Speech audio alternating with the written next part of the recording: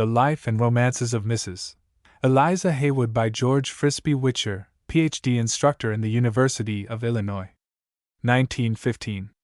This monograph has been approved by the Department of English and Comparative Literature in Columbia University as a contribution to knowledge worthy of publication. A. H. Thorndike, Executive Officer. Preface. The purpose of the following study is not to revive the reputation of a forgotten author or to suggest that Mrs. Haywood may yet come into her own. For the lover of 18th-century fashions, her numerous pages have indeed a stilted, early Georgian charm, but with the passing of Ramillies wigs and velveteen smallclothes the popularity of her novels vanished once for all. She had her world in her time, but that world and time disappeared with the French Revolution. Now even professed students of the novel shrink from reading many of her 70-odd volumes, nor can the infamous celebrity conferred by Pope's attack in The Dunciad save her name from oblivion. But the significance of Mrs. Haywood's contributions cannot safely be ignored. Her romances of palpitating passion written between 1720 and 1730 formed a necessary complement to Defoe's romances of adventure, exactly as her Duncan Campbell pamphlets supplied the one element lacking in his. The domestic novels of her later life foreshadowed the work of Miss Burney and Miss Austen, while her career as a woman of letters helped to open a new profession to her sex. Since even the weakest link in the development of a literary form is important, I have endeavored to provide future historians of English fiction with a compact and accurate account of this pioneer lady novelist. Hitherto the most complete summary of Mrs.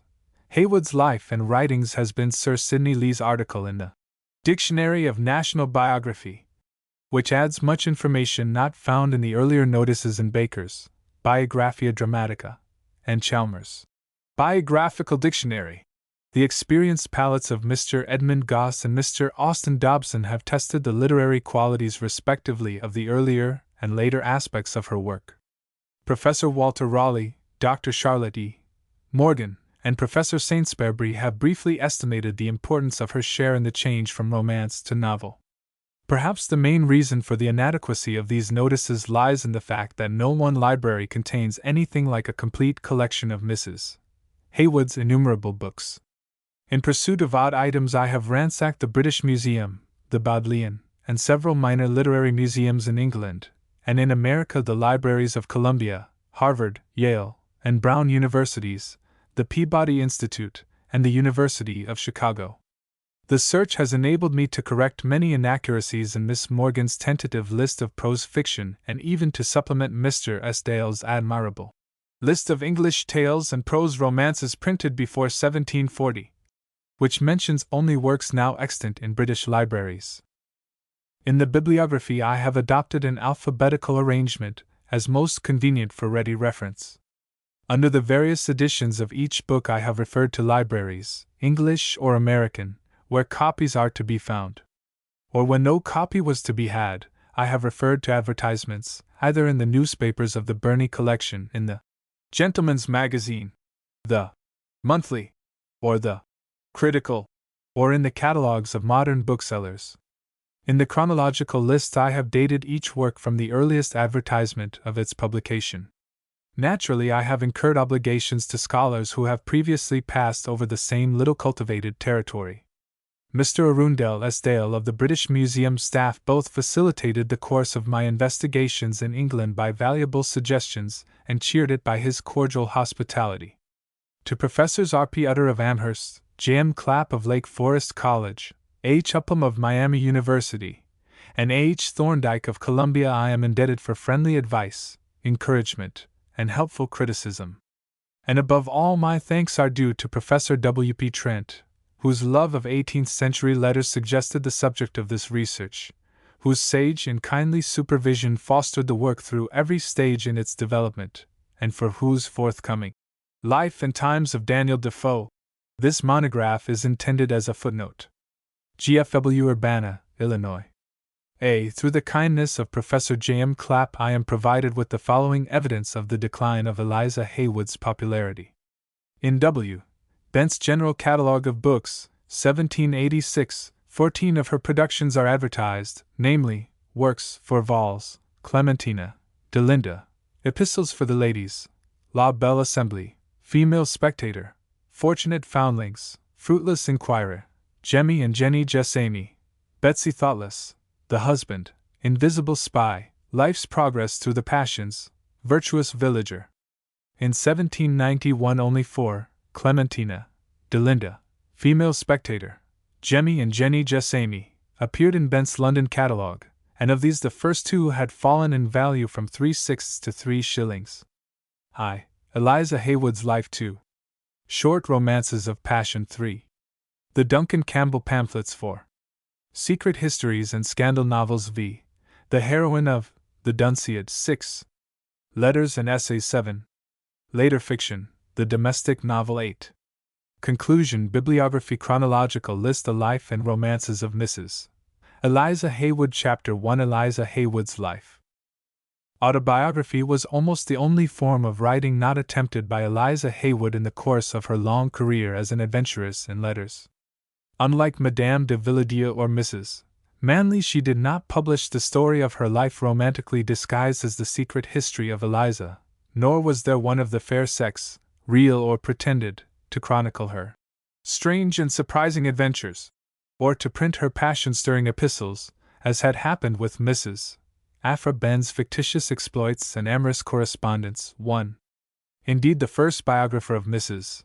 Haywood, too, hints that, from a supposition of some improper liberties being taken with her character after death by the intermixture of truth and falsehood with her history, the apprehensive dame had herself suppressed the facts of her life by laying a solemn injunction on a person who was well acquainted with all the particulars of it, not to communicate to any one the least circumstance relating to her.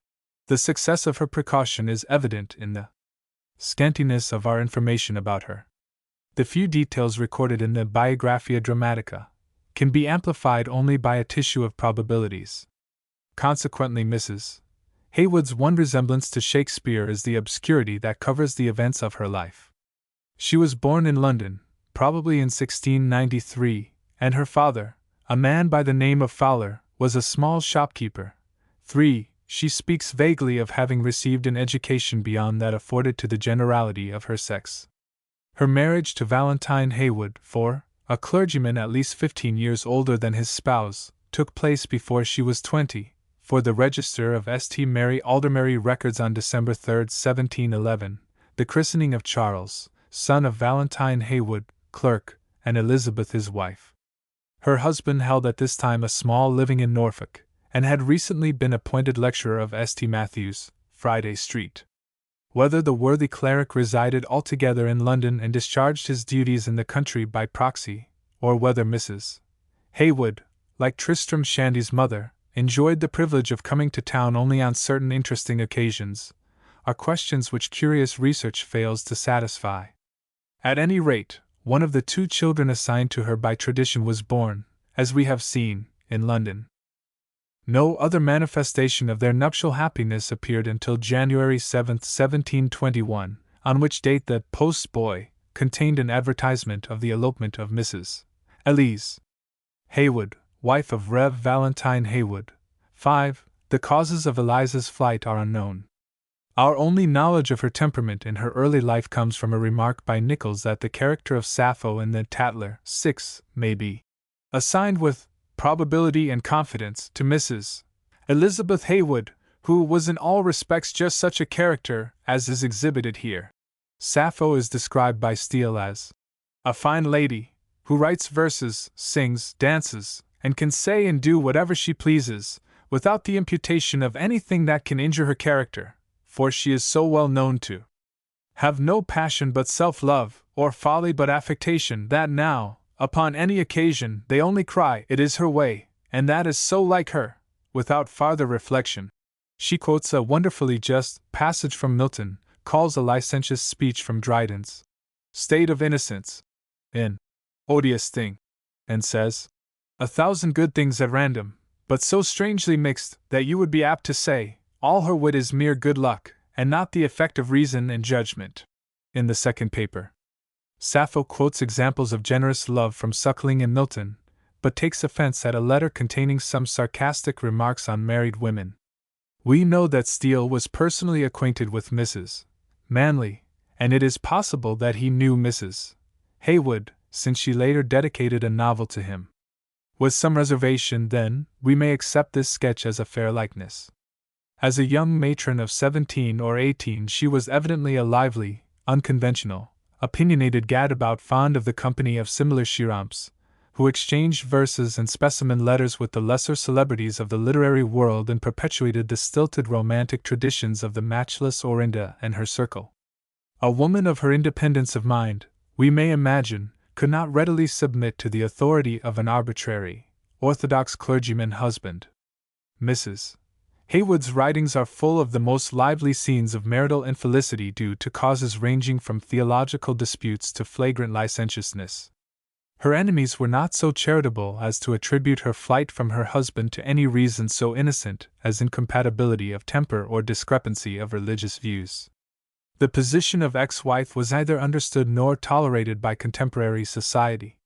In the words of a favorite quotation from Jane Shore, "But if weak woman chance to go astray, if strongly charmed she leave the thorny way, and in the softer paths of pleasure stray, ruin ensues, reproach and endless shame, and one false step entirely damns her fame.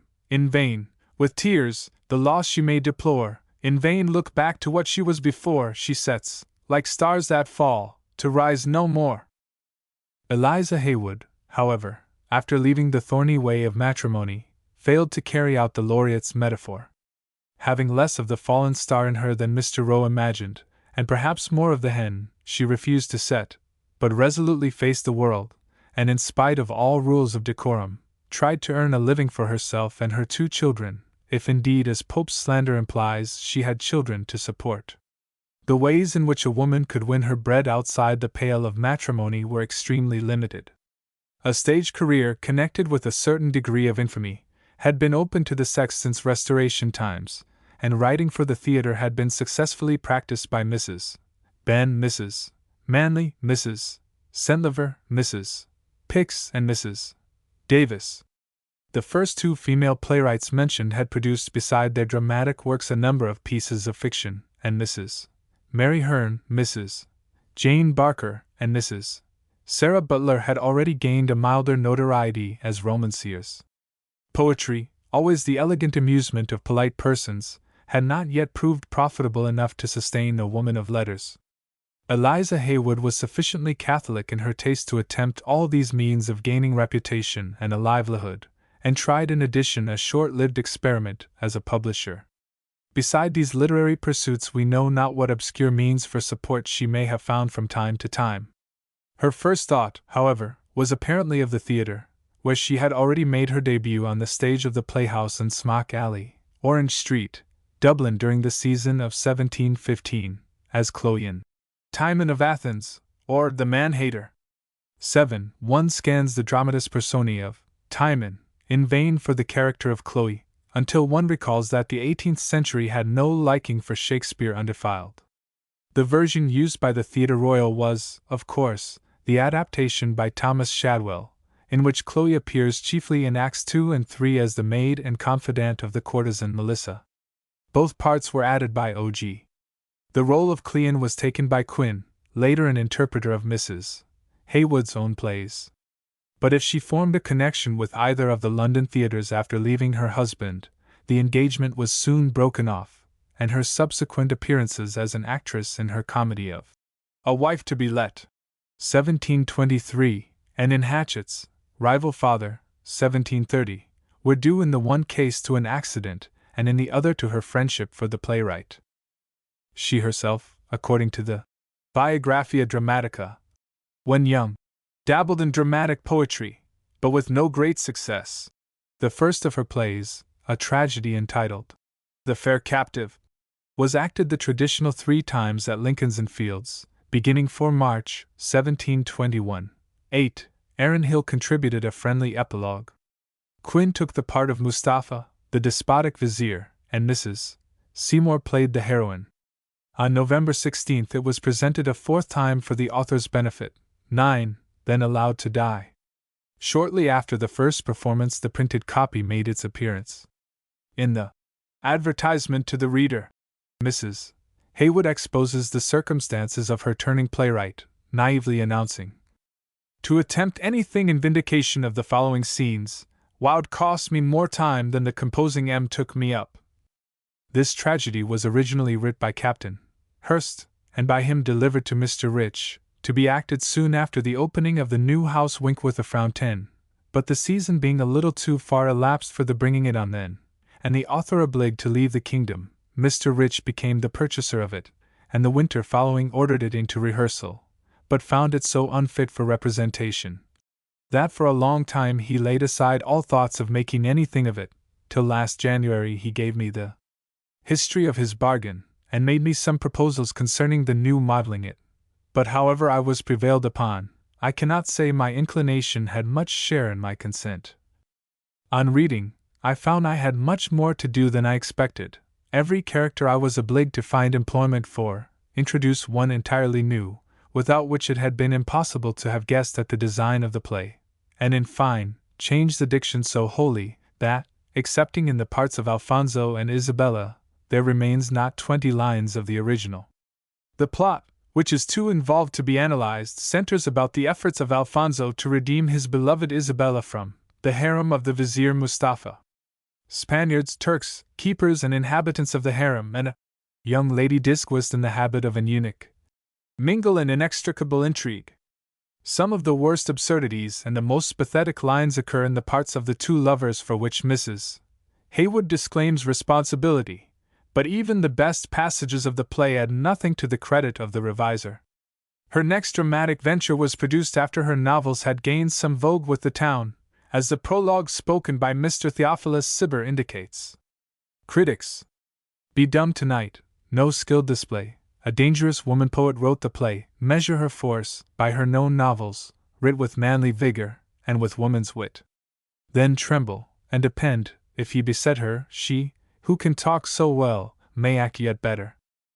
The fair success achieved by A Wife to be Let, a comedy, acted at Drury Lane 3 times, commencing 12 August 1723, 11, is said to have been due largely to the curiosity of the public to see the author, who by reason of the indisposition of an actress performed in person the part of the wife, Mrs. Graspall, a character well suited to her romping disposition. It is difficult to imagine how the play could have succeeded on its own merits, for the intricacies of the plot taxed the attention even of the reader. A certain Minton, however, revived the piece in the guise of The Comedy of a Wife to be Let, or The Miser Cured, compressed into 2 acts. 1802. Apparently the reception of her comedy was not sufficiently encouraging to induce Mrs. Haywood to continue writing plays, for 6 years elapsed before she made a third effort in dramatic writing with a tragedy entitled Frederick, Duke of Brunswick-Lunenburg, which was first produced at Lincoln's Inn Fields on 4 March, 1729, 12, and shortly afterward published with a dedication to Frederick Lewis, Prince of Wales. The intention of the dedication was obviously to bid for royal patronage, but the intended victim was too astute to be caught. In eulogizing the Emperor Frederick c. 1400, the author found abundant opportunity to praise by implication his namesake, but unfortunately for the success of the play none of the royal family vouchsafed to honor it with their presence. Mrs.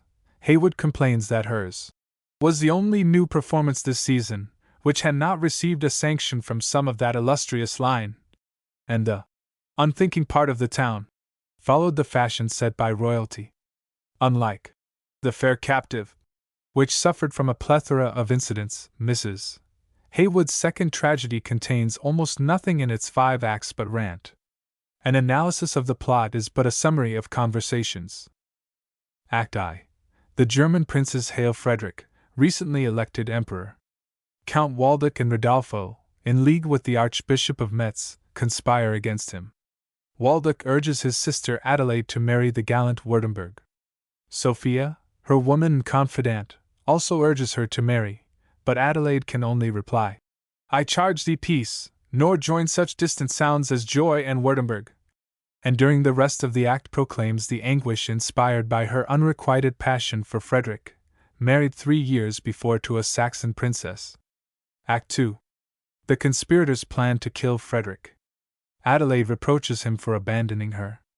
He welcomes his imperial consort, Anna, and takes occasion to deliver many magnanimous sentiments. Act 3. Adelaide declares that she cannot love Württemberg. Waldeck excites the impatient lover to jealousy of Frederick. Rodolfo is banished court for murder. Act 4. Frederick is distressed by Württemberg's discontent. The Empress, seeking to learn the reason for it, is infected by Württemberg's suspicions. Adelaide overhears Rodolfo and Waldeck plotting to slay Frederick, but hesitates to accuse her own brother. Württemberg reproaches her for her supposed yielding to Frederick, and resolves to leave her forever. Act V. Adelaide, in order to warn him, sends to ask the Emperor to visit her. Waldeck intercepts the letter and resolves to murder Frederick in her chamber. Württemberg learns that he has been duped and defends the Emperor. Waldeck and Rodolfo are killed, though not before they succeed in mortally wounding Frederick, who dies amid tears. Jeunesse says with truth that the love scenes are dull, and that the subject is not well calculated for dramatic representation. The play was acted only the usual 3 times, and fully deserved the deep damnation of its taking off. In 1730 Mrs. Haywood took part in the Rival Father or the Death of Achilles, written by her friend, the actor and playwright William Hatchett, and performed at the Haymarket. 3 years later she joined with him to produce an adaptation of Fielding's Tragedy of Tragedies, or The Life and Death of Tom Thumb the Great, on the model of Gay's popular Beggar's Opera. The Opera of Operas follows its original closely with a number of condensations and omissions. Almost the only additions made by the collaborators were the short lyrics, which were set to music by the ingenious Mr. Frederick Lampy.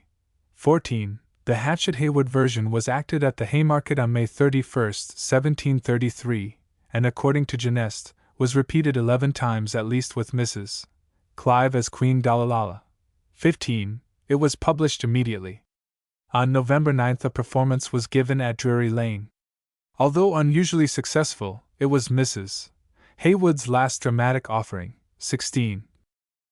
The aspiring authoress apparently never found in dramatic writing a medium suitable to her genius, and even less was she attracted by a stage career.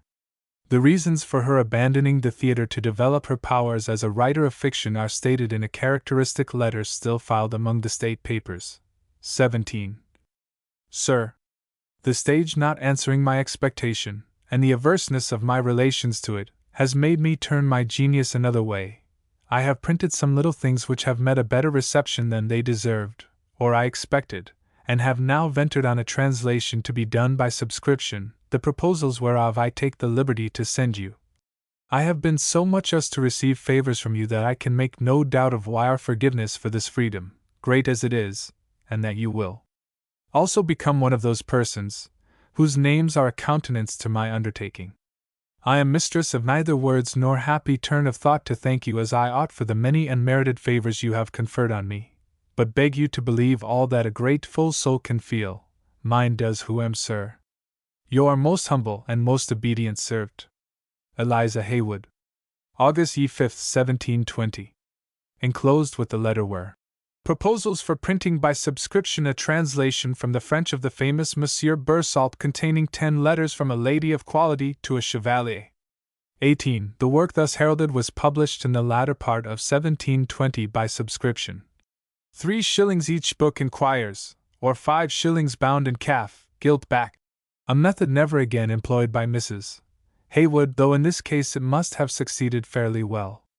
309 names appeared on her list of subscribers, of which 123 were women's.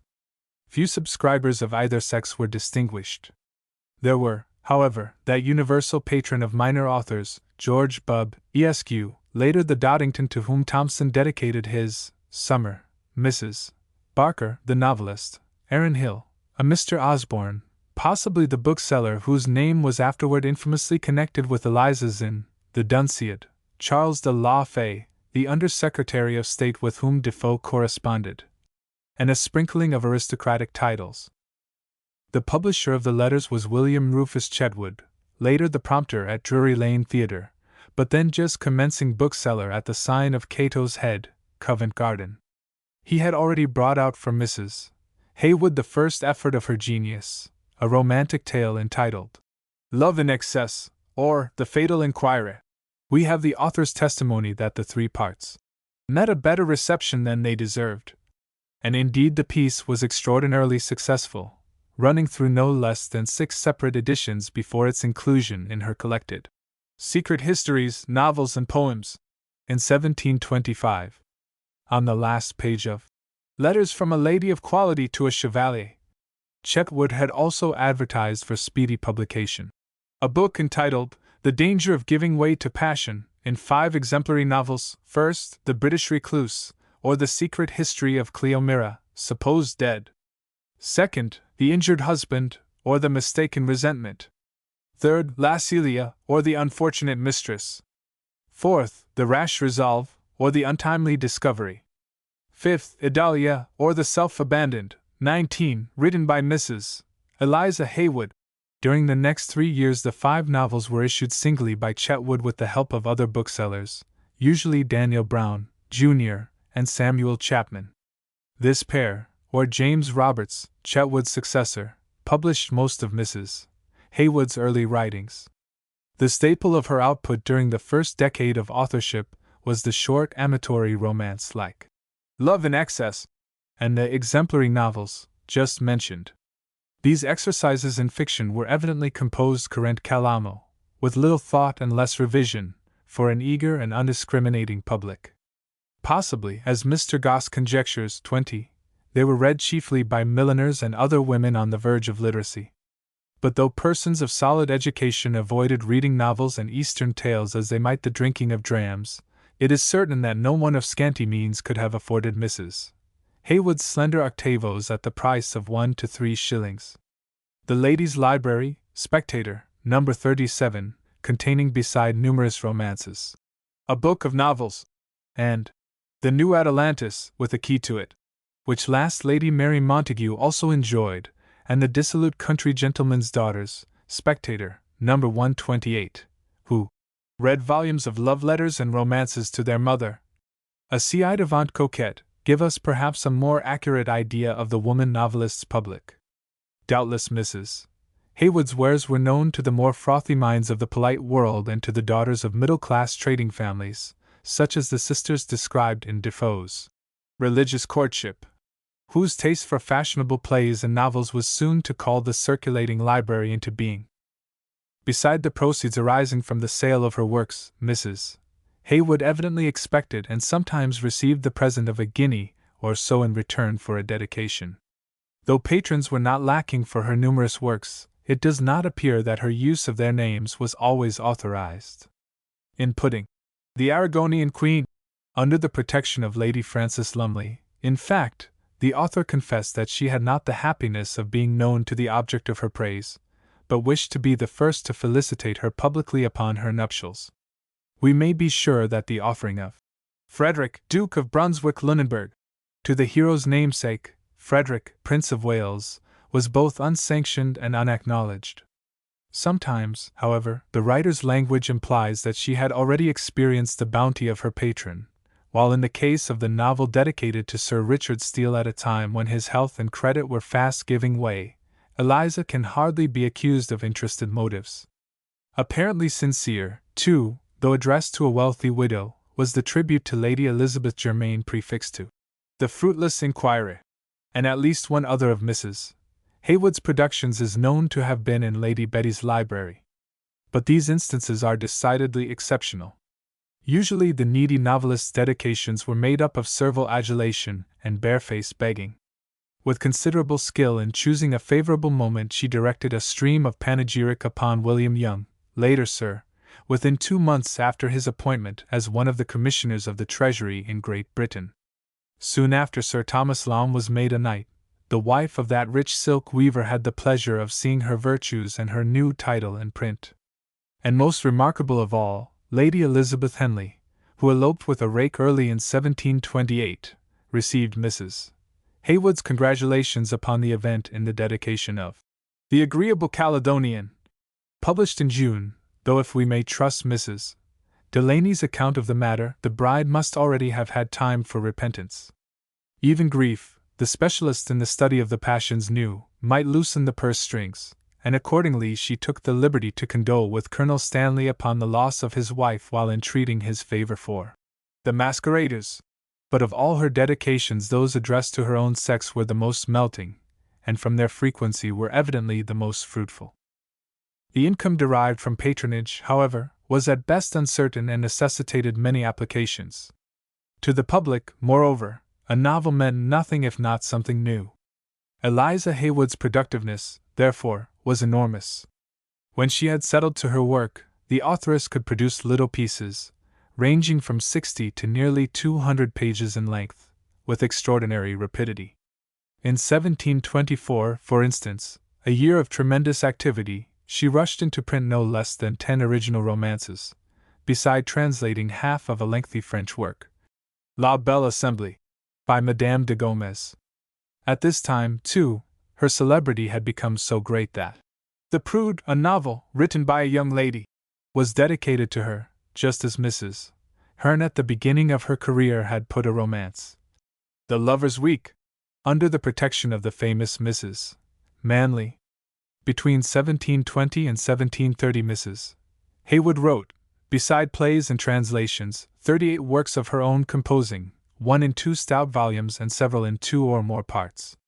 If we may judge by the number and frequency of editions, most of the indefatigable scribbler's tales found a ready sale, while the best of them, such as Idalia, 1723, The Fatal Secret, 1724, The Mercenary Lover, 1726, The Fruitless Inquiry, and Philidor and Placentia, 1727, gained for her not a little applause. Nor was the young adventuress in letters unhailed by literary men. Aaron Hill immediately befriended her by writing an epilogue for her first play, and another of Hill's circle, the irresponsible Richard Savage, attempted to paint the wonders of Eliza's praise, in verses prefixed to Love in Excess, and The Rash Resolve, 1724.21. Along with Savage's first complimentary poem were 2 other effusions, in one of which an atheist to love's power acknowledged his conversion through the force of Eliza's revelation of the tender passion, while the other expressed with less rapture the same idea. But it remained for James Sterling, the friend of Concannon, to state most vigorously the contemporary estimate of Mrs. Haywood and her early writings. 22. Great arbitress of passion, he exclaims, persuasion waits on all your bright designs, and where you point the varying soul inclines. See, love and friendship, the fair theme inspires. We glow with zeal, we melt in soft desires. Through the dire labyrinth of ills we share the kindred sorrows of the generous pair, till, pleased, rewarded virtue we behold, shine from the furnace pure as tortured gold. Of Love in Excess, Part 2, and at the front of each successive edition, have never been reprinted. Transcriber's note, wording in original. A specimen of his praise follows. Thy prose in sweeter harmony refines, than numbers flowing through the muse's lines. What beauty ne'er could melt, thy touch is fire, and raise a music that can love inspire. So thrilling accents all our senses wound, and strike with softness, whilst they charm with sound. When thy count pleads, what fair his suit can fly? Or when thy nymph laments, what eyes are dry? Then nature's self in sympathy appears, yields sigh for sigh, and melts in equal tears, for such descriptions thus at once can prove the force of language, and the sweets of love. You sit like Heaven's bright minister on high, command the throbbing breast, and watchry eye, and, as our captive spirits ebb and flow, smile at the tempest you have rised below. The face of guilt a flush of virtue wears, and sudden burst the involuntary tears. Honor's sworn foe, the libertine with shame, descends to curse the sordid lawless flame. The tender maid here learns man's various wiles, rash youth hence dread the wanton's venal smiles, sure 'twas by brutal force of envious man. First learning's base monopoly began, he knew your genius, and refused his books, nor thought your wit less fatal than your looks. Read, proud usurper, read with conscious shame, pathetic Ben, or Molly's greater name, forget their sex, and own when Haywood writ, she clost the fair triumvirate of wit, born to delight as to reform the age, she paints example through the shining page, Satiric precept warms the moral tale, and caustics burn where the mild balsam fails. Sick, a task reserved for her, to whom 'tis given, to stand the proxy of vindictive heathen. Amid the conventional extravagance of this panegyric exist some useful grains of criticism. One of the most clearly expressed and continually reiterated aims of prose fiction, as of other species of writing from time immemorial, was that of conveying to the reader a moral through the agreeable channel of example. This exemplary purpose, inherited by 18th-century novelists from Cervantes and from the French romances, was asserted again and again in Mrs. Haywood's prefaces, 23, while the last paragraphs of nearly all her tales were used to convey an admonition or to proclaim the value of the story as a warning to the youth of both sexes. To modern readers, these pieces seem less successful illustrations of fiction made didactic than of didacticism dissolved and quite forgotten fiction, but Sterling and other eulogists strenuously supported the novelist's claim to moral usefulness. 24. The pill of improvement supposed to be swallowed along with the sweets of diversion hardly ever consisted of good precepts and praiseworthy actions, but usually of a warning or a horrible example of what to avoid. 25. As a necessary corollary, the more striking and sensational the picture of guilt, the more efficacious it was likely to prove in the cause of virtue. So in the preface to La Celia, 1723, published to remind the unthinking part of the world how dangerous it is to give way to passion, the writer hopes that her unexceptionable intent will excuse the too great warmth, which may perhaps appear in some particular pages, for without the expression being invigorated in some measure proportionate to the subject, 'twould be impossible for a reader to be sensible how far it touches him, or how probable it is that he is falling into those inadvertencies which the examples I relate would caution him to avoid. As a woman, too, Mrs. Haywood was excluded from learning's base monopoly, but not from an intuitive knowledge of the passions, in which respect the sex were, and are, thought the superiors of insensible man.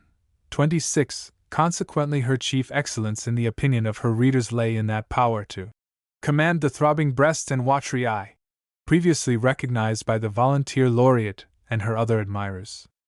She could tell a story in clear and lively, if not always correct and elegant English, and she could describe the ecstasies and agonies of passion in a way that seemed natural and convincing to an audience nurtured on French romans à Longueuil and heroic plays.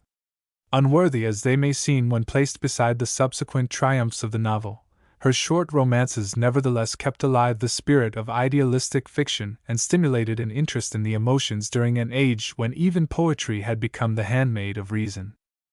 But although Eliza had few rivals as an arbitress of the passions, she did not enjoy an equal success as the proxy of vindictive heaven.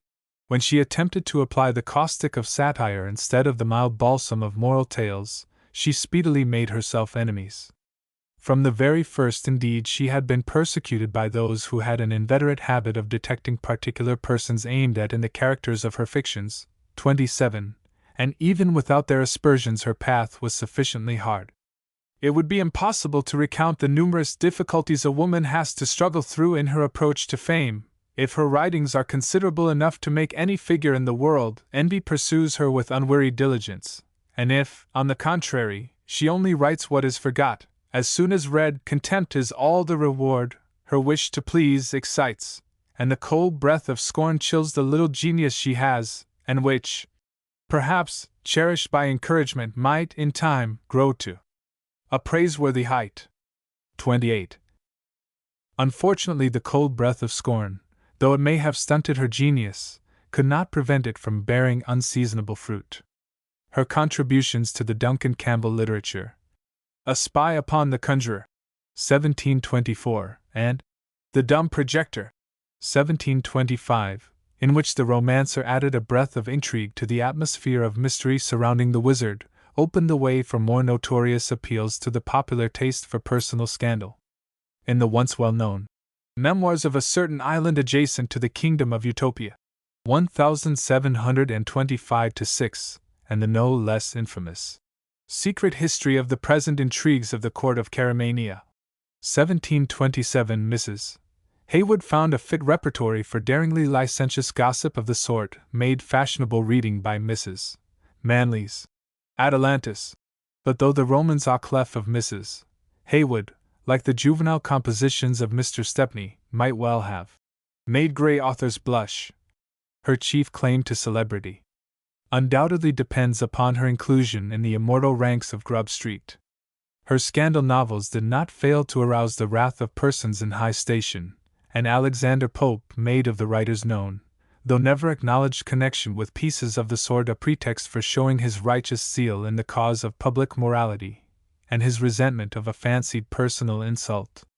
The torrent of filthy abuse poured upon Eliza in The Dunciad seems to have seriously damaged her literary reputation.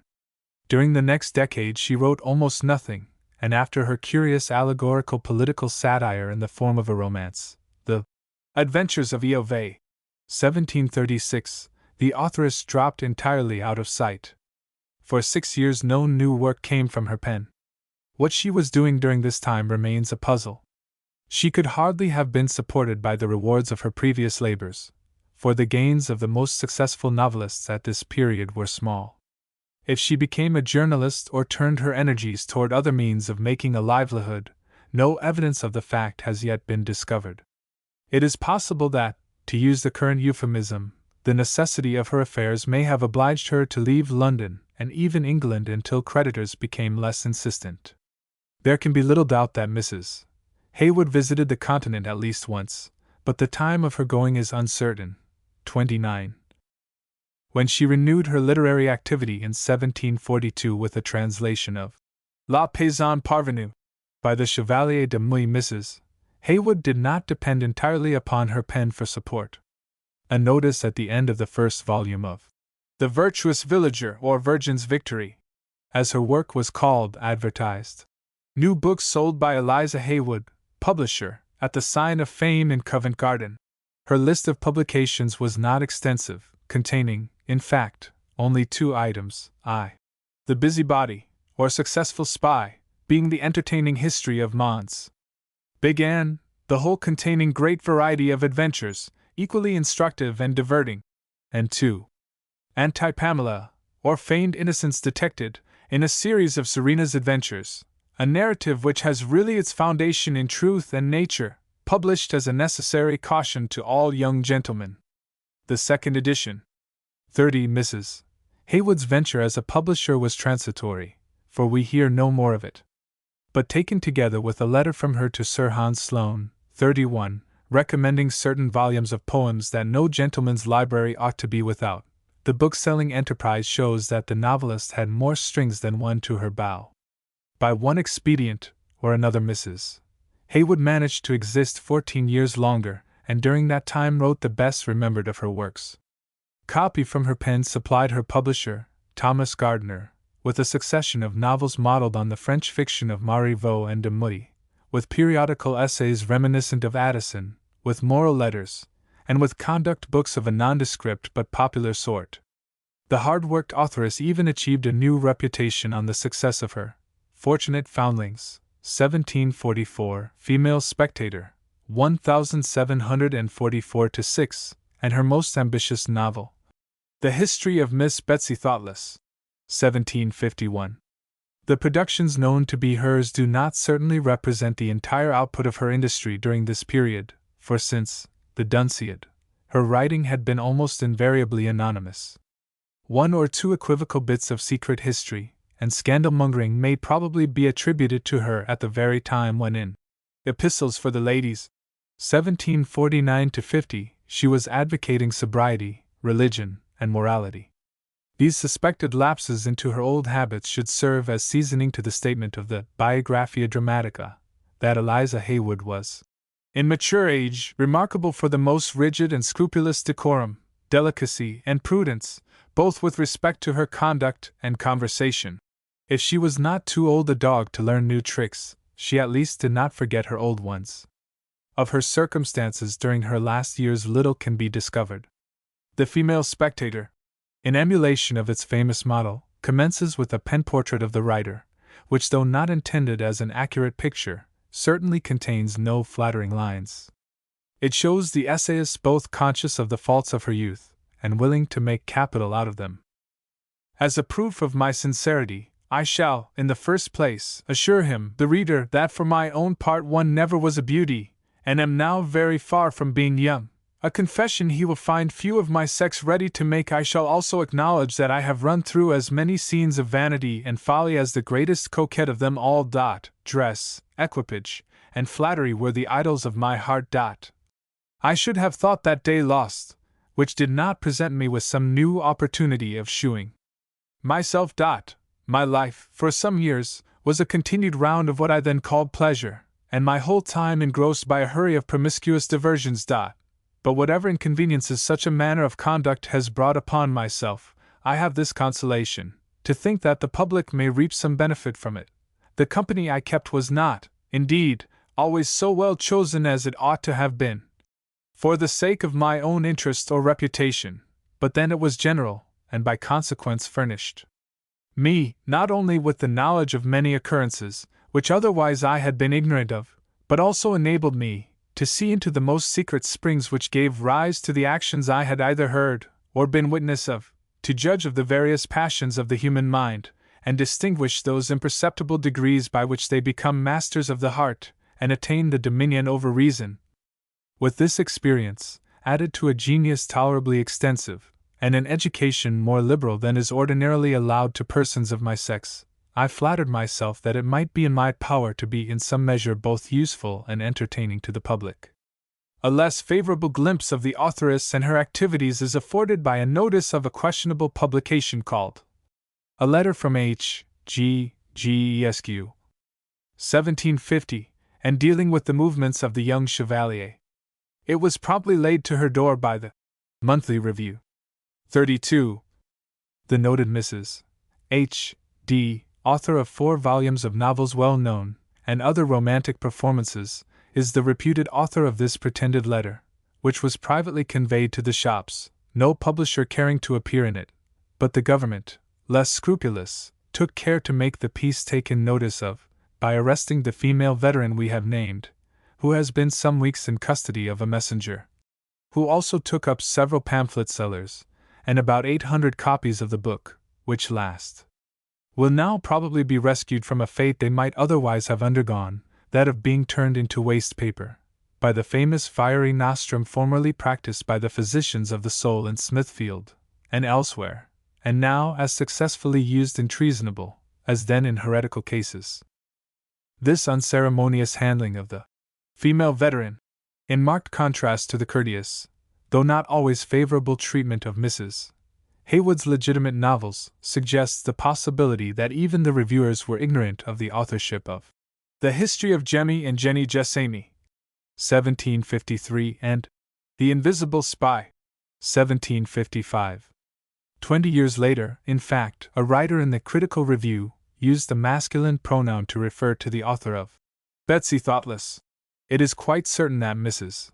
Haywood spent the closing years of her life in great obscurity, for no notice of her death appeared in any one of the usual magazines. She continued to publish until the end, and with 2 novels ready for the press, died on 25 February, 1756, 33. In literature, writes M. Paul Marillet, even if quality is wanting, quantity has some significance, and though we may share Scott's abhorrence for the whole Jemmy and Jenny Jessamy tribe of novels, we cannot deny the authoress the distinction accorded her by the Biographia Dramatica, of being, for her time at least, the most voluminous female writer this kingdom ever produced. Moreover, it is not Richardson, the meticulous inventor of the epistolary novel, but the past mistress of sensational romance who is credited with originating the English domestic novel. Compared with the delicate perceptions and gentle humor of Fanny Burney and Jane Austen, Mrs. Haywood's best volumes are doubtless dreary enough, but even if they only crudely foreshadow the work of incomparably greater genius, they represent an advance by no means slight. From Love in Excess to Betsy Thoughtless was a step far more difficult than from the latter novel to Evelina. As pioneers, then, the author of Betsy Thoughtless and her obscure contemporaries did much to prepare the way for the notable women novelists who succeeded them. No modern reader is likely to turn to the Ouida of a bygone day, as Mr. Gosse calls her, for amusement, or for admonition, but the student of the period may find that Eliza Haywood's 70 or more books throw an interesting sidelight upon public taste and the state of prose fiction at a time when the half-created novel was still pawing to get free his hinder parts. Footnotes 1. E. Birnbaum, Mrs. Ben's Biography of Fiction, PLA, 28, 432.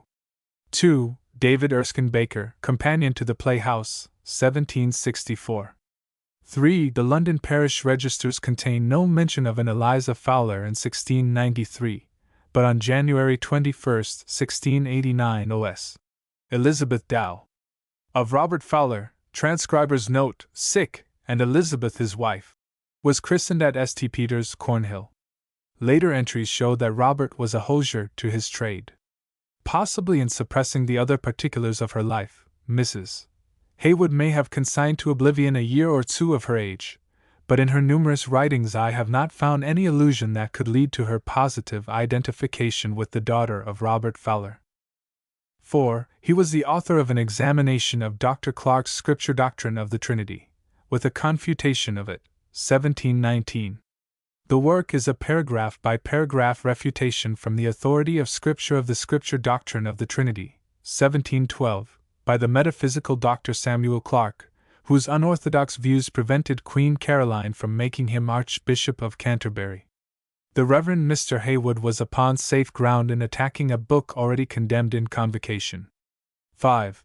Whereas Elizabeth Haywood, wife of the Reverend Mr. Valentine Haywood, eloped from him her husband on Saturday the 26th of November last past, and went away without his knowledge and consent, this is to give notice to all persons in general, that if any one shall trust her either with money or goods, or if she shall contract debts of any kind whatsoever, the said Mr. Haywood will not pay the same. 6. Tatler, No. 6 and No. 40. 7. W. R. Chetwood, A General History of the Stage, 56. 8. Genest 359. 9. Genest 373. 10. John Rich opened the new theatre in Lincoln's Inn Fields during December, 1714. 11. Genest 3, 113. 12. Genest 3, 241. 13. Biographia Dramatica. The production is mentioned by Genest 3, 281. 14. W. R. Chetwood, A General History of the Stage, 57.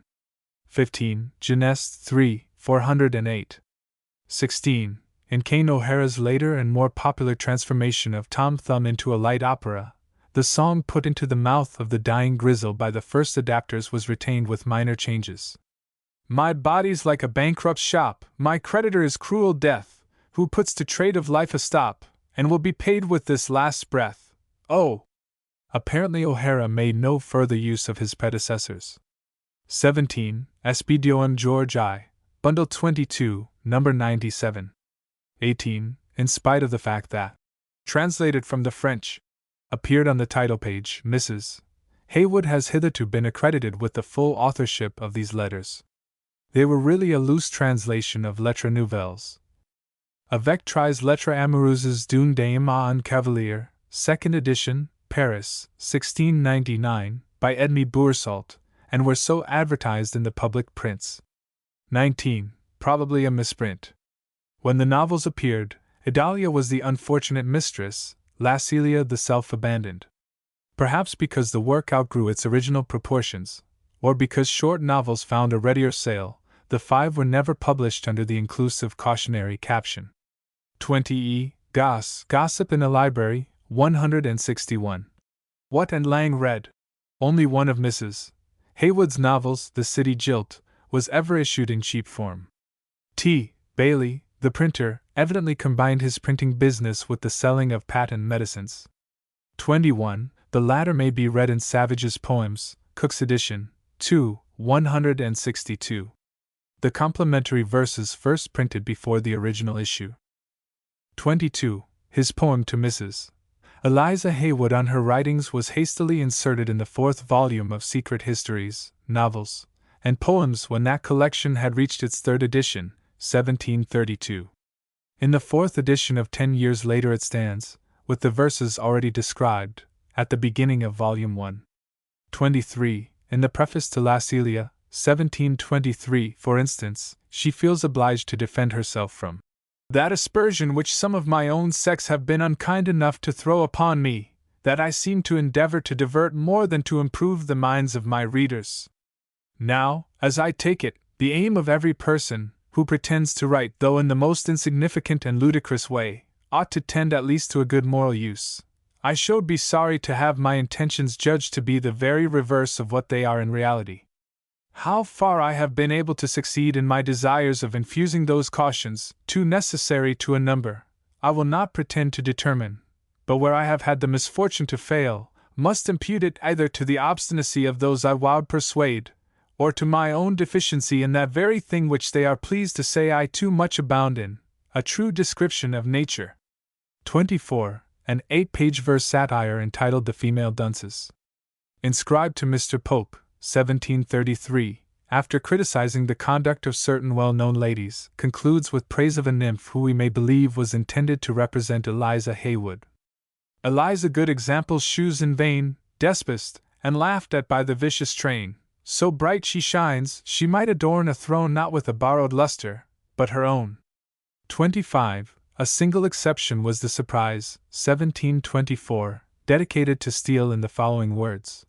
The little history I presume to offer, being composed of characters full of honor and generosity, I thought I had a fit opportunity, by presenting it to one who has made it so much his study to infuse those principles, and whose every action is a shining example of them, to express my zeal in declaring myself with all imaginable regard, etc., etc. 26. See the dedication to The Fatal Secret, 1724.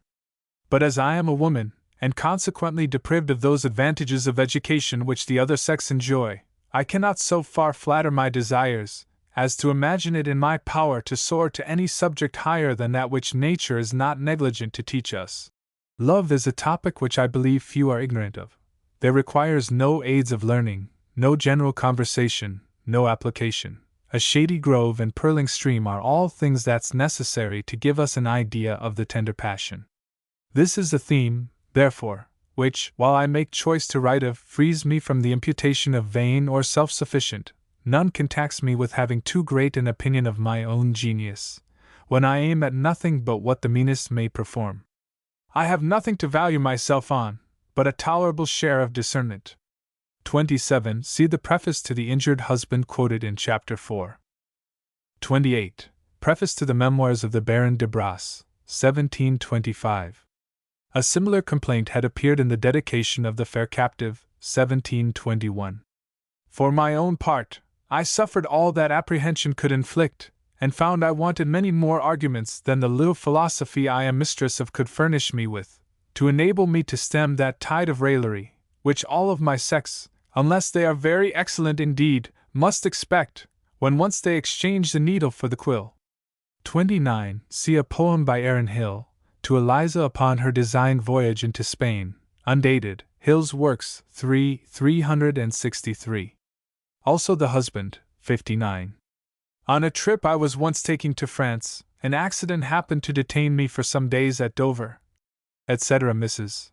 Haywood's relations with Hill have been excellently discussed by Miss Dorothy Brewster, Aaron Hill, 1913, 186. 30. The first of these was a translation of the Chevalier de Muys' best-known work, La Mouche, ou les Aventures et Espiègleries Facetieuses de Big Anne, 1730, and may have been done by Mrs. Haywood herself. The second title certainly savors of a typical Haywoodian production, but I have been unable to find a copy of these alleged publications.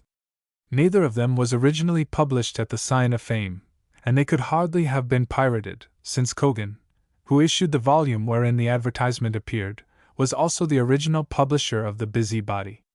The Anti-Pamela had already been advertised for Hugginson in June, 1741, and had played a small part in the series of pamphlets, novels, plays, and poems excited by Richardson's fashionable history. If Mrs. Haywood wrote it, she was biting the hand that fed her, for the virtuous Villager probably owed its second translation and what little sale it may have enjoyed to the similarity between the Victorious Virgin and the popular Pamela. 31. B.M. Mrs. Sloane. 4059, ff 144 undated. 32 Monthly Review 2, 167, January 1750. 33 The Biographia Dramatica gives this date. Clara Reeve, Progress of Romance, I. 121, however, gives 1758, while Mrs. Griffith, Collection of Novels, 1777, 2, 159, prefers 1759. The two novels were Clementina, 1768, a revision of the Agreeable Caledonian, and The History of Leonora Meadowson, 1788. Chapter 2 Short Romances of Passion. The little amatory tales which formed Mrs. Haywood's chief stock in trade when she first set up for a writer of fiction, inherited many of the characteristics of the long-winded French romances.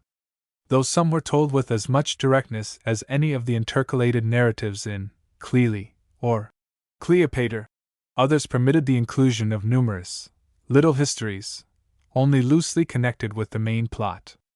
Letters burning with love or jealousy were inserted upon the slightest provocation, and indeed remained an important component of Eliza Haywood's writing, whether the ostensible form was romance, essay, or novel.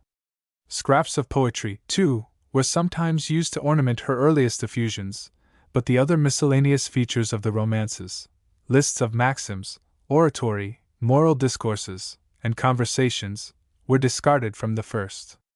The language of these short romances, while generally more easy and often more colloquial than the absurd extravagances of the translators of heroic romances and their imitators, still smacked too frequently of shady groves and purling streams to be natural. Many conventional themes of love or jealousy, together with such stock types as the amorous oriental potentate, the lover disguised as a slave, the female page, the heroine of excessive delicacy, the languishing beauty, the ravishing sea captain, and the convenient pirate persisted in the pages of Mrs. Barker, Mrs. Haywood, and Mrs. Aubin. As in the interminable tomes of Scuddery, love and honor supplied the place of life and manners in the tales of her female successors, and though in some respects their stories were nearer the standard of real conduct, new novel on the whole was but old romance writ small. In attempting to revitalize the materials and methods of the romances, Mrs. Haywood was but following the lead of the French romanciers, who had successfully invaded the field of prose fiction when the passing of the precious fashion and Boileau's influential ridicule, had discredited the romance in the eyes of writers with classical predilections. Madame de Lafayette far outshines her rivals, but a host of obscure women, headed by Hortense Desjardins, better known as Madame de Villedieu, hastened to supply the popular demand for romantic stories. In drawing their subjects from the histories of more modern courts than those of Rome, Greece, or Egypt, they endeavored to make their historical romances of passion more lifelike than the heroic romances, and while they avoided the extravagances, they also shunned the voluminousness of the romans à longue haleine. So the stories related in La Belle Assemblée, by Madame de Gomez, translated by Mrs. Haywood in 1725 and often reprinted, are nearer the model of Boccaccio's novelli than of the Scuddery romance, both in their directness and in being set in a framework, but the inclusion, in the framework, of long conversations on love, morals, politics, or wit, with copious examples from ancient and modern history, of elegant verses on despair and similar topics, and of such miscellaneous matter as the general instructions of a mother to a daughter for her conduct in life, showed that the influence of the salon was not yet exhausted. In the continuation called L'Entretien de Beaux Esprits, translated in 1734, however, the elaborate framework was so far reduced that 14 short tales were crowded into 2 volumes as compared with 18 in the 4 volumes of the previous work. Writers of fiction were evidently finding brief, unadorned narrative most acceptable to the popular taste. That the novels inserted in these productions had not ceased to breathe the atmosphere of romance is sufficiently indicated by such titles as Nature Outdone by Love, The Triumph of Virtue, The Generous Corsair, Love Victorious Over Death, and Heroic Love. French models of this kind supplied Mrs. Haywood with a mine of romantic plots and situations which she was not slow to utilize.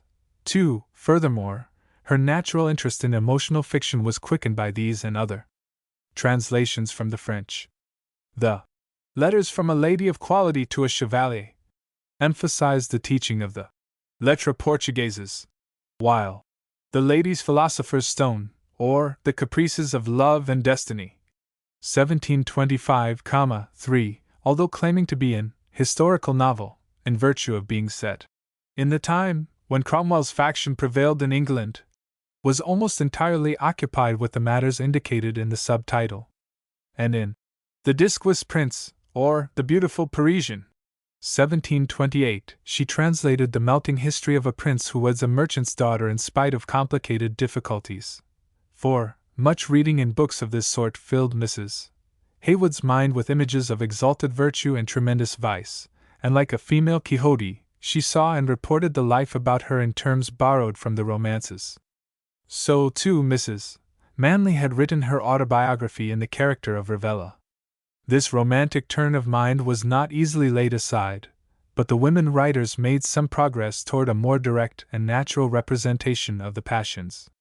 The advance was due partly, no doubt, to a perception of the heroic absurdities of French fiction, but also to the study of Italian novelli and the exemplary novels of Cervantes. But even when imitating the compression of these short tales, Mrs. Haywood did not always succeed in freeing herself from the amour trop délicat of the romantic conventions. In two short novels appended to Cleomelia, or The Generous Mistress, 1727, the robust animalism of the Italian tales comes in sharp contrast with the delicatesse of the French tradition. The Lucky Rape, or Fate the Best Disposer, illustrates the spirit of the novelli. Emilia, rusticated to Andalusia to escape falling in love, gives her heart to Berinthus, whom she meets at a masquerade. On her way to a second entertainment to meet her lover, her terror of a drunken cavalier induces her to accept the protection of the amorous Alonso, and paves the way for her ruin. Berinthus turns out to be her brother Enriquez. Alonso, his friend, marries the lady as soon as her identity is discovered, and all parties are perfectly content. Though the scene of The Capricious Lover, or No Trifling with a Woman, is likewise laid in Spain, the atmosphere of the story is far different. Montano, doubtful of Callista's affection for him, feigns to break with her, and she, though really loving him, returns an indifferent answer and marries Gasparo out of pique. The distracted lover thereupon falls upon his sword in the presence of the newly wedded couple, and the bride, touched by the spectacle of her lover's devotion, languishes and dies in a few months. There is little naturalness in the extravagant passion of the second story, but until sensationalism cloyed the public palate, realism was an unnecessary labor. By placing the events in some romantic country like Spain, Portugal, Italy, or even France, any narrative of excessive love could be made to pass current. The Latin countries were vaguely imagined by romantic novelists as a sort of remote but actual pays du tendre where the most extraordinary actions might occur if only love, soft love, were the motivating force. A collection of select novels called Love in Its Variety, advertised in 1727 as written in Spanish by Señor Michel Bandello, made English by Mrs. Eliza Haywood, was apparently a translation from the novelli of Matteo Bandello, probably from a French version. 5. The best examples of her brief, direct tales, however, are to be found in The Fruitless Inquiry, being a collection of several entertaining histories and occurrences, which fell under the observation of a lady in her search after happiness. 1727. Although the scene is laid in Venice, the model of this framework story was probably not the Decameron, but the Oriental tales, known in England through French translations and imitations of the Arabian Nights. Intercalated stories were not uncommon in French romances, but they were almost invariably introduced as life histories of the various characters.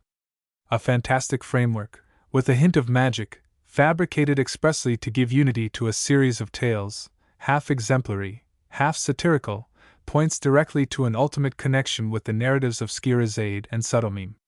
No attempt to catch the spirit of the East is discernible, but the vogue of Oriental tales was evidently beginning to make an impression on French and English writers of fiction. care for the moral welfare of her readers doubtless influenced Mrs. Haywood to assert in the dedication to Lady Elizabeth Germain that the following sheets contain the history of some real facts, and that the author's chief design in publishing was to persuade my sex from seeking happiness the wrong way. At any rate, the moral of the stories suited the taste of the age. 6. Miramilia, widow of a nobleman in Venice, loses her only son, and is informed by a soothsayer that she will hear nothing of him until she has a shirt made for him by a woman perfectly content. She, therefore, seeks among her acquaintance for the happy woman, but one after another reveals to her a secret disquiet. Anziana, married against her will to the Count Caprera, encourages her former lover, Lorenzo, to continue his friendship for her. Her husband and father, believing that she is about to prove faithless to her marriage vows, secretly assassinate Lorenzo, and cause his skeleton to be set up in Anziana's closet for an object lesson. When she discovers it, she refuses to be reconciled to her husband, and vows to spend an hour a day weeping over Lorenzo's remains. On the night of his marriage, Montrano is torn from the arms of Iseria by his cruel uncle and shipped to Ceylon. Shipwrecked, he becomes the slave of a savage Incas, whose renegade Italian queen falls in love with him. But neither her blandishments nor the terrible effects of her displeasure can make him inconstant to Iseria. After suffering incredible hardships, he returns to see Iseria once more before entering a monastery, but she, loyal even to the semblance of the man, refuses to allow him to leave her. Stenoclea's doting parents refuse to let her wed Armuthi, a gentleman beneath her in fortune, and he, in hopes of removing the objection, goes on his travels. Her parents die, her brother is assassinated on his way home to Venice, she becomes mistress of her fortune, and soon marries her lover. Completely happy, she begins to make a shirt for Miramilia's son, but before it is completed, a servant who had been wounded when her brother was killed returns and identifies Armuthi as the slayer. Through Miramilia's influence, the husband is pardoned, but Stenoclea retires to a convent. An adventuress named Maria boasts to Miramilia that she has attained perfect felicity by entrapping the Marquis de Savolato into a marriage. She too undertakes the shirt, but in a few days Miramilia hears that the supposed Marquis has been exposed as an impostor and turned into the street with his wife. Violathea endures for a long time the cruelties of her jealous husband, Count Barosai, but finally yields to the persistent kindness of her lover, Charmillo. Just as he has succeeded in alienating his wife's affections, Barosai experiences a change of heart. His conduct makes the divorce impossible, and she is forced to remain the wife of a man she loathes, and to dismiss Charmillo, who has really gained her love. Telecinda, to avoid the reproach of barrenness, imposes an adopted boy on her husband, but shortly afterward gives birth to a child. She is forced to watch a spurious but amiable heir inherit the estate of her own ill-natured son. Cf. footnote 2 at end of this chapter. Even unmarried ladies, Miramilia finds, are not without their discontents. Amalia is vexed over the failure of a ball gown. Clarilla is outranked by an acquaintance whose father has obtained preferment. Clarabella pouts because a man has shot himself for love of her rival. Celinda mourns her lapdog dead. Just as Miramilia is ready to give over her search for a happy woman, Adario, her son, returns in company with a former lover of hers whose daughter he has saved from a villain at the expense of a wound from which he has but then recovered. Naturally, the girl rewards him with her hand, and all ends well. 7. Of the stories in this diversified collection, that of Anziana approaches in kind, though not in degree, the tragic pathos of Isabella and the pot of basil. Decameron. 4-5. The second narrative has all the glamour of adventure in the barbaric East, and the romantic interest that attaches to lovers separated but eternally constant. The histories of Stenoclea and of Telecinda contain situations of dramatic intensity. But perhaps the story of Violathea is the most worthy of attention on account both of its defects and of its merits. The weakest part of the plot is the husband, who is jealous without cause, and equally without reason suddenly reforms. But the character of Violathea is admirably drawn. Unlike the usual heroine of Haywoodian fiction, she is superior to circumstance, and does not yield her love to the most complacent adjacent male. As a dutiful wife, she resists for a long time the insinuations of Charmillo, but when she decides to fly to her lover, her husband's tardy change of heart cannot alter her feelings. Her character is individual, firm, and palpable. If the story was original with Mrs. Haywood, it shows that her powers of characterization were not slight when she wished to exert them. The influence of the novella and of the Oriental tale produced nothing better. From other literary forms, the makers of fiction freely derived sensational materials and technical hints. Without insisting too closely upon the connection between novel and play, we may well remember that nearly all the early novelists, Defoe excepted, were intimately associated with the theatre. Mrs. Ben, Mrs. Manley, Mrs. Haywood, and later Fielding and Mrs. Lennox were successful in both fields. The women writers especially were familiar with dramatic technique both as actors and playwrights, and turned their stage training to account when they wrote prose fiction. Mrs. Haywood's first novel, Love in Excess, 1720, showed evidences of her apprenticeship to the theatre. Its 3 parts may be compared to the 3 acts of a play. The principal climax falls properly at the end of the second part, and the whole ends in stereotyped theatrical fashion with the marriage of all the surviving couples. The handling of incident, too, is in the fashion of the stage. Mrs. Haywood had sufficient skill to build up a dramatic situation, but she invariably solves it, or rather fails to solve it, by an interruption at the critical moment, so that the reader's interest is continually titillated. Of a situation having in itself the germs of a solution, she apparently had not the remotest conception. When a love scene has been carried far enough, the coming of a servant, the sound of a duel near by, or a seasonable outbreak of fire interrupts it. Such devices were the common stock in trade of minor writers for the theatre. Dramatic hacks who turned to prose fiction found it only a more commodious vehicle for incidents and scenes already familiar to them on the stage. In their hands the novel became simply a looser and more extended series of sensational adventures. Accident, though tempered in various degrees by jealousy, hatred, envy, or love, was the supreme motivating force. The characters of Mrs. Haywood's Love in Excess also inherited many traits from the debased but glittering Sir Fopling Flutters, Mirables, Millaments, and Lady Wishforts of the Restoration stage. Of character drawing, indeed, there is practically none in the entire piece. The personages are distinguished only by the degree of their willingness to yield to the tender passion. The story in all its intricacies may best be described as the vie amoureuse of Count d'Aumont, a hero with none of the wit, but with all the gallantry of the rakes of late Restoration comedy. 2 parts of the novel relate the aristocratic intrigues of d'Aumont and his friends. The third shows him, like Mrs. Centlever's gallants in the 5th act, reformed and a model of constancy. It would be useless to detail the sensational extravagances of the plot in all its ramifications, but the hero's adventures before and after marriage may serve as a fair sample of the whole. D'Aumont, returning to Paris from the French wars, becomes the admiration of both sexes, but especially in the eyes of the rich and noble Eliza appears a conquest worthy of her powers.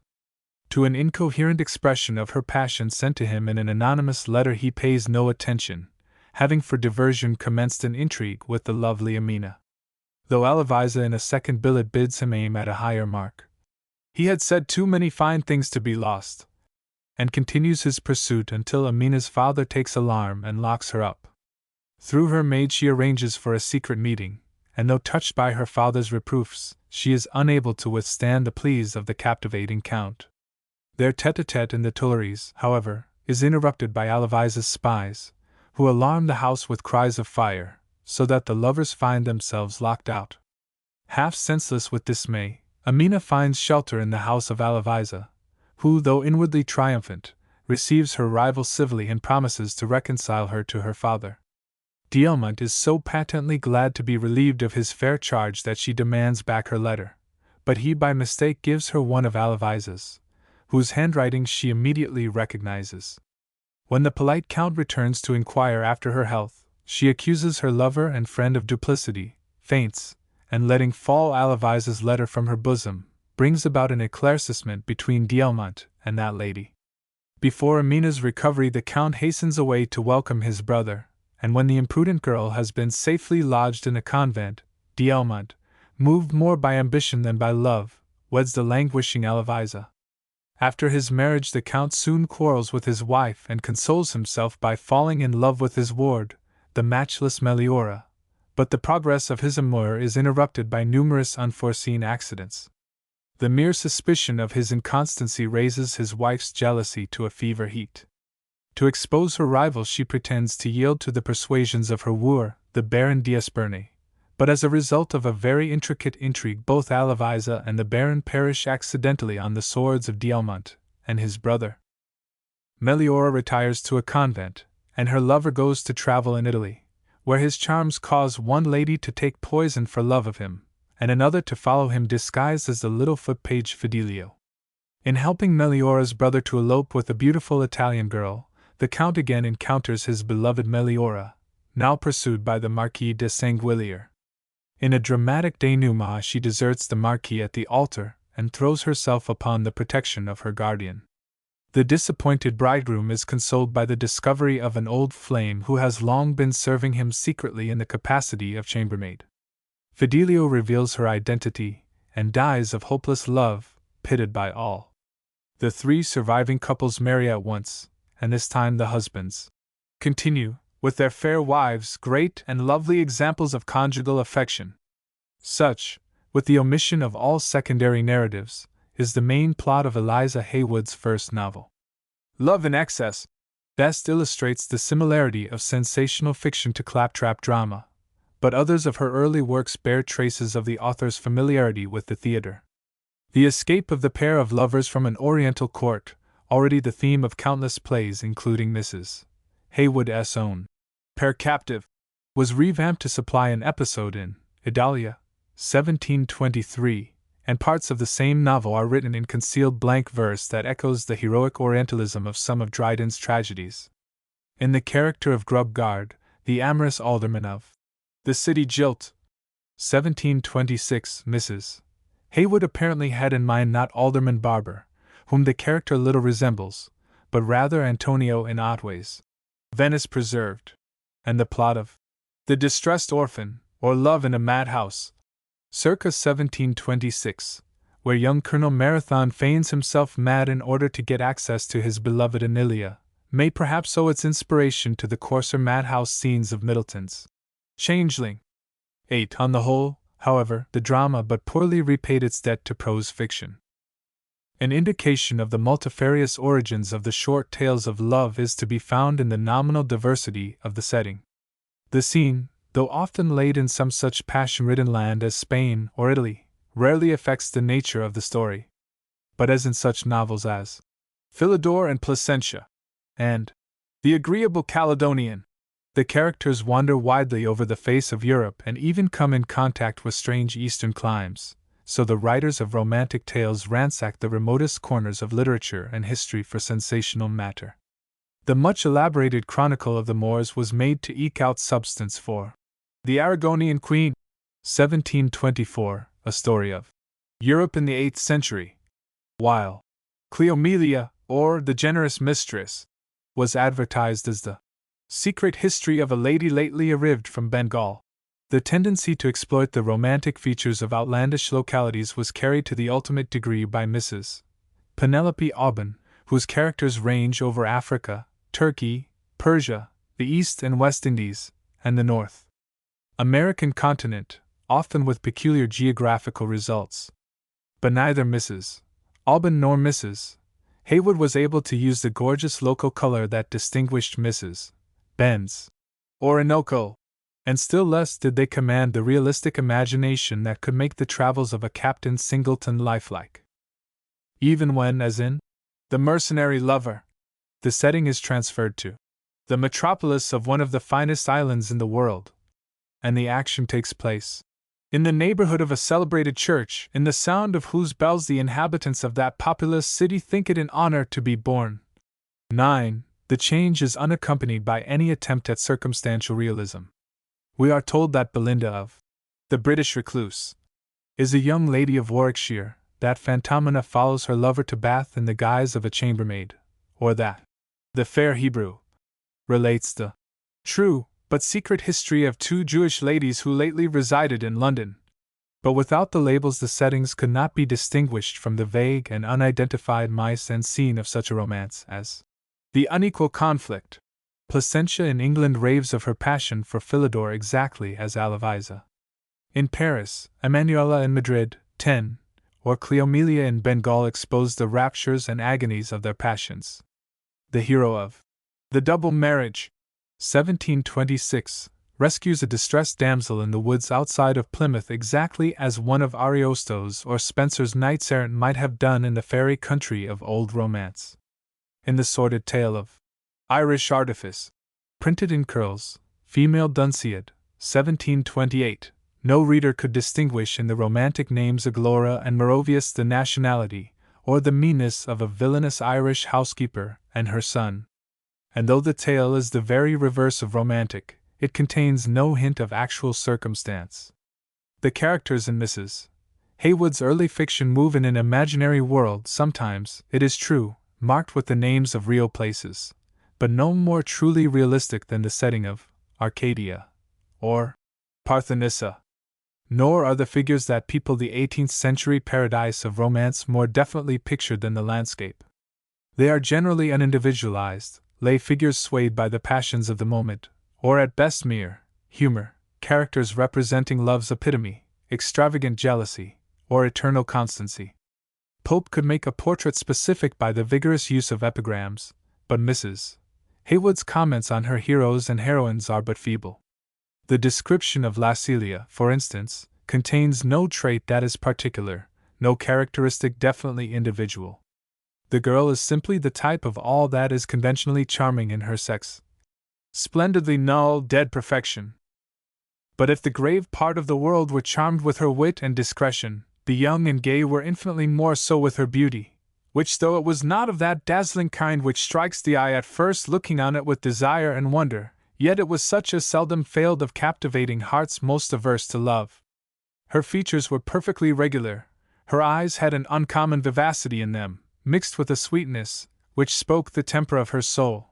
Her mien was gracefully easy, and her shape the most exquisite that could be. In fine, her charms increased by being often seen, every view discovered something new to be admired, and though they were of that sort which more properly may be said to persuade than to command adoration, yet they persuaded it in such a manner that no mortal was able to resist their force. Page 2. Mrs. Haywood's heroes are merely the masculine counterparts of her women. Belcour, the type of many more, had as much learning as was necessary to a gentleman who depended not on that alone to raise his fortune. He had also admirable skill in fencing, and became a horse as well as any man in the world. 11. Victor over 1,000 hearts. The Haywoodian male ranges through his glittering sphere, ever ready to fall in or out of love as the occasion demands. D'Almont of Love in Excess possesses a soul large enough to contain both love and fury at almost the same moment. Bruley, with his spouse, merely increases his tenderness for his ward. You have done well, madam, said D'Almont, looking on her with eyes sparkling with indignation. You have done well, by your impertinent curiosity and imprudence, to rouse me from my dream of happiness, and remind me that I am that wretched thing a husband. 'Tis well indeed, answered Eliza, who saw now that there was no need of farther dissimulation, that anything can make you remember, both what you are, and what I am. You, resumed he, hastily interrupting her, have taken an effectual method to prove yourself a wife, a very wife, insolent, jealous, and censorious. But madam, continued he frowning, since you are pleased to assert your privilege, be assured I too shall take my turn, and will exert the husband. In saying this, he flung out of the room in spite of her endeavors to hinder him, and going hastily through a gallery which had a large window that looked into the garden, he perceived Meliora lying on a green bank, in a melancholy but a charming posture, directly opposite to the place where he was. Her beauties appeared, if possible, more to advantage than ever he had seen them. Or at least he had more opportunity, thus unseen by her, to gaze upon them. He in a moment lost all the rage of temper he had been in, and his whole soul was taken up with softness. Ambition, envy, hate, fear, or anger, every other passion that finds entrance in the soul, art and discretion may disguise. But love, though it may be feigned, can never be concealed, not only the eyes, those true and most perfect intelligencers of the heart, but every feature, every faculty betrays it.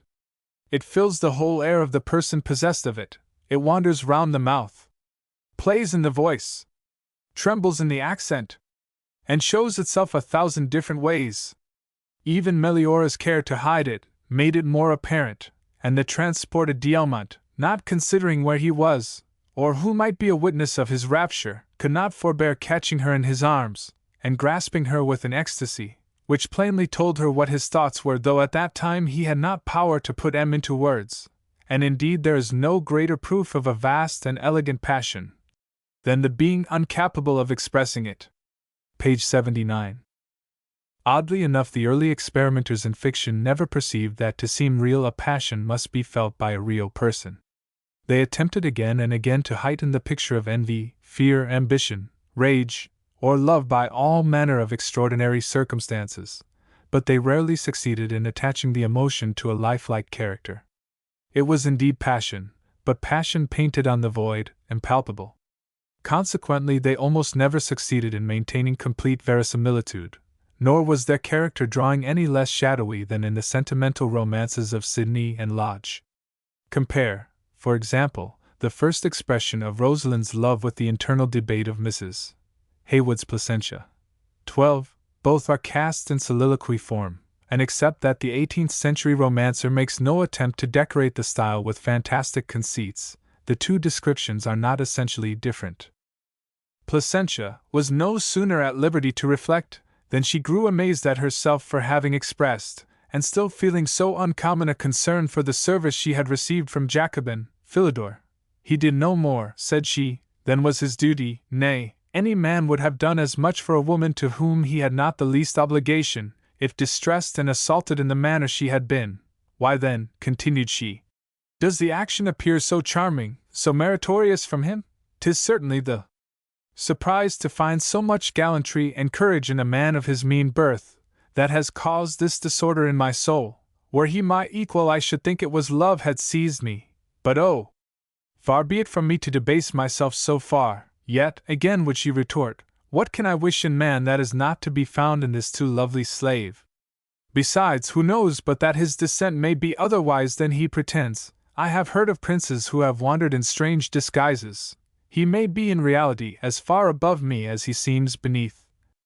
The thought that there was a possibility for such a thing to be had no sooner entered into her head than she indulged it with an infinity of rapture. She painted him in imagination the most desperate dying lover that ever was, represented the transports she showed be in when the blessed discovery showed be made, held long discourses with him, and formed answers such as she supposed he would make on such an occasion.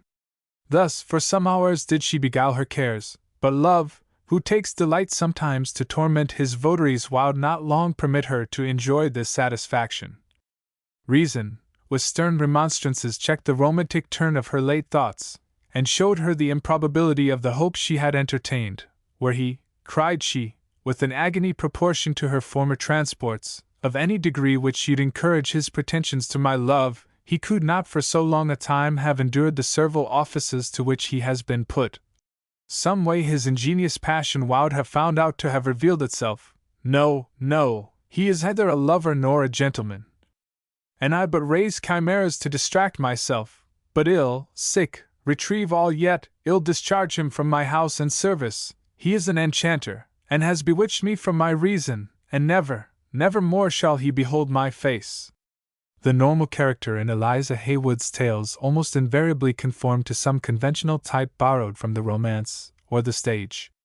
The author's purpose was not to paint a living portrait, but to create a vehicle for the expression of vivid emotion, and in her design she was undoubtedly successful until the reading public was educated to demand better things. On transcriber's note, exception, however, to the customary conventionality of Mrs. Haywood's heroines ought to be noted. Ordinarily the novelist accepted the usual conception of man the pursuer and woman the victim, but sometimes instead of letting lovely woman reap the consequences of her folly after the fashion of Goldsmith's celebrated lyric, she violated romantic tradition by making her disappointed heroines retire into self-sufficient solitude, defying society. In real life, the author of these stories was even more uncompromising.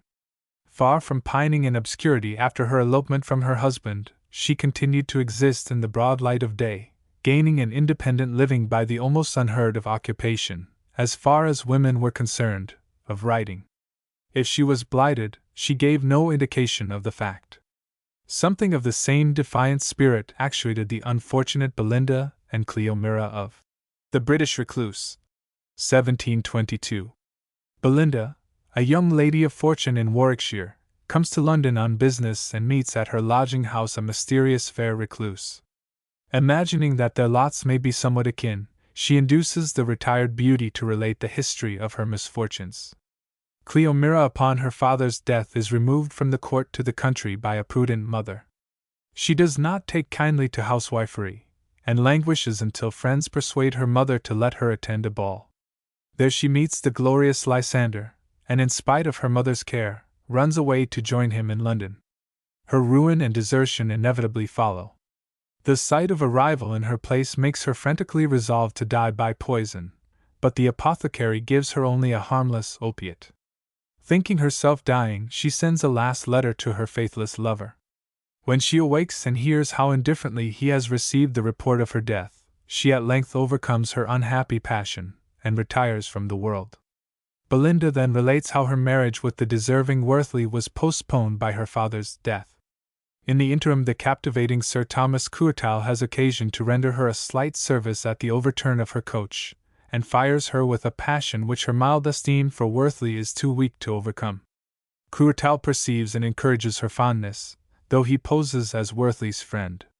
She gives him an assignation in a wood, where she is saved from becoming a victim to his lust only by the timely arrival of her true admirer. In the duel that ensues, Wortley falls, Courtal flees, and a little later Belinda goes to London in hopes of seeing him. At the playhouse she is only too successful in beholding him in a box accompanied by his wife and mistress. From the gossip of her friends she learns that his real name is Lord, and from one of the ladies she hears such stories of his villainy that she can no longer doubt him to be a monster. Wortley, meanwhile, has recovered from his wound and weds Belinda's sister. Lysander and Courtal prove to be in reality the same bland villain, the inconstant Bellamy. His two victims, sympathizing in their common misfortune, agree to retire together to a remote spot where they can avoid all intercourse with the race of men. And where a solitary life is the effective choice, it certainly yields more solid comfort than all the public diversions which those who are the greatest pursuers of them can find. The same admirable sentiment was shared by the surviving heroine of The Double Marriage, or The Fatal Release, 1726, who, after witnessing a signal demonstration of the perfidy of man, resolves to shun forever the false sex. Dazzled by the numerous accomplishments of Belcour, the charming Alethea weds him in secret. When he finds that his father has designed to bestow his hand upon the heiress of an India merchant, he dares not confess his fault, but lets himself be carried to Plymouth to meet his intended bride. There he determines to escape from his father during a hunting party, but while passing a wood, he hears cries and rescues a fair maiden from violation. The beautiful stranger allows him to conduct her back to Plymouth, and turns out to be Murtamine, the woman he is to marry. Though very much in love with this new beauty, Belcour cannot relinquish the thought of Alethea without a struggle. But in fatal hesitation the time slips by, and he is finally compelled to wed a second bride. Meanwhile the deserted Alethea hears disquieting reports of her husband's conduct. In disguise as a boy she travels to Plymouth to see for herself, confronts her guilty partner, and after hearing his confession, stabs herself. Overcome by remorse and love, Belcour imitates her, while Murtamine, warned by the example of Belcour that interest, absence, or a new passion can make the most seeming constant lover false, took a resolution ever to contemn and hate that betraying sex to which she owed her misfortune and the sight of such a disaster as she had beheld in Alethea. Not content to retire in disgust from the world, Glycera, the victim of fickle man in The City Jilt, 1726, determines to retaliate upon the lover who has ruined and abandoned her when the death of her father left her without a fortune or a protector. To secure her revenge, she encourages the advances of a senile alderman, Grubguard by name, whom she takes infinite delight in deceiving by the help of an ingenious confidant. Meanwhile, an unfortunate lawsuit and the extravagances of his wife have ruined the false Melidor, who is obliged to mortgage his estate to Grubguard. Glycera obtains the deeds from the amorous alderman, and then sends him packing. Melidor is forced to beg of her sufficient funds to purchase a commission and later dies in battle. With the fortune she has won from her various lovers, Glycera retires from the world and henceforth shuns the society of men. In these three tales, Mrs. Haywood followed the guidance of her own experience when it ran counter to the traditions of romance. The betrayed heroine ought to have died, or at least to have been immured in a convent to suffer a living death, but instead of acquiescing in their fate, Belinda and Cleomira, Murtamine, and Glycera defy the world, and in the last case prove that the worm may turn. Among the works of her first decade of authorship, a few effusions in which Mrs. Haywood has succeeded to a degree in motivating, characterizing, or analyzing the passions of her characters, must be exempted from the general charge of commonplaceness. The first of these is Idalia, or The Unfortunate Mistress, 1724, the story of a young Venetian beauty, like Lacelia. Her charms can only be imagined, not described, whose varied amorous adventures carry her over most of Italy. She is sought by countless suitors, among them the base Flores, whom her father promptly forbids the house. Idalia's vanity is piqued at the loss of a single adorer, and more from perverseness than from love she continues to correspond with him. He makes no further use of her condescension than to boast of her favors, until at the command of his patron, Don Ferdinand, he induces Idalia to make an assignation with him. Ferdinand meets her, and not without difficulty at length effects her ruin. Her lover's friend, Enriquez, in conducting her to a place of safety in Padua, becomes himself the victim of her charms, quarrels with Ferdinand, and slays him, and is slain. Enriquez's brother, Murtano, next succeeds as Idalia's adorer, but learning that he is about to make an advantageous marriage, she secretly decamps. In her flight, the very guide turns out to be a noble lover in disguise. When she escapes from him in a ship bound for Naples, the sea captain pays her crude court, but just in time to save her from his embraces, the ship is captured by Barbary corsairs, commanded by a young married couple. Though the heroine is in peasant dress, she is treated with distinction by her captors. Her history moves them to tears, and they in turn are in the midst of relating to her the involved story of their courtship, when the vessel is wrecked by a gale. Borne ashore on a plank, Idalia is succored by cottagers, and continues her journey in man's clothes. She is loved by a lady, and by the lady's husband, who turns out to be her dear Murtano.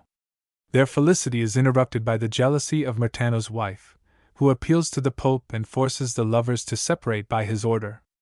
Idalia leads a miserable life, persecuted by all the young gallants of Rome. One day she sees Flores, the first cause of all her misfortunes, pass the window, and with thoughts bent on revenge sends him a billet, which he carries to his master. Murtano keeps the appointment, muffled in a cloak, and Idalia stabs him by mistake.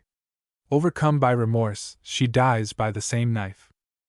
The motivation of the heroine at the beginning of the story, as Miss Morgan has pointed out, 13, is more elaborate than usual in Haywoodian romance.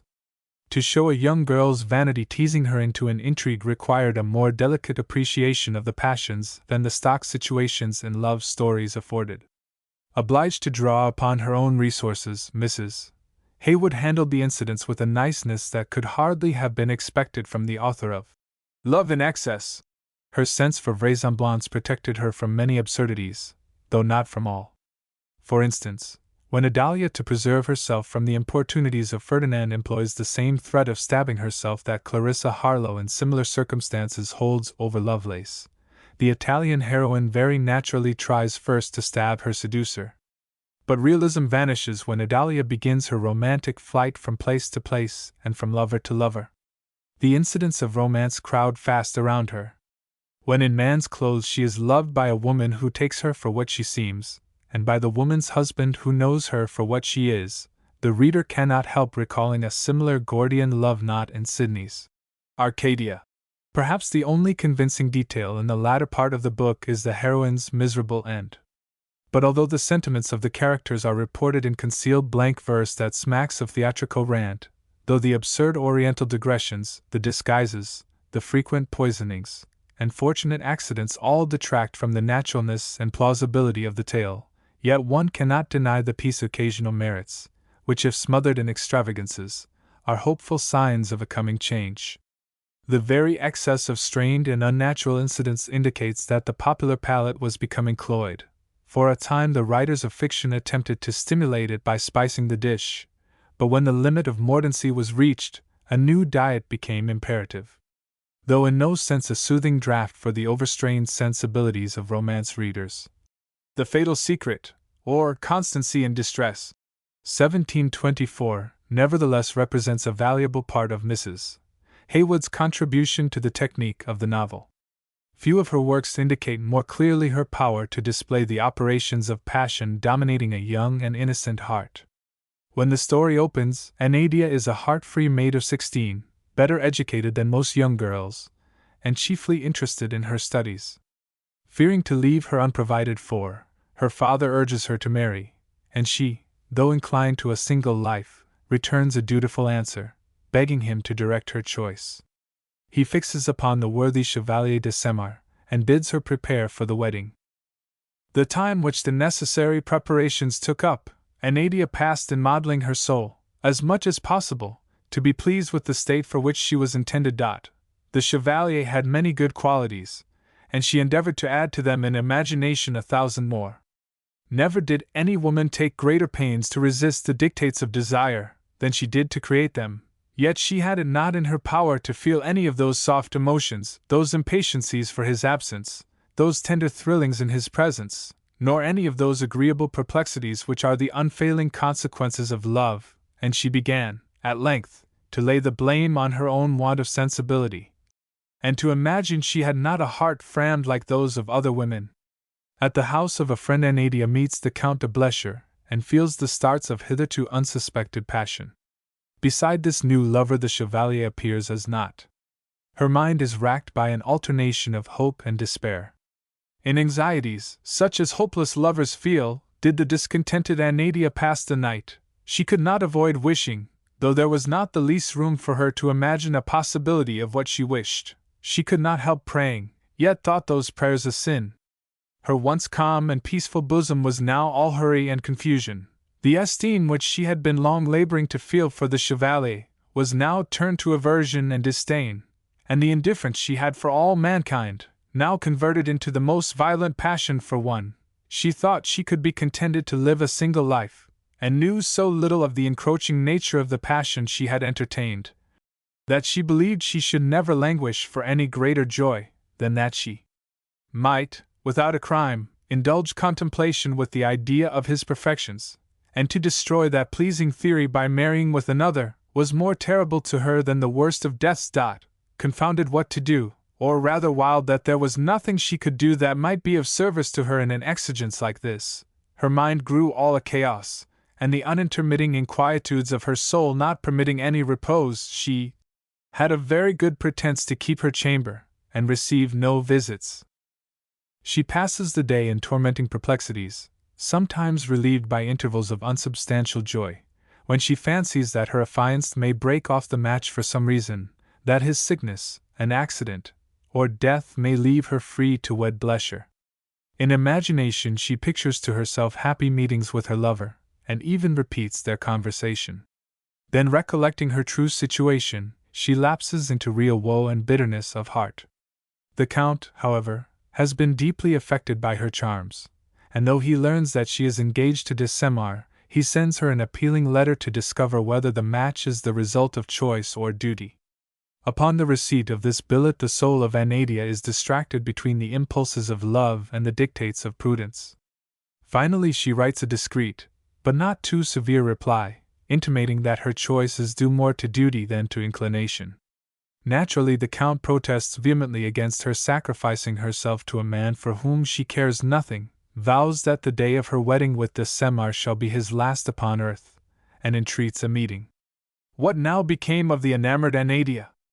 How was it possible for a heart so prepossessed as hers to hold out in a reserve which was very near breaking the strings which held it? Yet still the consequences that might attend this meeting for a time repelled the dictates of her passion. But it was no more than a faint struggle.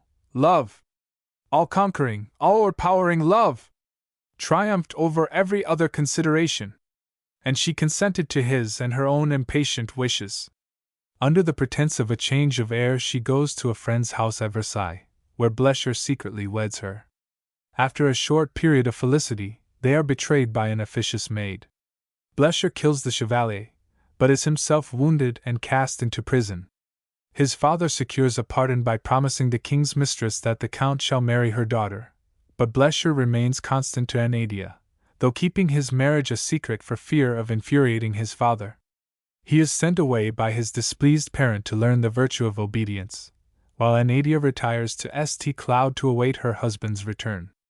There the story ends in an unexpected tragedy of incest and blood. The backstairs intrigues and the sensational horrors which to the majority of Mrs. Haywood's readers doubtless seemed the chief attraction of the story are not different from the melodramatic features of countless other amatory tales, French and English. But when for a dozen pages the author seeks to discover and explain the motives of her characters both by impersonal comment and by the self-revelation of letters, she is making a noteworthy step, even if an unconscious one, toward the Richardsonian method of laying bare the inner natures of ordinary people. She has here pursued the analysis of character as an end in itself, for in The Fatal Secret there is no hint of disguised scandal, nor any appeal to the pruriency of degenerate readers. Sensational in the extreme the story is, but nevertheless the progress of the narrative is delayed while the sentiments of the heroine are examined in the minutest detail. While better-known romancers exploited chiefly the strange and surprising adventures, other than amorous, of their characters, or used the voyage imaginaire for the purposes of satire, Eliza Haywood and her female colleagues stimulated the popular taste for romances of the heart. In trying to depict the working of intense human passions, they rendered a distinct service to the development of English fiction. The story of The Mercenary Lover, 1726, involved, besides the ability to body forth emotion, considerable power to show a gradual degradation in the character of one of the heroines. The avaricious Clitender gains the moiety of a fortune by marrying the young, gay Miranda, but cannot rest without securing to himself the portion of the elder sister as well. Althea's thoughtful and less volatile nature has hitherto resisted the assaults of love, but her insidious brother-in-law undermines her virtue by giving her wanton books and tempting her with soft speeches until she yields to his wishes. When he attempts to make her sign a deed of gift instead of a will to provide for their child, she discovers his treachery and flees to the country. By playing upon her tenderness, he coaxes her back and poisons her. Miranda is fully informed of her husband's villainy, but contents herself with removing from the house. Thus Clitender loses not only his sister-in-laws, but his wife's fortune as well, and is completely unmanned by remorse and apprehension. The contrast between the characters of the gay and thoughtless wife and the pensive, pure-minded girl is skillfully managed, and the various steps in the downward course of Althea's nature are exhibited in detail.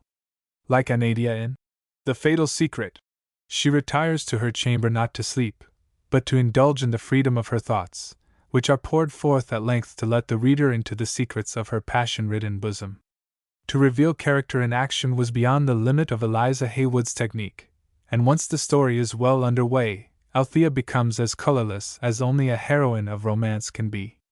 But the author's effort to differentiate the female characters before the action begins, and to make a portion of the plot turn upon a psychological change in one of them, shows that even sensation-loving readers were demanding a stricter veracity of treatment than had hitherto been necessary.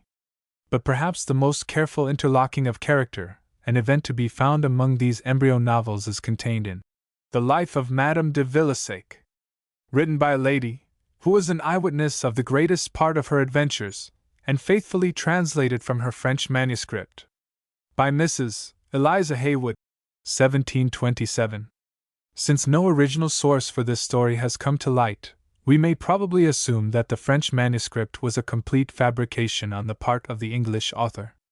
At any rate, the tale was one of passion and intrigue such as she delighted to compose. Henrietta, daughter of a certain duke, grows up in obscure circumstances to be a miracle of beauty. When her father comes to carry her to court, her rustic lover, Claremont, pleads so effectually that she consents to a secret union with him. In the glare of the court she half forgets her country husband until too fatally reminded of him by being sought in marriage by the Marquis of Lee. Her attempts at evasion are vain, and rather than face her father's anger, she permits herself to be married a second time. She has not long enjoyed her new rank when Claremont, whom she has informed of her step, appears to reproach her and to claim his rights. Still irresolute, she persuades him by tears and prayers not to expose her perfidy, and secretly admits him to a husband's privileges. In due time the pair are caught by the Marquis, and to avoid his rage confess their prior marriage. Claremont is thrown into prison, where he dies not without suspicion of poison. Henrietta retires to convent, but the Duke, her father, in order to gain the Marquis's estate for her unborn infant, manages to stifle the evidence of her first marriage. Enraged that he cannot obtain a divorce, the Marquis resolves to be revenged upon his perjured wife. He intercepts her coach in a wood outside of Paris and brutally murders her. The Duke orders her magnificently buried. Although nothing against the Marquis can be proved, he is not allowed to escape the vengeance of heaven, but goes mad and in a lucid interval just before death confesses his crimes. The weakness and irresolution of the heroine are made the pivot of each turning point in the plot. When she yields to her lover's entreaties to consummate a hasty marriage, when fear of her father's displeasure induces her to keep their union a secret, when her love of luxurious grandeur at court persuades her to contract a more exalted match, when her terror of Claremont forces her into a shameless expedient for the sake of mollifying his anger, and when after her exposure by her husband, the Marquis, she brazens out her trial in hopes of maintaining the splendor of her rank and fortune, she is welding link by link the chain of circumstance that draws her to ultimate disaster. She is by no means a simple heroine motivated by the elementary passions. Instead, she is constantly swayed by emotions and desires of the most diverse and complex nature.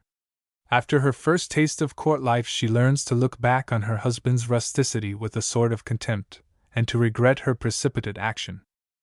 Not that she hated Claremont. On the contrary, she had yet very great remains of her former passion for him, whenever she reflected on the endearments which had passed between them, but then she depies the meanness of his extraction, and the thoughts that she had put him in possession of a title, which gave him the power, whenever he pleased to exert it, of calling her from the present grandeur of her state, and obliging her to live with him in a mean retirement, made all desires instigated by her affection immediately give way to that new idol of her wishes, greatness, and she more ardently endeavored to find some stratagem to prevent him from ever seeing her again, than she had formerly prayed in the simplicity and innocence of her affections, never to be separated from him.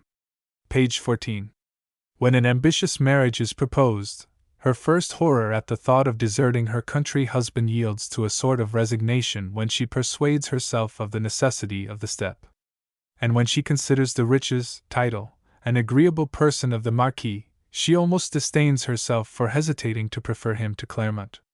Her life is the tragedy of a soul too indolent to swim against the current of events. Mrs. Haywood managed to give extraordinary vividness and consistency to the character of the vacillating Henrietta by making the plot depend almost entirely upon the indecision of the heroine. Consequently, none of the author's women are as sharply defined as this weak, pleasure-loving French girl. The character drawing, though too much subordinated to the sensational elements in the story, is nevertheless distinct and true to life. Most probably, however, the few attempts at analysis of character or interrelation of character and plot were of little concern both to the author of emotional fiction and to her readers. The romancer's purpose was not to reveal an accurate picture of life and manners, but to thrill the susceptible bosom by scenes of tender love, amorous rapture, or desperate revenge.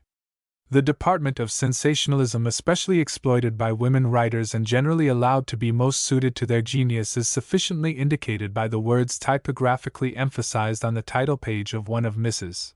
Haywood's few essays.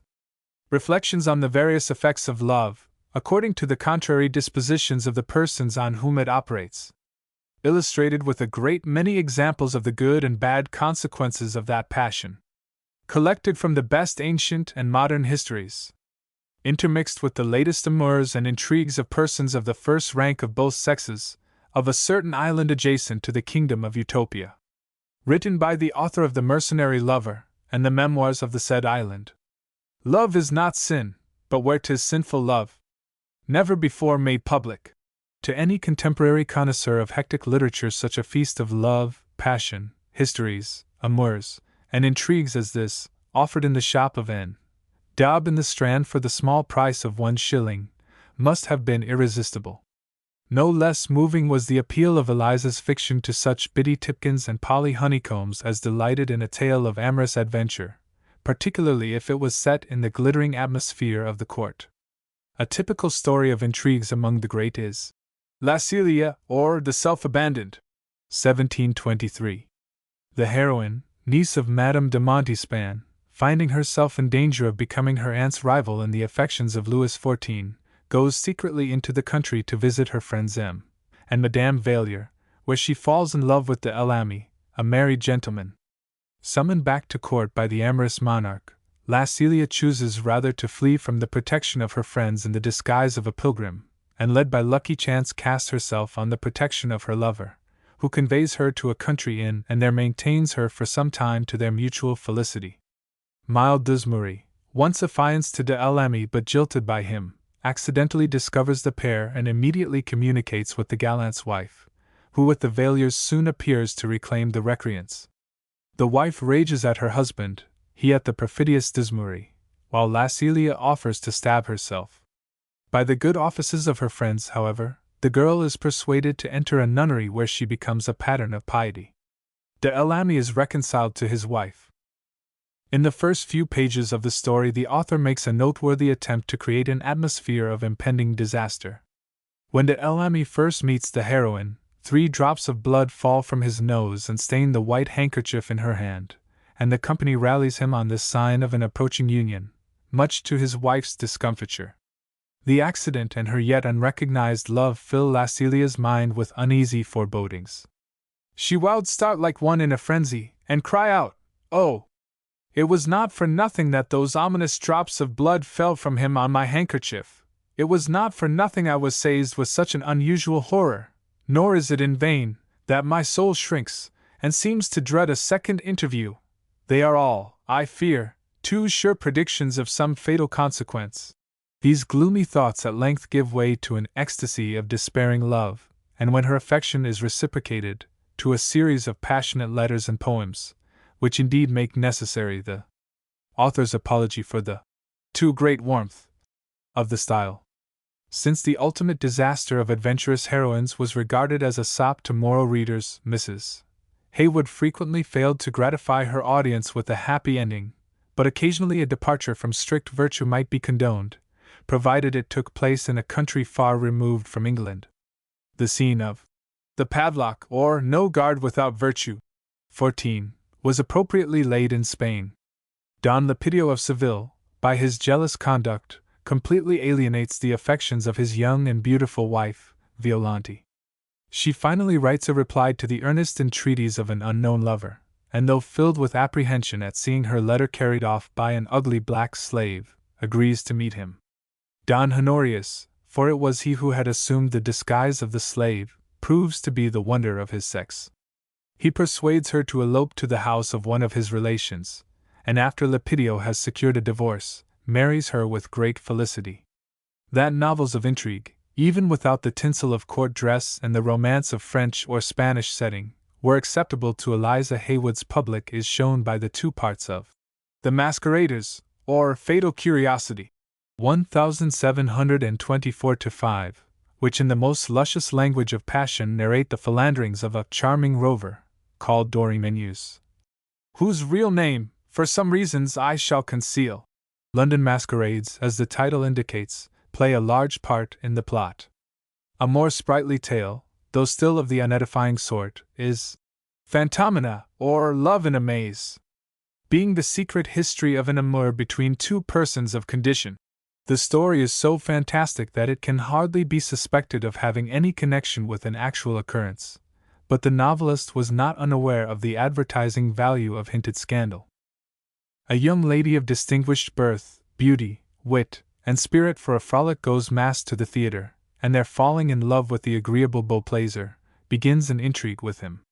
When his ardor cools, she lures him on again under a different disguise, and thus manages for several liaisons successively as Phantomina, Celia the chambermaid, the widow Bloomer, and the fair Incognita. Meanwhile she meets her lover frequently in public assemblies without ever arousing his suspicion of her double, or rather manifold identity. But at length she is unable to disguise the effects of her imprudence, her gallant ungallantly refuses to marry her, and the fair intriguer is packed off to a convent in France. Though the story cannot pretend to support the cause of morality, the style of this piece is unusually clear and straightforward, sometimes suitably periphrastic, but never inflated. The passion described is that of real life ungarnished by romance. Only greater refinement was needed to make the entertainment fit for ladies and gentlemen. The cardinal defect of some of Mrs. Haywood's romances in Little lay, however, in a romantic over-refinement of the passions rather than in a too vigorous animalism. Full of the most delicate scruples is The Surprise, or Constancy Rewarded, 1724-15, appropriately dedicated to the Sir Galahad of comedy, Sir Richard Steele. The story relates how Euphemia discovers that the seemingly faithless Bellarmine has, in reality, abandoned her on the day set for their marriage because he was unwilling to have her share in the loss of his fortune. She, meanwhile, has inherited a convenient sum, redeems him from his creditors, and after practicing a little mystification to test his constancy, leads him to the altar. Few of Mrs. Haywood's novels are more entirely moral or more essentially dull. Though the scene of The Rash Resolve, or The Untimely Discovery, 1724, is laid in Puerto Rico and in Spain, the romancer took little advantage of her opportunity to introduce the usual cloak and sword incidents of Spanish fiction. Instead, her tale is one of generous love and melting pathos more characteristic of the romance than of the novella or its successors. The Puerto Rican heiress, Emanuela, is defrauded of her fortune by her guardian, Don Pedro, and imprisoned in his house to force her to marry his son, Don Marco. That generous lover helps her to escape to Madrid, and to emphasize the truth of her claims against his wily father, falls upon his sword in the presence of the court. Emanuela's title to her fortune cleared by this extraordinary measure, she continues to reside at the house of Don Jabin, whose daughter, Barilia, she saves from a monastery by making up the deficiency in her dowry. The ungrateful girl, however, resents Emanuela's disapproval of her foppish lover, and resolves to be revenged upon her benefactress. She, therefore, forwards Emanuela's affair with Emilius until the lovers are hopelessly compromised. Then, taking advantage of the loss of the lady's fortune at sea, blackens her character to Emilius and provokes him to desert her. The abandoned Emanuela enters a convent. Emilius is challenged by Octavio as a rival in the love of Julia, and though he had never before heard of the lady, he soon becomes her lover in fact, and eventually marries her. Emanuela escapes from the nunnery and wanders to a little provincial town where she bears a son to Emilius. Barilia, who has been rusticated to a village nearby in consequence of her amour, encounters her unfortunate friend by chance and runs away from her duenna to join her. She persuades Emanuela to draw a large sum on Don Jabin, robs her, and goes to join her gallant. The injured lady supports her child by mean drudgery until by chance she meets Emilius and his wife, who do all they can to comfort her. But worn out by her afflictions, she dies of a broken heart, leaving her son to be adopted by his father. Dr. Johnson might with equal truth have said to Mrs. Haywood as to the author of the Memoirs of Miss Sidney Biddulph, "I know not, madam, that you have a right to make your readers suffer so much." Even the pathetic History of Jemmy and Jenny Jessamy has nothing to surpass the train of woes exhibited in this earlier tale. In the same soft style are two novels, The Unequal Conflict, or Nature Triumphant, 1725, and its sequel, Fatal Fondness, or Love Its Own Opposer. The plot begins with the writer's favorite situation. Philemia, affianced to Coerdemont, falls in love with Philemor. By the help of a confidante, Antonia, the lovers are enabled to arrange a plan of escape. On the eve of the wedding, Philomore breaks into the house and, leaving his servants to bind and gag the father, flies immediately to his soul's adored. He threw himself on his knees, as he approached the dear mistress of his soul, and with a voice and manner all soft and love-inspiring, "Now, madam," said he, "if the adoring Philomore is not unworthy the glory of your deliverance, I come to offer it, and to assure you, that not only this, but the service of my whole future life is entirely devoted to you." The innocent Philenia had not presently the power of replying. The different emotions of love, and shame, fear, and joy, made such a confusion in her sentiments, that she could only look the meanings of them all. Philomore, however, found enough in this mute language to make him know he was in as fair a way of happiness as he could wish, and returning her glances with others as languishing as the most melting longing love could teach the loveliest eyes in the world, they continued, for some moments, thus transmitting souls, until their confidant hurries them out of the house. After the elopement, Philomore is distracted by the opposing motives of love and interest. To marry Philenia means ruin, for his ambitious uncle, who has proposed an advantageous marriage to him, would never forgive him for a love match. The innocent cause of his distress finally discovers his perplexity, and agrees to live a single life until they can marry without loss of fortune. In this state of affairs, their love seemed to be a copy of that pure and immaterial passion which angels regard each other with, and which we are allowed to hope shall be our portion, when, shaking off our earth, we meet in a happier world, where we are to live and love forever. The lover's paradise is invaded by Philenia's father, who carries her home and locks her up more closely than before. In a short time she has the shocking intelligence that Philomore has married according to the wishes of his worldly uncle. She still remains constant to him, but the remainder of her yet surprising adventures, remarks the author, and those of Antonia and Courtimont must be told another time, having good reason to doubt my reader will be teared, when I am so myself. Eliza was perhaps the first to recover from the fatigue, for in a little more than 2 months the continuation, costing 6d. more than the first installment, was offered to her readers. After making his marriage of convenance, Philomore again pays his court to Philenia, and seizing a lucky moment to surprise her on her daily walk, half by persuasion, half by force, carries his point. But before they can meet a second time, she is carried off by a gang of villains, who mistake her for another woman. The languishing Missamine, who has pursued Philomore into the country in man's clothes, consoles him for the loss of his first love. Upon his return to town, he finds that his wife has fled to join her lover. Meanwhile, Philenia's honor is preserved by timely shipwreck of the vessel in which the ravishers are carrying her off. Washed ashore on the inevitable plank, she supports herself among the fisher folk by weaving nets until after a year's toil she is relieved by Antonia and Courtimont, now happily married. The relation of their adventures occupies some pages. Philenia comes back to town to find her lover weltering in his blood, stabbed by the jealous Missamine. Believing him dead, she seizes the same sword, plunges it into her bosom, and instantly expires. Missamine goes into frenzies, and Philomore alone recovers to live out a life of undying grief. Thus was the crime of giving way to an unwarrantable passion punished in the persons of Philenia and Missamine, and that of perjury and ingratitude in Philomore, while the constancy of Antonia and the honor of Courtimont received the reward their virtues merited, and they continued, to their lives' end, great and shining examples of conjugal affection. Apparently Philenia's adventures were somewhat too improbable even for the taste of readers steeped in melodramatic romances, for if we may judge by the few copies that have survived, these effusions did not enjoy a wide popularity. But not to be discouraged by failure, Mrs. Haywood soon produced another extravagant and complicated romance, entitled Cleomelia, or The Generous Mistress, being the secret history of a lady lately arrived from Bengal. 1727.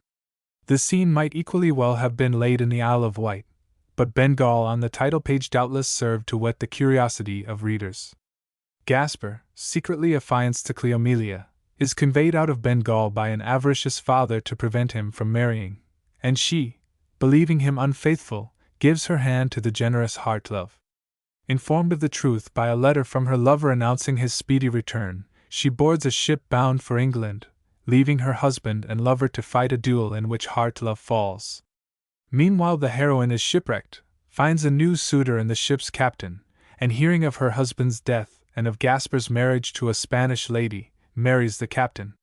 Hardly has he departed on his first voyage, when the still faithful Gasper returns to claim her, only to find her again the bride of another. In despair he goes to England, and when her second husband is lost at sea, she follows to reward his constancy. Cleomelia's generosity does not seem to be as notable as the subtitle would indicate, but the story was evidently intended to illustrate virtues exalted to a high romantic level. With the same end in view, Mrs. Haywood attempted an even loftier flight into the empyrean of romance, with the result that Philidor and Placentia, or El Amour Trop Délicat, 1727, is more conventional and stilted than any other work from her pen. It imitates closely the heroic French romances, both in the inflated style and elaborate regard for the tender passion, and in the structure of the plot, with little histories of the principal characters interspersed at intervals throughout the story. In substance, the tale is simply a mosaic of romantic adventures, though some of the hero's wanderings in the desert after being marooned by pirates, and especially his encounter with the tiger, sound like a faint echo of Captain Singleton, or of Captain John Smith's True Travels. The noble Philidor falls in love with the rich and beautiful Placentia, but as his estate is no match for hers, he contents himself with entering her service in disguise and performing menial offices for the pleasure of seeing her. One day she hears him singing in a grotto, and is charmed by the graceful replies he makes to her questions. A little later he saves her from robbers at the expense of a slight wound. She offers to make him groom of her chamber, but fearful of being recognized, he declines. Finally she lays her fortune at his feet, but he has too much generosity to accept the offer. Leaving a letter revealing his true rank and his poverty, he sails for Persia. Some time later, the return of Placentia's long-lost brother, by depriving her of her fortune, puts her on a level with her lover. Philidor is captured by pirates, and with 11 others set on shore on a desert strand. 3 of the little company reach civilization. After recuperating their strength, they set out for Persia overland, but a tiger deprives Philidor of his 2 companions. A little later he rescues an unknown youth from 3 assailants, but not before the stranger has been seriously wounded. A passing traveler carries them to the castle of a Persian nobleman. There Philidor waits with the utmost impatience for the wounded man to recover strength enough to relate his story, but this, as also the misfortunes, perplexities, and dangers to which the despairing passion of the enamored Placentia occasioned her to reduce herself, and the catastrophe of Philidor's surprising fate, must be told in a second part. Part 2. The youthful stranger, concealing his name and family, relates the sad effects of his love for the favorite wife of the Bashaw of Leporto, and how by her aid he was enabled to escape from slavery, only to be pursued and about to be retaken by Janissaries when rescued by Philidor. Our hero is kindly received by his uncle in Persia, who soon dies and leaves him sole heir of an enormous fortune. He is now Placentia's equal in wealth as well as rank, and immediately embarks for England. Driven into Baravat by contrary winds, he is moved to ransom a female captive on hearing of her grief at her hard fate. But what is his surprise when the fair slave proves to be Placentia?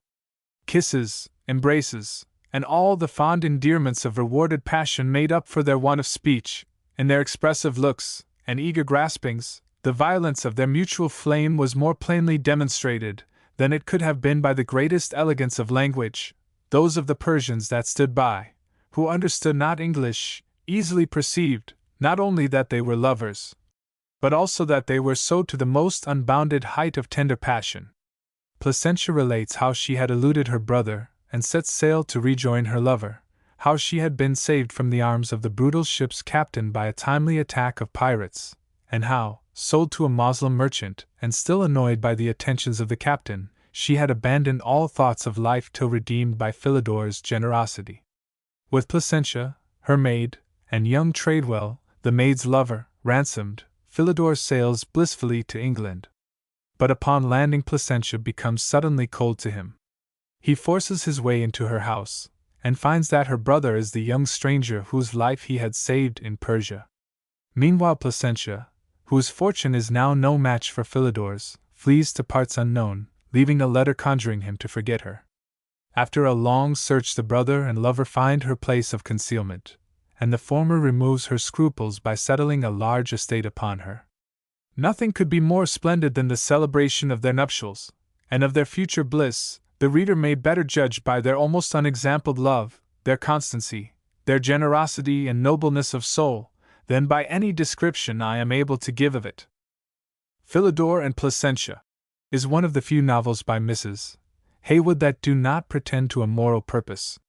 Realism needed some justification, for realism at the time almost invariably meant a picture of vice and folly, and an author could not expose objectionable things except in the hope that they would lessen in fact as they increased in fiction. But in spite of the disapproval sometimes expressed for fables on the ground of their inherent untruth, idealistic romances were generally justified as mirrors of all desirable virtues. Pious Mrs. Penelope Auburn wrote no other kind of fiction, though she sometimes omitted a deep-dyed villain for the sake of showing his condign punishment at the hands of Providence. It was perhaps due to the sale of this lady's novels, largely advertised toward the end of 1727 and apparently very successful, that Mrs. Haywood was encouraged to desert her favorite field of exemplary novels showing the dangerous effects of passion for an excursion into pure romance. That she found the attempt neither congenial nor profitable may be inferred from the fact that it was not repeated. If the highly imaginary romances suffered from an excess of delicacy, certain other tales by Mrs. Haywood overleaped decency as far on the other side. The tendency of fiction before Richardson was not toward refinement. The models, French and Spanish, which writers in England found profit in imitating, racked sensationalism to the utmost degree by stories of horrible and perverted lust. All the excitement that could be obtained from incest, threatened, narrowly averted, or actually committed, was offered to eager readers. Usually, as in Defoe's Moll Flanders, or Fielding's Tom Jones, ignorance of birth was an essential element in the plot.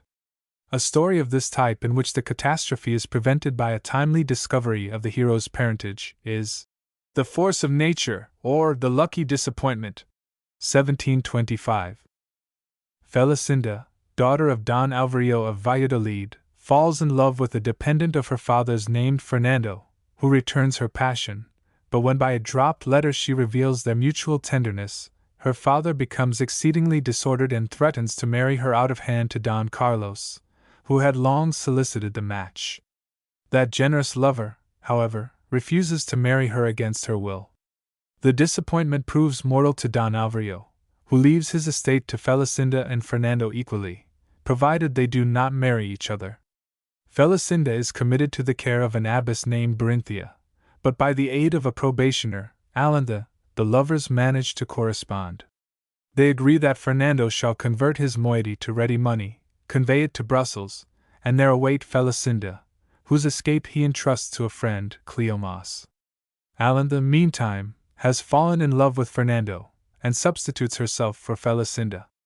Cleomas, in conducting the supposed mistress of his friend to the nearest port, falls under the influence of her beauty and attempts to betray her, but is prevented and slain by a chance passenger, who turns out to be Carlos. He brings Alanda to a better mind, and conducts her in search of Fernando, but they discover in Brussels that he has set out again for Spain.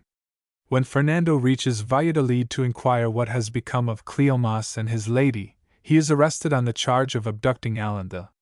At the trial he is accused of having made away with her, and is sentenced to death, whereupon Berinthia, the abbess, faints, and being revived, owns him for her son by Alvarillo, and, in tears and blessings, pours out all the mother on him. At the proper moment Carlos comes in with Alanda to prove Fernando's innocence.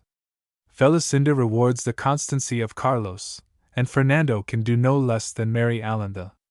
Incest is almost the only crime not to be found in the extraordinary series of barefaced and infamous intrigues crowded into the pages of The Injured Husband, or The Mistaken Resentment, 1723. The author naively remarks in the dedication that the subject of the trifle I presume to offer is the worst of women, and she has indeed out-villained the blackest of her male villains in the character of the wicked Baroness. The doting Baron de Tortelly marries the lascivious and extravagant Mademoiselle La Motte, who promotes the villainous Dulac to be the instrument of her vile pleasures. After enjoying several lovers of his procuring, she fixes her affections upon the worthy Beauclerc. Dulac despairs of ensnaring him, because he is about to marry the lovely Montemaur, but by a series of base expedients he manages to blacken the character of that lady in her lover's eyes, and to put the charms of the Baroness in such a light that Beauclerc is at length drawn in to pay his court to her. For some time she thus successfully deludes her husband, but when the despicable Law Branch openly boasts of her favors and allows some of her letters to fall into the hands of one of her numerous lovers, her perfidy is soon completely exposed. To add to her confusion, she hears that the Baron, whom she had drugged into idiocy and sent into the country, has been cured by a skillful physician and is about to return. Dulac dispatches 2 assassins to murder him on the road, but the Baron by a lucky chance escapes the murderers, forces them to confess, and sets out to punish his guilty wife. Meanwhile Beauclerc suspects that he has wronged his innocent lady and endeavors to see her, but she at first refuses to see him, and when by a ruse he gains access to her presence, will not listen to him or give him any grounds for hope. In despair he returns to Paris and meets the young Vrimet. He discovers the infamous Dulac hiding in a convent. To save his life the wretch offers to reveal the frauds he had put in practice against Montemaur, but while he is doing so, the Baron meets them, and concluding that Beauclerc is in collusion with the villain, attacks them both. Beauclerc disarms his antagonist, and is about to return him his weapon, when Dulac stabs the Baron in the back. Vrimet has witnessed the quarrel and summoned assistance. Beauclerc and Dulac are haled before a magistrate and are about to be condemned equally for the crime, when Vrimet reveals herself as Montemaur disguised as a man, and persuades the judge that Beauclerc is innocent. Dulac and his accomplices are broken on the wheel, the Baroness takes poison, and Beauclerc is united to his faithful Montemaur. In the conduct of the story the writer shows no deficiency in expressing the passions, but rather a want of measure, for thrill follows thrill so fast that the reader can hardly realize what is happening.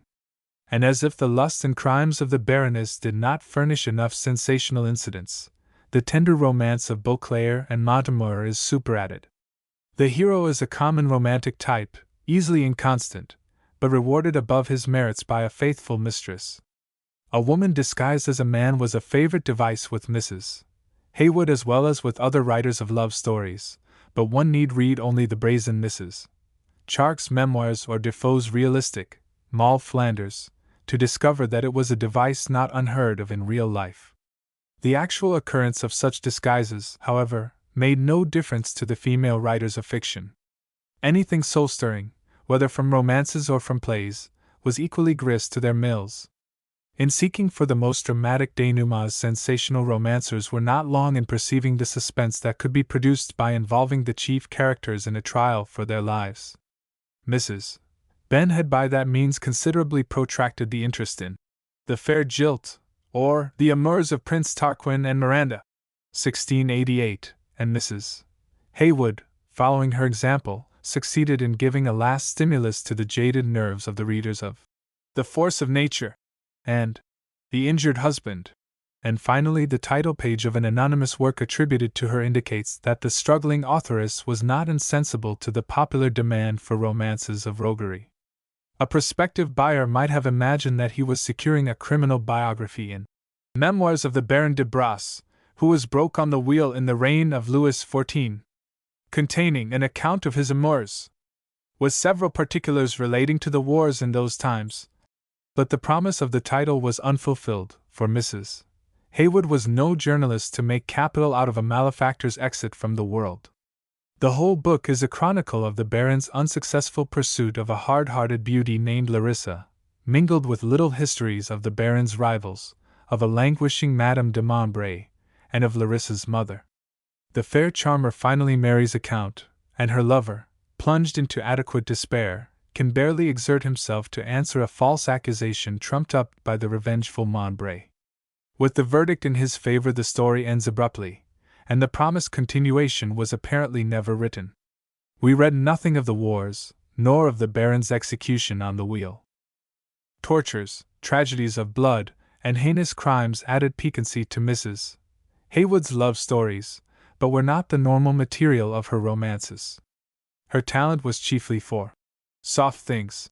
She preferred the novel of intrigue and passion in which the characters could be run through a breathless maze of amatory adventures, with a pause now and again to relate a digressive episode for variety's sake.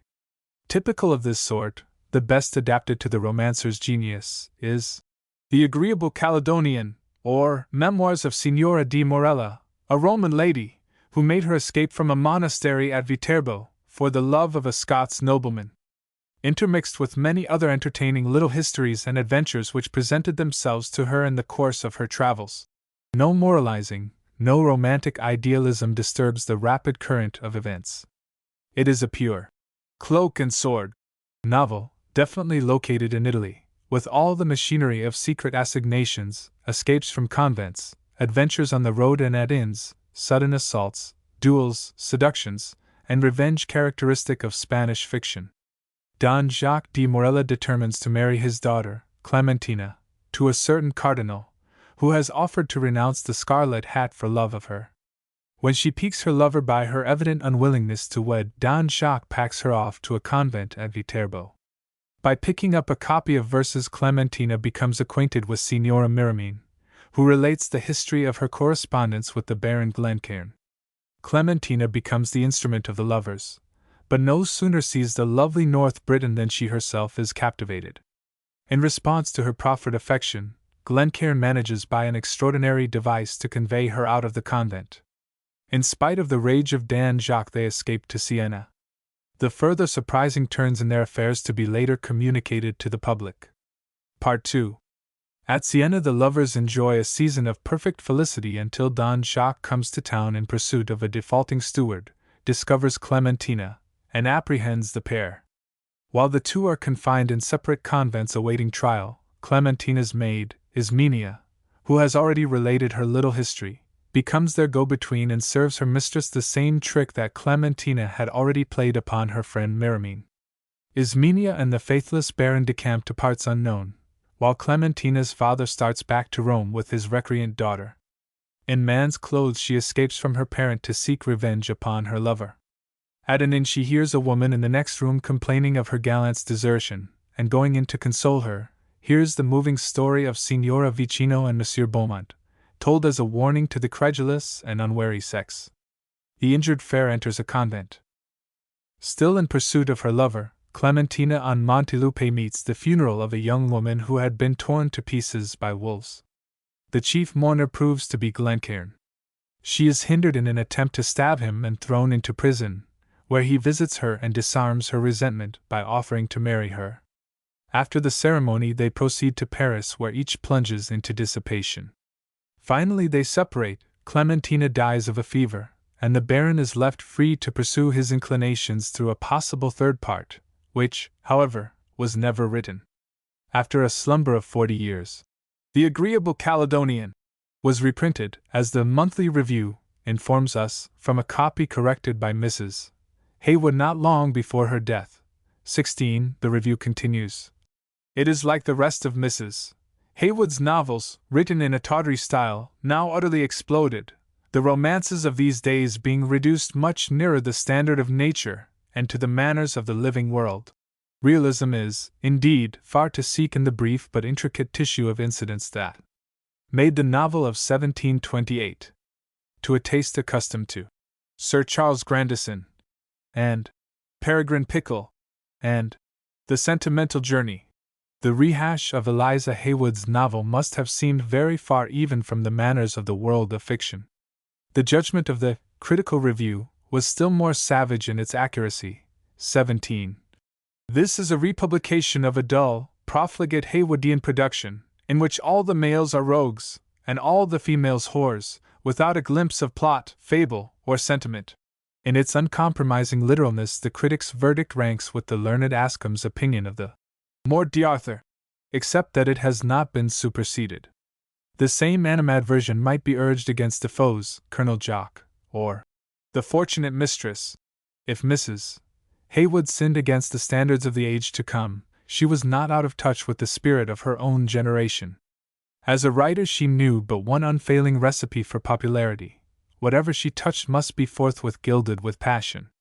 The chief raison d'etre for The Fair Hebrew, or A True but Secret History of Two Jewish Ladies, who lately resided in London, 1729, was to gratify the prejudices of anti-Semitic readers, yet it is hardly distinguishable from her sentimental love stories. The young and gay Durante, going to the synagogue for a lark, is tempted by the sight of a fair hand to break into the woman's apartment, and to expose himself to the charms of the beautiful Keziah.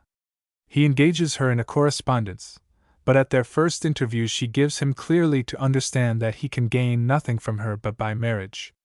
Driven by his unhappy passion, he complies with her demand, and she becomes a Church of England woman. But once married, Keziah is too proud to permit the concealment that prudence demands. Though his father is sure to disinherit them, she insists upon revealing the marriage. Durante entrusts his small stock of money to his wife's brother, Abimelech, in order to start him in trade. The Jew goes to Holland with a woman whom he has saved from religious murder at the hands of a Levite, and nothing further is heard from him, or the money. Imprisoned by his creditors, Durante is persuaded by his wife to sign away the entail of his estate in return for a sum of money. Thereupon she departs with the gold and a new gallant, leaving her unhappy husband to be rescued from want by the kindness of a younger brother. After the poor solace of hearing that Keziah and her paramour have been lost at sea, he dies of a broken heart. 18. Though Eliza Haywood exhausted nearly every possible bit of sensationalism that could be extracted from tales of passion, she almost never made use of the heroic feats of arms which constituted a no less important resource of the French romances. Her heroes are victors in love but not in war. The sole exception is a little romance of Moorish chivalry in the 8th century. Though this period had already been preempted by Mrs. Manley's Memoirs of Europe, there is little doubt that Mrs. Haywood was responsible for The Aragonian Queen, A Secret History, 1724, a peculiar blend of heroic adventures in battle, bullfight, and tournament, with amorous intrigues of the most involved kind.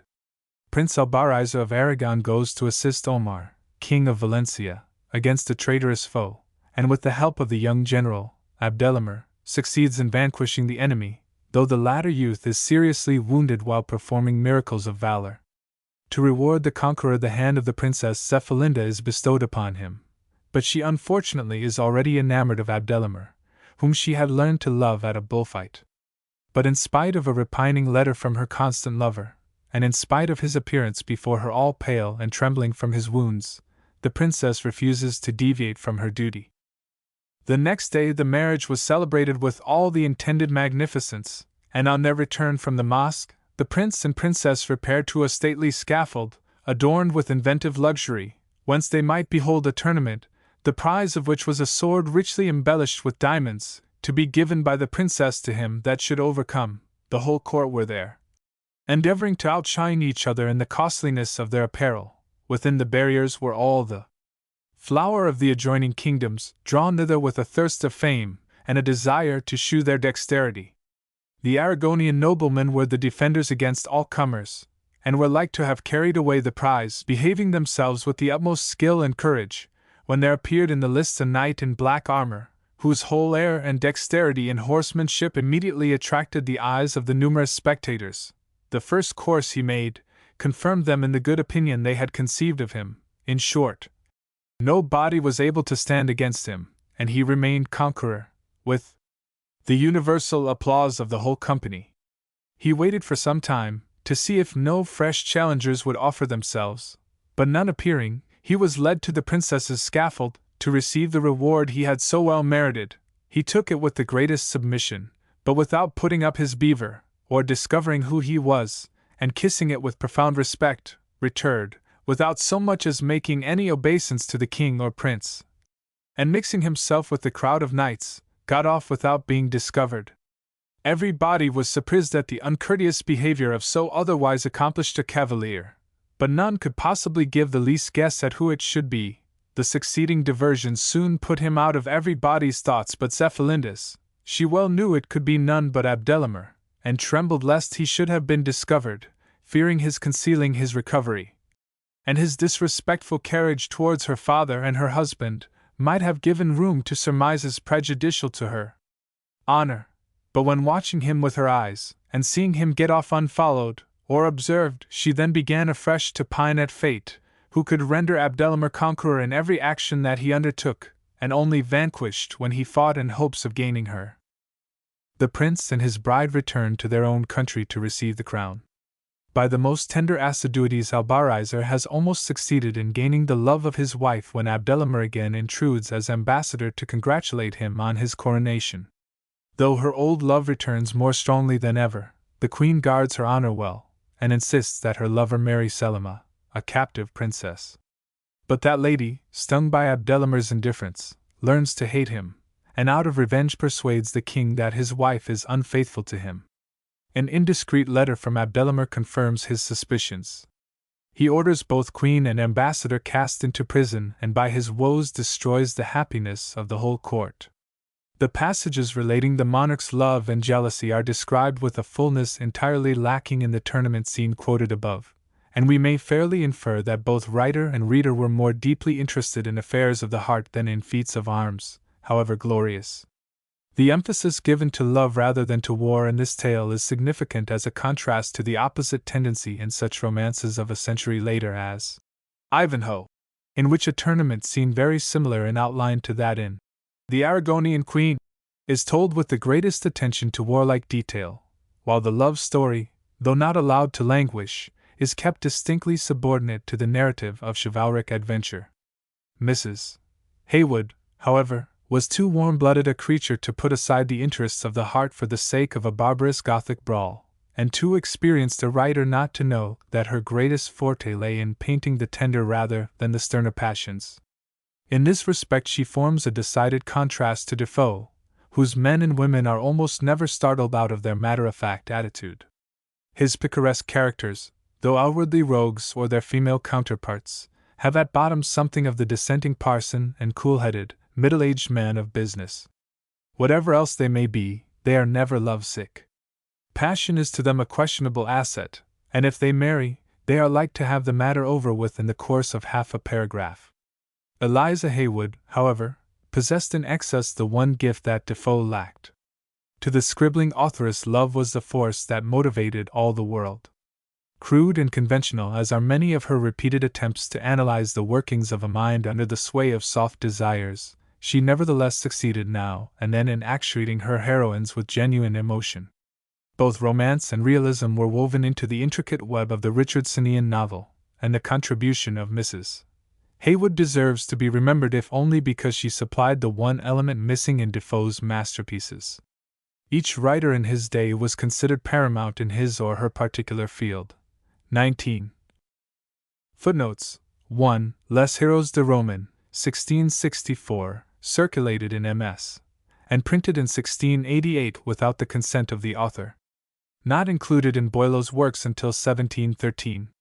2. The story of Telecinda, who to avoid the reproach of barrenness imposes an adopted child upon her husband, but later bearing a son, is obliged to see a spurious heir inherit her own child's estate, was borrowed with slight changes from La Belle Assemblee, I. Day 5, and used in Mrs. Haywood's Fruitless Inquiry, 1727. 3. La Pierre Philosophale de Dames, ou les Caprices de l'amour et du destin, by Louis Adrien Dupéron de Castora, 1723, 12 mo. 4. L'Illustre Parisien, 1679, variously attributed to Prechac and to Madame de Villedieu, had already been translated as The Illustrious Parisian Maid, or The Secret Amours of a German Prince, 1680. A synopsis is given by H. E. Chot in it, Le Roman et les Romans d'une femme de lettres, Madame de Villedieu, Paris, 1911, 253-9. 5. I have not seen a copy of the book. 6. Mrs. E. Griffith's comment on the work is typical of the tendency to moralize even the amusements of the day. See a collection of novels, 1777, 162. The idea on which this piece is founded has a good deal of merit in it, as tending to abate envy and conciliate content, by shewing, in a variety of instances, that appearances are frequently fallacious, that perfect or permanent happiness is not the lot of mortal life, and that peace of mind and rational enjoyment are only to be found in bosoms free from guilt, and from intimate connection with the guilty. 7. I have omitted 2 or 3 unessential stories in the analysis. 8. Act I Sc. 2. In the novel, the heroine is shut up by a miserly hunks of an uncle to force her into a detested mercenary match with his son. In the play, the mistress is the wife of the old and jealous keeper of the asylum. 9. Preface to the Mercenary Lover, 1726. 10. The Rash Resolve, 1724. 11. The Double Marriage, 1726. 12. Lodge's Rosalind, edition E. C. Baldwin, page 19. Philidor and Placentia, 1727, page 12. 13. Miss C. Morgan, The Novel of Manners, 1911, 100. 14. A companion piece to the 3rd edition of The Mercenary Lover, 1728. 15. A companion piece to The Fatal Secret, or Constancy in Distress. 16. Monthly Review, 38, 412, May, 1768. Clementina, or The History of an Italian Lady, who made her escape from a monastery, etc. 17. Critical Review, 25, 59. 18. In both editions is advertised Persecuted Virtue, or The Cruel Lover, a true secret history, writ at the request of a lady of quality, which was advertised also in the Daily Post, November 28, 1728. I have not found a copy. 19. An anonymous poem prefixed to Mrs. Elizabeth Boyd's The Happy Unfortunate, or The Female Page, 1737, testifies to Mrs. Haywood's reputation in the following terms: Yield, sick, Haywood, yield, yield all whose tender strains inspire the dreams of maids and lovesick swains, who taint the unripened girl with amorous fire, and hint the first faint dawnings of desire, wing each love atom that in embryo lies, and teach young Parthenis's breasts to rise. A new Eliza writes, etc., etc. Chapter 3. The Duncan Campbell Pamphlets. Only once did Eliza Haywood compete with Defoe upon the same ground. Both novelists were alive to the value of sensational matter, but as we have seen, appealed to the reader's emotional nature from different sides. Defoe, with his strong interest in practical life, looked for stirring incidents, for strange and surprising adventures on land and sea, for unusual or uncanny occurrences, whereas Mrs. Haywood, less a journalist than a romancer, rested her claim to public favor upon the secure basis of the tender passions. In the books exploiting the deaf and dumb prophet Duncan Campbell, whose fame, once illustrated by notices in the Tatler and Spectator, 1, was becoming a little dimmed by 1720, each writer chose the kind of material that the natural propensity and previous experience of each had trained him or her to use with the greatest success. Accordingly, the History of the Life and Adventures of Mr. Duncan Campbell, a gentleman who, though deaf and dumb, writes down any stranger's name at first sight, with their future contingencies of fortune, now living in Exeter Court, over against the Savoy in the Strand. Published by Curll on April 30, 1720, and written largely by Defoe, devoted only 4 chapters directly to the narrative of the conjurer's life, while 4 chapters and the appendix were given over to disquisitions upon the method of teaching deaf and dumb persons to read and write, upon the perception of demons, genii, or familiar spirits, upon the second sight, upon magic in all its branches, and upon the laws against false diviners and soothsayers. Besides showing the keenness of his interest in the supernatural, the author deliberately avoided any occasion for talking gossip or for indulging persons of airy tempers with sentimental love tales. Instead of making them a bill of fare out of patchwork romances and polluting scandal, reads the preface signed by Duncan Campbell. The good old gentleman who wrote the adventures of my life has made it his business to treat them with a great variety of entertaining passages which always terminate in morals that tend to the edification of all readers, of whatsoever sex, age, or profession.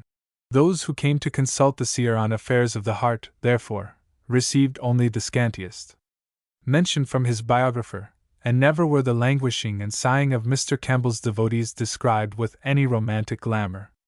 On the contrary, Defoe portrayed in terse and homely phrases the follies and affectations of the dumb man's fair clients. The young blooming beauty who found little Duncan wallowing in the dust, and bribed him with a sugar plum to reveal the name of her future husband, the sempstress with an itching desire for a parson, housekeepers in search of stolen goods, the widow who bounced from one end of the room to the other and finally scuttled too airily downstairs for a woman in her clothes, and the chambermaid disguised as a fine lady, who by the toss of her head, the jut of the bum, the sidelong leer of the eye proclaimed her real condition. These types are treated by Defoe in a blunt realistic manner entirely foreign to Eliza Haywood's vein. Some passages, too, perhaps, by a sentiment too exalted or by a description in romantic style suggest the hand of another writer, possibly Mrs. Haywood, but more probably William Bond, in whose name the reprint of 1728 was issued. 3. But in the main, the book reflected Defoe's strong tendency to speculate upon unusual and supernatural phenomena, and utterly failed to divulge the secret intrigues and amours of one part of the sex, to give the other part room to make favorite scandal the subject of their discourse. 4. That Defoe had refrained from treating one important aspect of Duncan Campbell's activities he was well aware.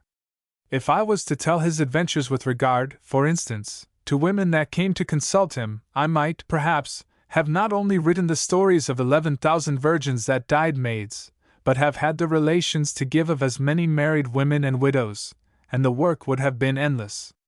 5. In his biography of the Scotch prophet he does not propose to clog the reader with any adventures save the most remarkable, and those in various ways mysterious.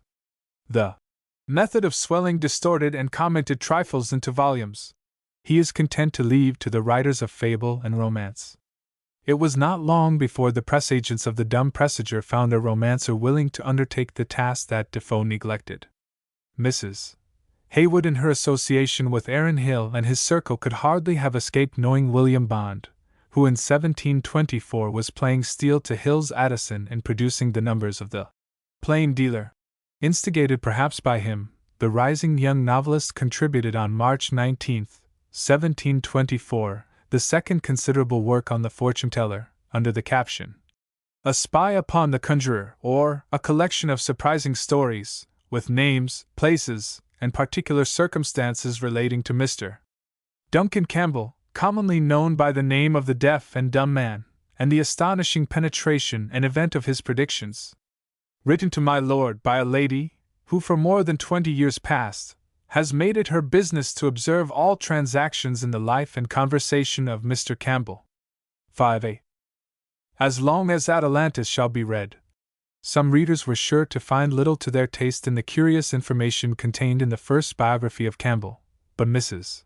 Haywood was not reluctant to gratify an appetite for scandal when she could profitably cater to it. Developing the clue afforded her by the announcement in Defoe's Life and Adventures of a forthcoming little pocket volume of original letters that passed between Mr. Campbell and his correspondents, 6, she composed a number of epistles as coming from all sorts of applicants to the prophet. These missives, however, were preceded by a long letter addressed to an anonymous lord and signed Justitia, which was chiefly concocted of anecdotes illustrative of the dumb man's powers. Unlike the incidents in Defoe's work, the greater number of the stories relate to love affairs in the course of which one party or the other invoked the seer's assistance.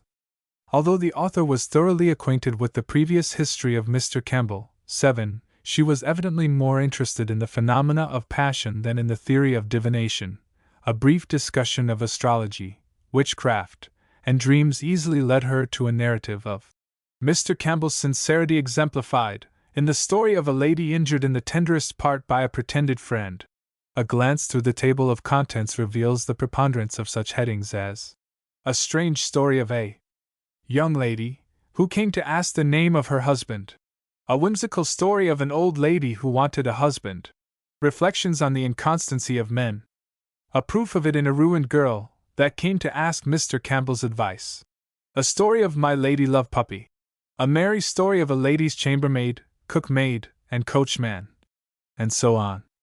Evidences of an attempt to suggest, if not actual references to, contemporary scandal, are to be found in such items as a strange instance of vanity and jealousy in the behavior of Mrs.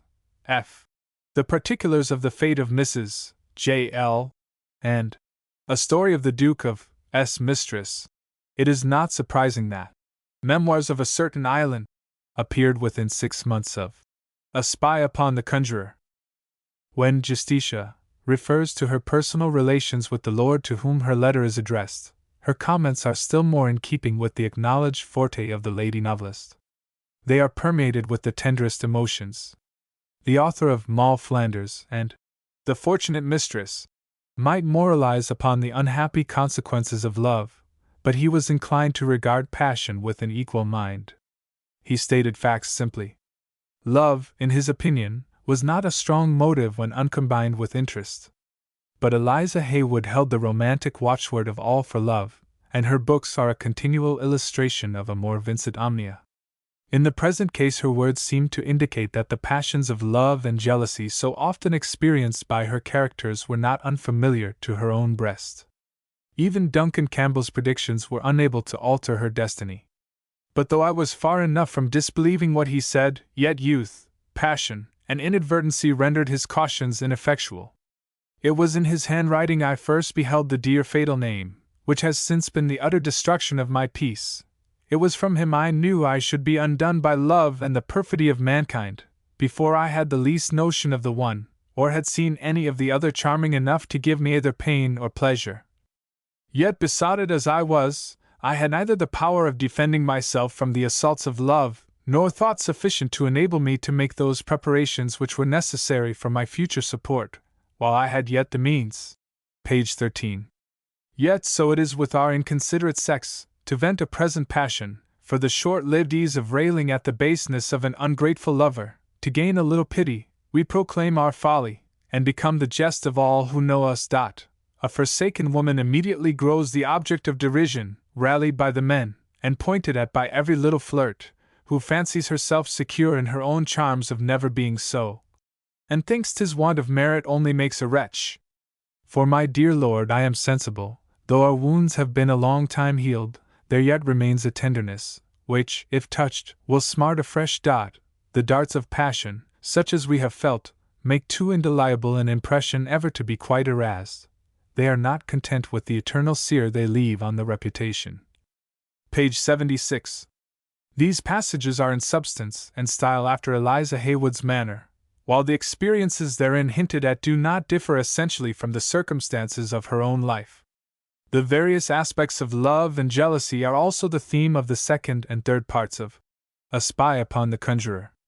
8. The 2 packets of letters were merely imaginary, unless the pseudonymous signatures of some of the missives may have aided contemporary readers to smoke allusions to current gossip. At any rate, the references are now happily beyond our power to fathom. Apparently the taste for Duncan Campbell anecdotes was stimulated by the piquant sauce of scandal, for beside the several issues of A Spy Upon the Conjurer, a second and smaller volume of the same sort was published on May 10, 1725. This 6-penny pamphlet of 40 pages, entitled The Dumb Projector, being a surprising account of a trip to Holland made by Mr. Duncan Campbell, with the manner of his reception and behavior there, as also the various and diverting occurrences that happened on his departure, was, like the former work, couched in the form of a letter to a nobleman and signed Justitia, both from internal evidence 9, and from the style it can be assigned with confidence to the author of A Spy Upon the Conjurer. The story, relating how Mr. Campbell was induced to go into Holland in the hope of making his fortune, how he was disappointed, the extraordinary instances of his power, and his adventures, amatory and otherwise, is of little importance as a narrative. The account differs widely from that of Campbell's trip to the Netherlands in the Life and Adventures of 1720. Soon after the publication of The Dumb Projector, Defoe also made a second contribution to the now considerable Duncan Campbell literature under the title of The Friendly Daemon, or The Generous Apparition, being a true narrative of a miraculous cure newly performed upon Dr. Duncan Campbell by a familiar spirit that appeared to him in a white surplice, like a cathedral singing boy. The quotation of the story from Glanville already used by the prophet's original biographer, and the keen interest in questions of the supernatural displayed by the writer, make the attribution of this piece to Defoe a practical certainty. Evidently, then, Eliza Haywood was not the only one to profit by keeping alive the celebrity of the fortune-teller. The year 1728 was marked by the reissue of the Life and Adventures as The Supernatural Philosopher by William Bond, whose probable connection with the work has already been discussed, and by the publication in the Craftsman 10 of a letter signed Fidelia, describing a visit to Duncan Campbell. The writer, who professes an intense admiration for Mr. Caleb Danvers and all his works, relates how the dumb oracle, after writing down her name, had prophesied that the craftsman would certainly gain his point in 1729. She concludes with praise of Mr. Campbell, and an offer to conduct Caleb to visit him on the ensuing Saturday. That the communication was not to be regarded as a companion piece to the letter from Dulcibella Thanclay in the Spectator, No. 474, was the purport of the editorial statement which introduced it. I shall make no other apology for the vanity which I may seem guilty of in publishing the following letter, than assuring the reader it is genuine, and that I do it in compliance with the repeated importunity of a fair correspondent. The style of the letter does not strongly suggest that of a spy upon the conjurer, though the concluding sentence, "Love shall be there too, who waits forever upon wit," is a sentiment after Eliza's heart. And moreover, though Fidelia and Justitia may be one and the same persons, Mr. Danvers' assurances that the letter is genuine are not to be relied upon with too much confidence, for had he wished to praise himself, he would naturally have resorted to some such device. The last volume relating to the Scotch wizard did not appear until 1732, 2 years after Campbell's death. Secret Memoirs of the late Mr. Duncan Campbell, the famous deaf and dumb gentleman, written by himself, who ordered they should be published after his decease, consisted of 164 pages devoted to miscellaneous anecdotes of the prophet, a reprint of Defoe's Friendly Damon, page 166. Original letters sent to Mr. Campbell by his consultors, page 196, and an appendix, by way of vindication of Mr. Duncan Campbell, against that groundless aspersion cast upon him, that he but pretended to be deaf and dumb, by a friend of the deceased, page 225. The authorship of this book has received but slight attention from students of Defoe, and still remains something of a puzzle. No external evidence on the point has yet come to light, but some probable conclusions may be reached through an examination of the substance and style. In the first place, there is no probability, the statement on the title page notwithstanding, that Mr. Campbell himself had anything to do with the composition of the memoirs. Since the magician had taken no part in the literary exploitation of his fame during his lifetime, it is fair to infer that he did not begin to do so 2 years after his death. Moreover, each of the three writers, Bond, Defoe, and Eliza Haywood, already identified with the Campbell pamphlets, was perfectly capable of passing off fiction as feigned biography. Both the author of Memoirs of a Cavalier and the scribbler of secret histories had repeatedly used the device. There is no evidence, however, that William Bond had any connection with the present work, but a large share of it was almost certainly done by Defoe and Mrs. Haywood. The former had died full of years on April 26, 1731, about a year before this Secret Memoirs was published. It is possible, however, that he may have assembled most of the material for the book and composed a number of pages. The inclusion of his Friendly Damon makes this suspicion not unlikely. And furthermore, certain anecdotes told in the first section, particularly in the first 80 pages, are such stories as would have appealed to Defoe's penchant for the uncanny, and might well have been selected by him. The style is not different from that of pieces known to be his.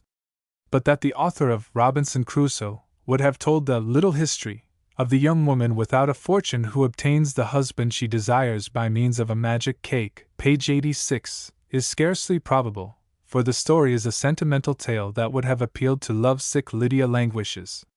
As far as we know, Defoe remained hard-headed to the last. But Mrs.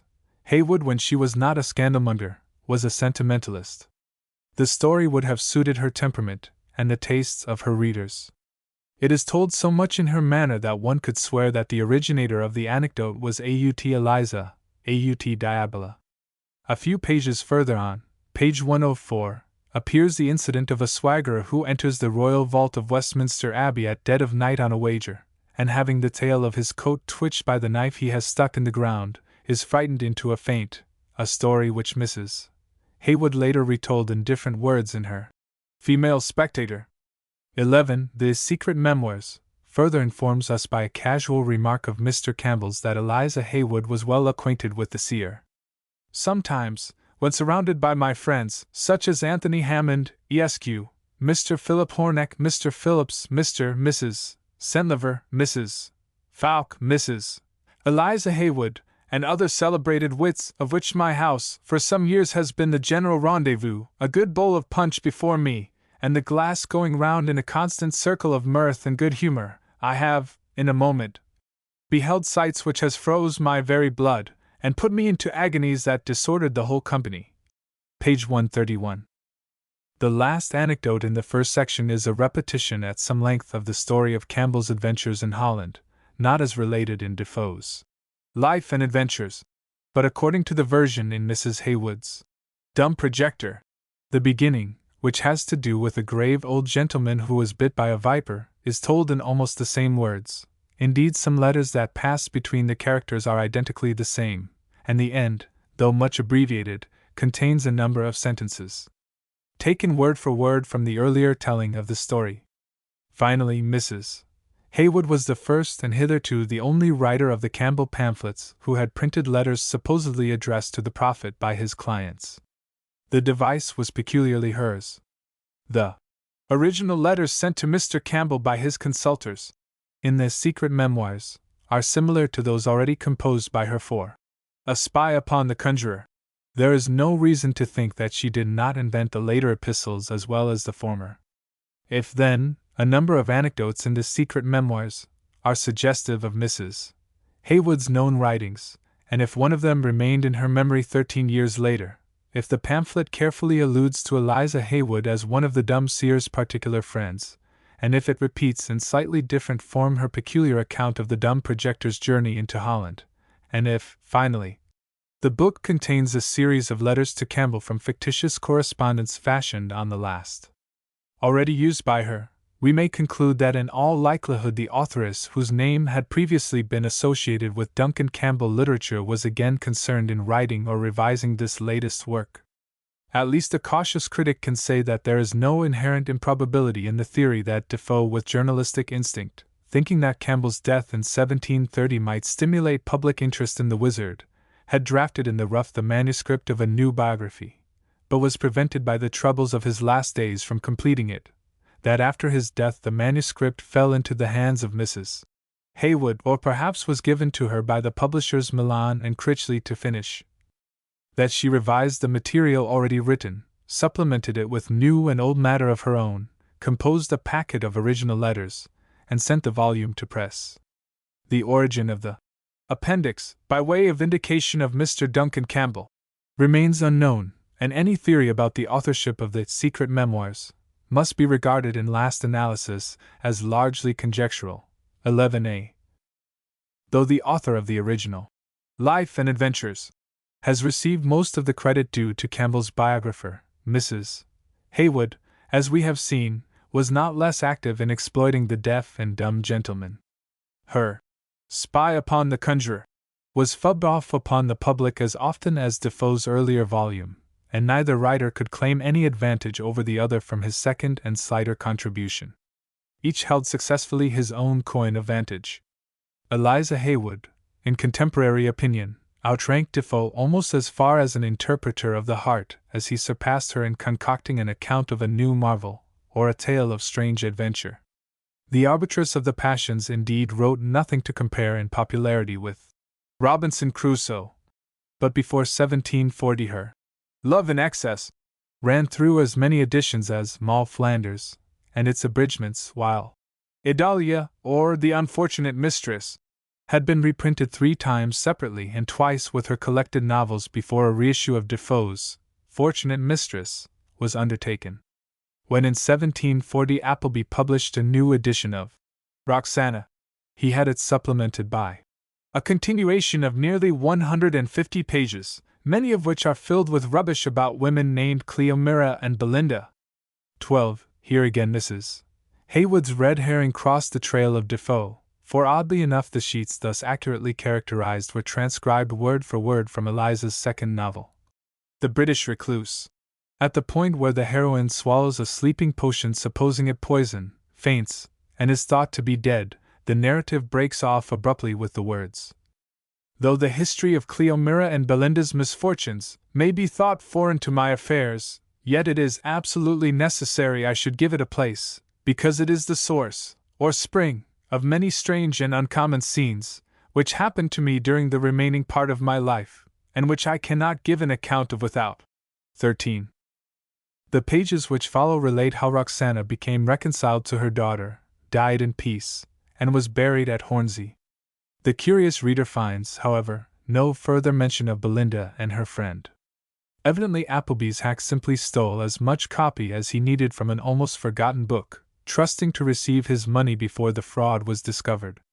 The volumes of Eliza Haywood were indeed a mine of emotional scenes, and those who wished to read of warm desires or palpitating passions had to turn to her romances or do without.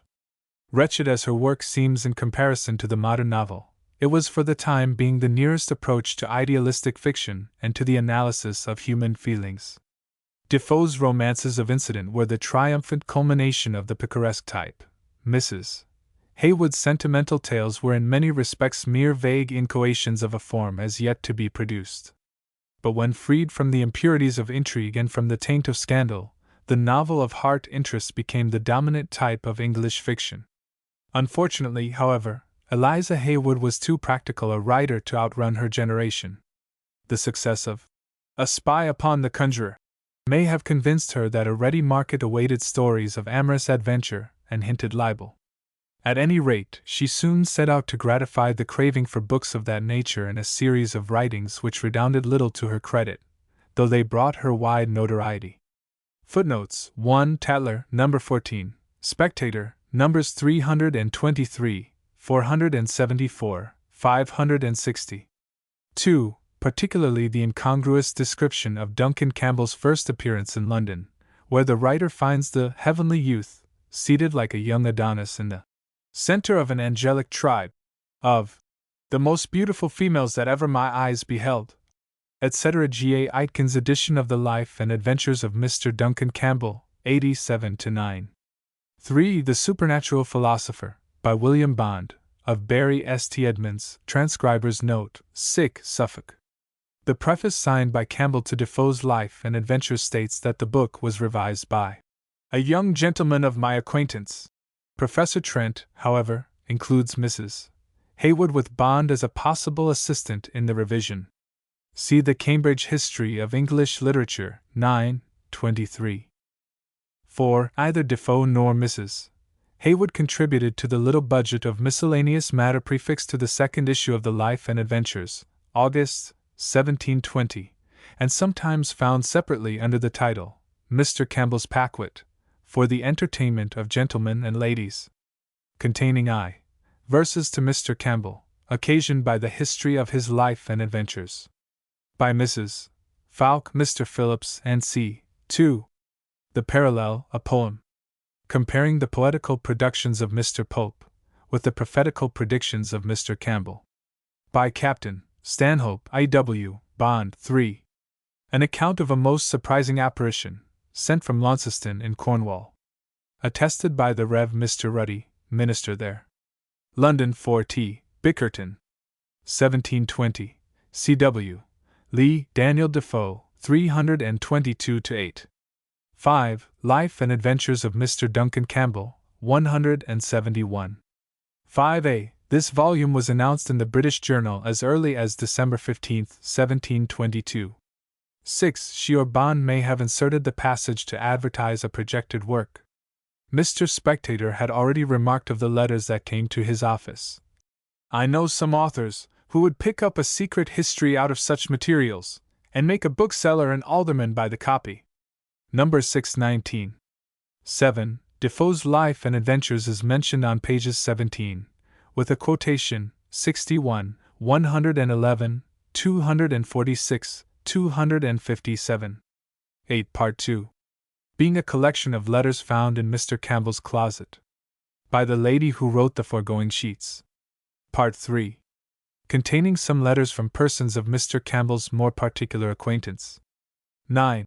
The pleasure with which you received my Spy on the Conjurer encourages me to offer you a little supplement to it, having since my finishing that book had the opportunity of discovering something concerning Mr. Campbell, which I believe your lordship will allow to be infinitely more surprising than anything I have yet related. The Dumb Projector. 5. Mr. G. A.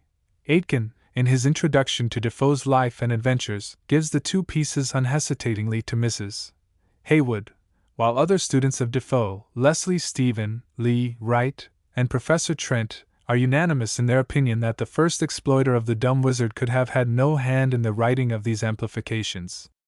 The latest bibliographer of romances and tales, Mr. Arundel S. Dale, however, follows the B.M. catalogue enlisting the Dumb Projector under the convenient name of Defoe. 10. Number 125, Saturday, November 23, 1728. 11. The Female Spectator, 1745, 246. 11a. In 1734 appeared a compilation of tables for computing Easter, etc., entitled Times Telescope Universal and Perpetual, fitted for all countries and capacities, by Duncan Campbell. What connection, if any, this book had with the fortune teller or with any of the persons connected with his biography appears not to have been determined. 12. G. A. Aitken, Introduction to the Fortunate Mistress. 8. 13. The Fortunate Mistress, or A History of the Life and Vast Variety of Fortunes of Mademoiselle de Belle. London, printed for E. Appleby. 1740, page 359. Pages 300 to 59 are taken from The British Recluse. Chapter 4. Secret Histories and Scandal Novels. Some tentative experiments in the way of scandalmongering may be found in Mrs. Haywood's work even before the first of her Duncan Campbell pamphlets. Many of the short romances discussed in the second chapter were described on the title page as secret histories, while others apparently indistinguishable from them in kind were denominated novels. Love in Excess and The Unequal Conflict, for instance, were given the latter title, but a tale like Phantomena, evidently imaginary, purported to be the secret history of an amour between two persons of condition. The British Recluse was in subtitle The Secret History of Cleomira, and Cleomelia, or The Generous Mistress, claimed to be the secret history of a lady lately arrived from Bengal. The writer attached no particular significance to her use of the term, but employed it as a means of stimulating a meretricious interest in her stories. In fact, she goes out of her way in the preface to The Injured Husband to defend herself, and at the same time to suggest the possibility that her novel might contain references to English contemporaries. The defense is carefully worded so that it does not constitute an absolute denial, but rather whets the curiosity. It is not, therefore, to excuse my want of judgment in the conduct, or my deficiency of expressing the passions I have endeavored to represent, but to clear myself of an accusation, which, I am informed, is already contrived and prepared to thunder out against me, as soon as this is published, that I take this pains. A gentleman, who applies the little ingenuity he is master of to no other study than that of sowing dissension among those who are so unhappy, and indeed unwise, as to entertain him, either imagines, or pretends to do so, that though I have laid the scene in Paris, I mean that the adventure should be thought to have happened in London, and that in the character of a French baroness I have attempted to expose the reputation of an English woman of quality. I should be sorry to think the actions of any of our ladies such as you'd give room for a conjecture of the reality of what he would suggest. But suppose there were indeed an affinity between the vices I have described, and those of some woman he knows, for doubtless if there be, she must be of his acquaintance. I leave the world to judge to whom she is indebted for becoming the subject of ridicule, to me for drawing a picture whose original is unknown, or to him who writes her name at the bottom of it. However, if I had designed this as a satire on any person whose crimes I had thought worthy of it, I should not have thought the resentment of such a one considerable enough to have obliged me to deny it. But as I have only related a story, which a particular friend of mine assures me is matter of fact, and happened at the time when he was in Paris, I would not have it made use of as an umbrage for the tongue of scandal to blast the character of any one, a stranger to such detested guilt. Before long the term, secret history, fell into disrepute, so that writers found it necessary to make a special plea for the veracity of their work. The double marriage, the mercenary lover, and persecuted virtue were distinguished as true secret histories, and in the preface to the Père Hebrew, or a true but secret history of two Jewish ladies who lately resided in London, Mrs. Haywood at once confessed the general truth of the charge against the type and defended the accuracy of her own production. There are so many things, merely the effect of invention, which have been published, of late, under the title of secret histories, that, to distinguish this, I am obliged to inform my reader that I have not inserted one incident which was not related to me by a person nearly concerned in the family of that unfortunate gentleman, who had no other consideration in the choice of a wife than to gratify a present passion for the enjoyment of her beauty. About 1729 Eliza Haywood seems to have found the word life, or memoirs, on the title page a more effective means for gaining the credence of her readers, and after that time she wrote, in name at least, no more secret histories. The fictions so denominated in secret histories, novels, and poems were in no way different from her novels, and had only the slightest, if any, foundation in fact. A novel actually based upon a real occurrence, however, is Delinda, or The Double Marriage, being the genuine history of a very recent and interesting adventure. 1749, not certainly known to have been written by Mrs. Haywood, but bearing in the turns of expression, the letters, and the moralized ending, almost indubitable marks of her handiwork. One at least of her favorite quotations comes in at an appropriate point, and the preface to the reader states that the author's sole design is to show the danger of inadvertently giving way to the passions, a stock phrase with the author of Love in Excess. The Monthly Review informs us that the story is the affair betwixt Mr. Cresswell and Miss Scrope, thrown into the form of a novel.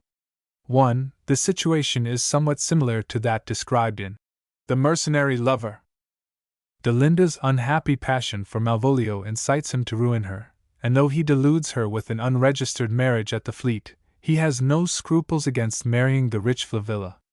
Wishing to possess both Flavilla's fortune and Delinda's charms, he effects a reconciliation with the latter by promising to own their prior contract, but when he comes out into the open and proposes to entertain her as a mistress, she indignantly returns to her grandmother's house, where she summons her brother and her faithful lover, Leander, to force her perfidious husband to do her justice. The latter half of the novel is a tissue of intrigue upon intrigue, with a complication of lawsuits and letters in which Malvolio's villainy is fully exposed, and he is forced to separate from Flavilla, but is unable to exert his claims upon Delinda. She in turn cannot wring from him any compensation, nor can she in conscience recompense the faithful love of Leander, while her husband is living. Thus all parties are sufficiently unhappy to make their ways a warning to the youth of both sexes. Evidently the history, though indeed founded on fact, differs from the works of Mrs.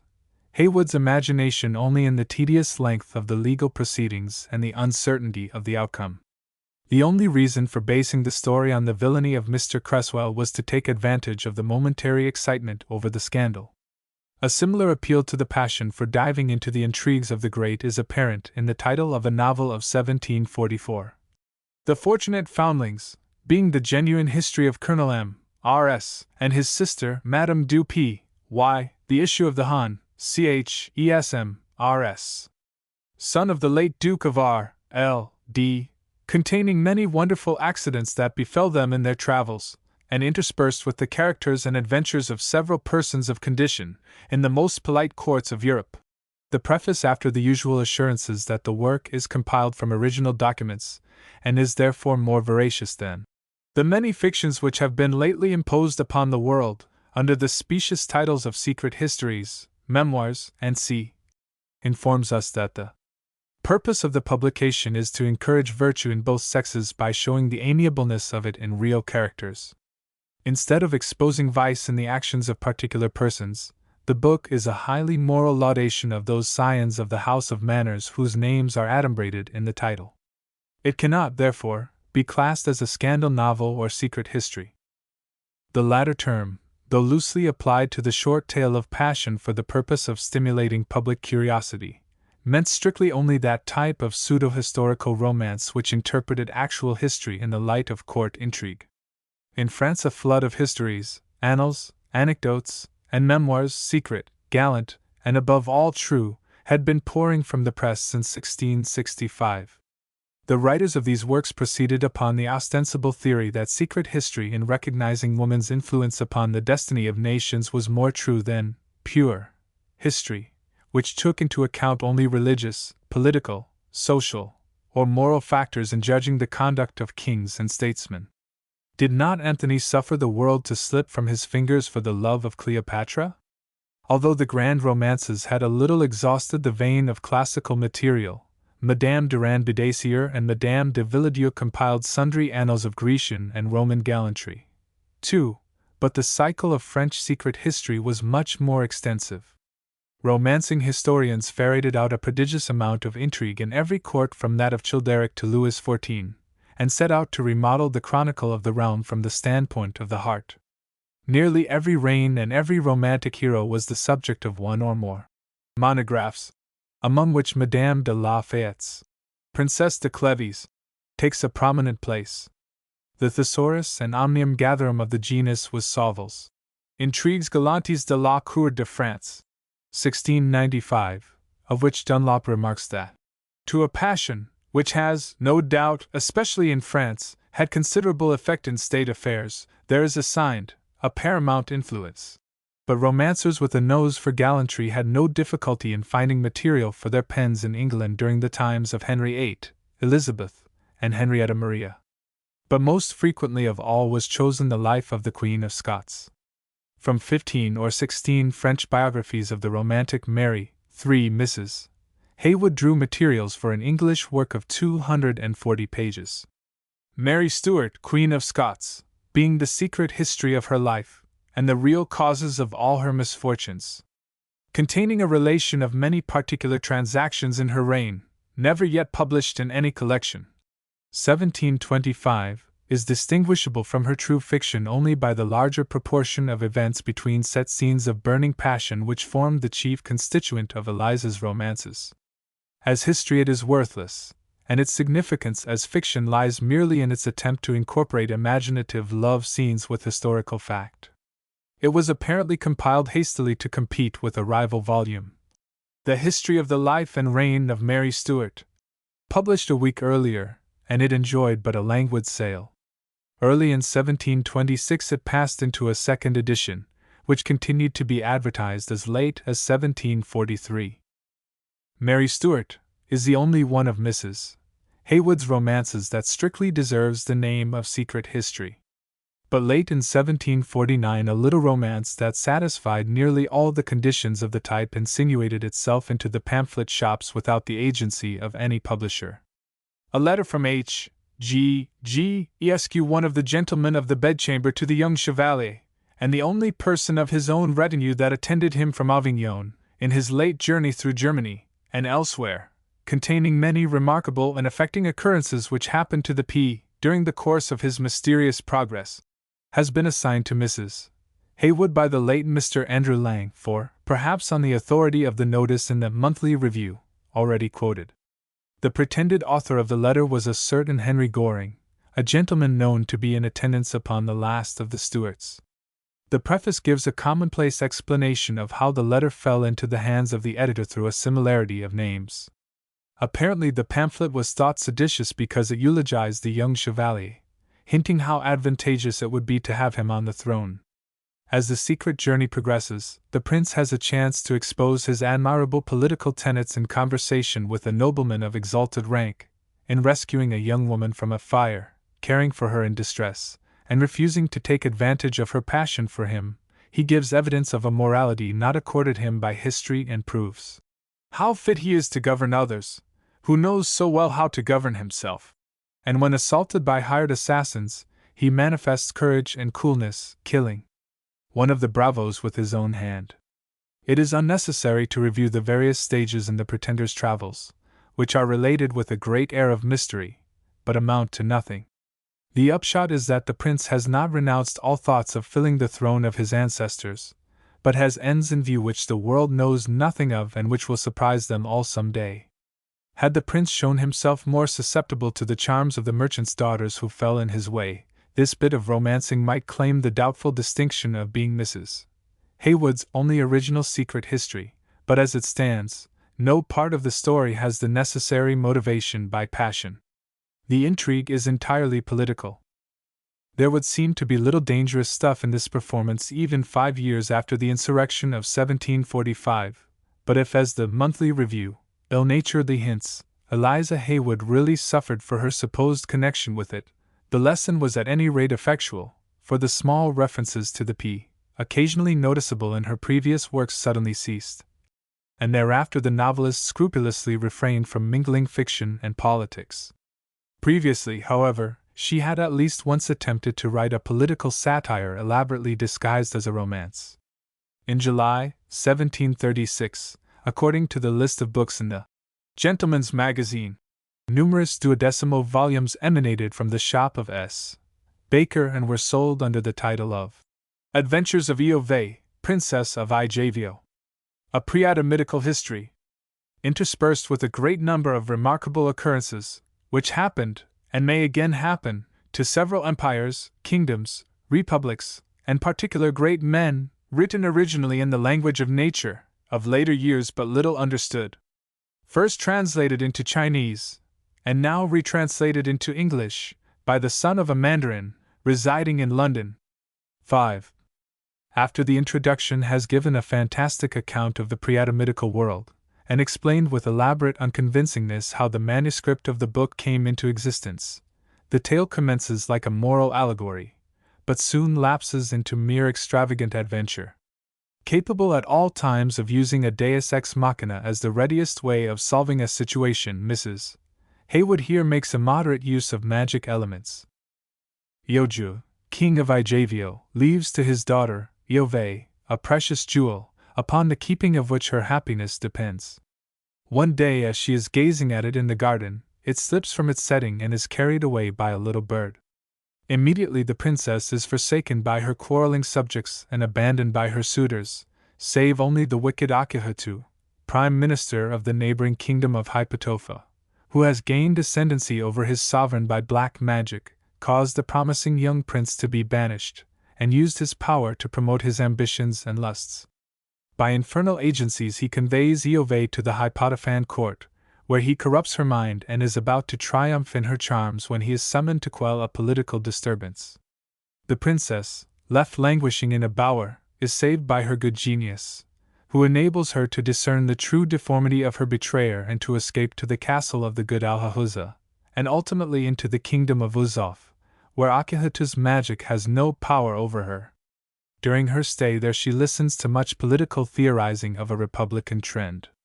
Akhenaten succeeds in kidnapping her, and she is only saved from his loathed embraces by discovering one of his former mistresses in the form of a monkey whom she manages to change back into human shape and substitutes in her stead. While the statesman is employed as a lover, the populace led by Alhahuza storm the palace.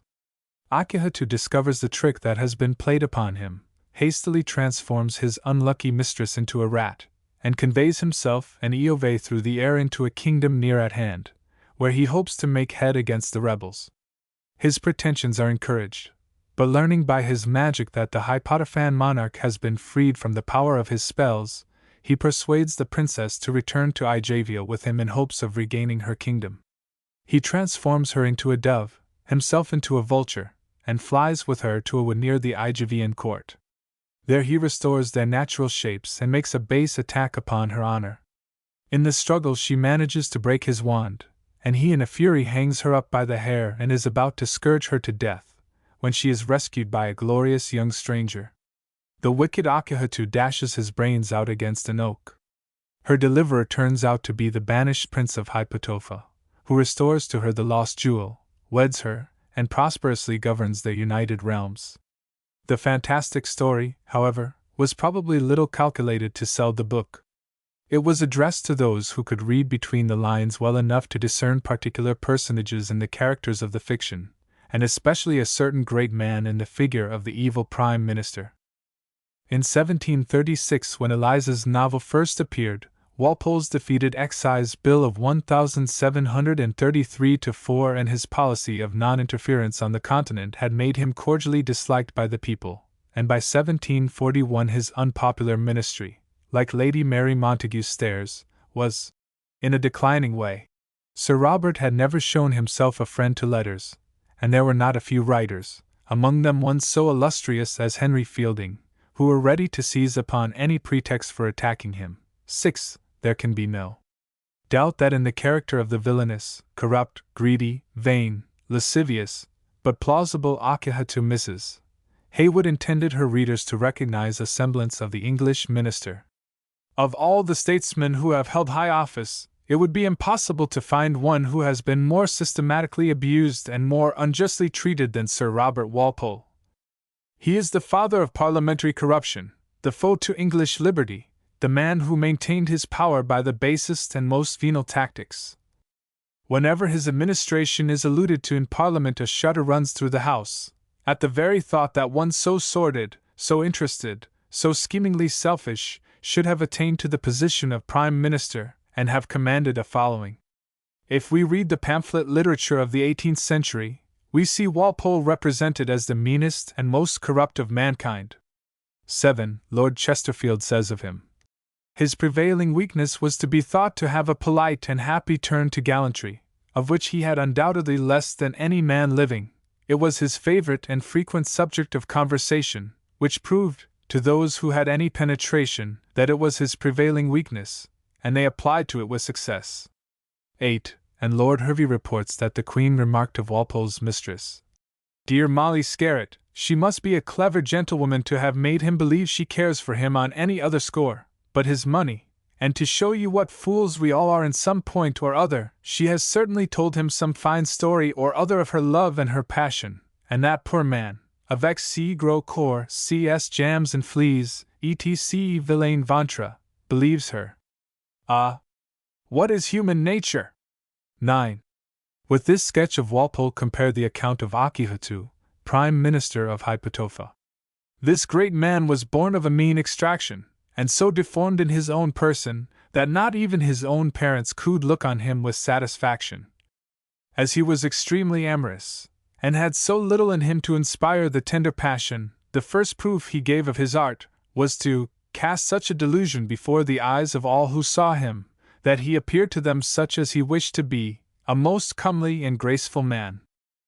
With this advantage, joined to the most soothing and insinuating behavior, he came to court, and by his artifices, so wound himself into the favor of some great officers, that he was not long without being put into a considerable post. This he discharged so well, that he was soon promoted to a better, and at length to those of the highest trust and honor in the kingdom. But that which was most remarkable in him, and very much contributed to endear him to all sorts of people, was that his elevation did not seem to have made the least change in his sentiments.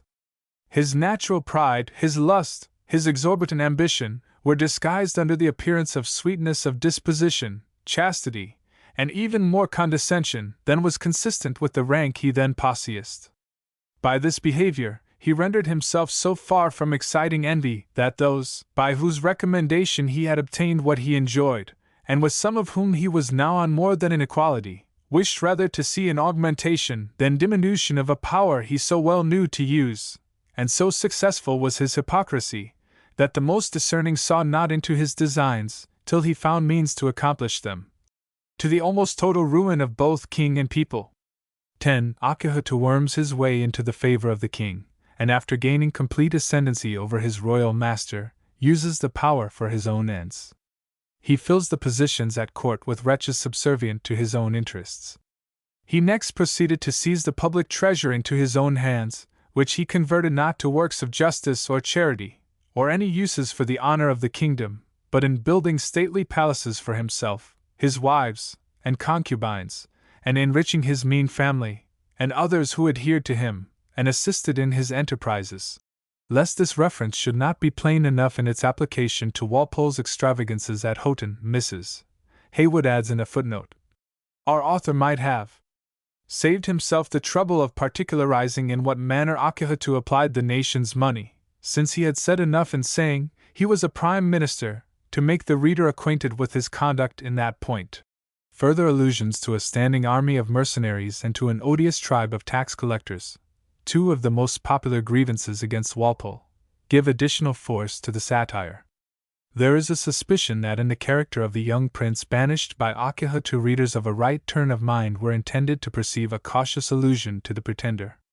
Transcriber's note, quotes in paragraph in original, not block quote. That Walpole not only perceived, but actively resented the affront, we may infer, though evidence is lacking, from the 6 years of silence that followed the publication of the satire. Perhaps the government saw fit to buy off the troublesome author by a small appointment, but such indulgent measures were not usually applied to similar cases. More probably Eliza found it wise to seek in France or some neighboring country the safety from the malignant power of the Prime Minister that her heroine sought in the kingdom of Luzoff. The Adventures of Eove contains almost the last of the dedications written in a servile tone to a patron whose favor Mrs. Haywood hoped to curry. Henceforward she was to be more truly a woman of letters in that her books appealed ostensibly at least only to the reading public. The victim of her final eulogy was the redoubtable Sarah, Duchess Dowager of Marlborough, who, when finding herself addressed as, "O most illustrious wife, and parent of the greatest, best, and loveliest, it was not sufficient for you to adorn posterity with the amiableness of every virtue," etc., etc., may perhaps have recalled how her shining character had been blackened some 12 years before in a licentious volume called Memoirs of a Certain Island Adjacent to the Kingdom of Utopia. 11. Had her Grace been aware that the reputed author of that comprehensive lampoon was none other than the woman who now outdid herself in praise, Eliza Haywood would probably have profited little by her panegyric. For though the Memoirs of a Certain Island, like the Adventures of Eove, made a pretense of being translated into English from the work of a celebrated utopian author, the British public found no difficulty in attributing it by popular acclaim to Mrs. Haywood, and she reaped immense notoriety from it. In prefaces to some of her subsequent works she complained of the readiness of the world to pick meanings in whatever was published by a struggling woman, or protested that she had no persons or families in view in writing her stories, but she never disclaimed the authorship of this production. Undoubtedly the world was right in smoking the writer. 12. If before she had retailed secret histories of late amours singly, Mrs.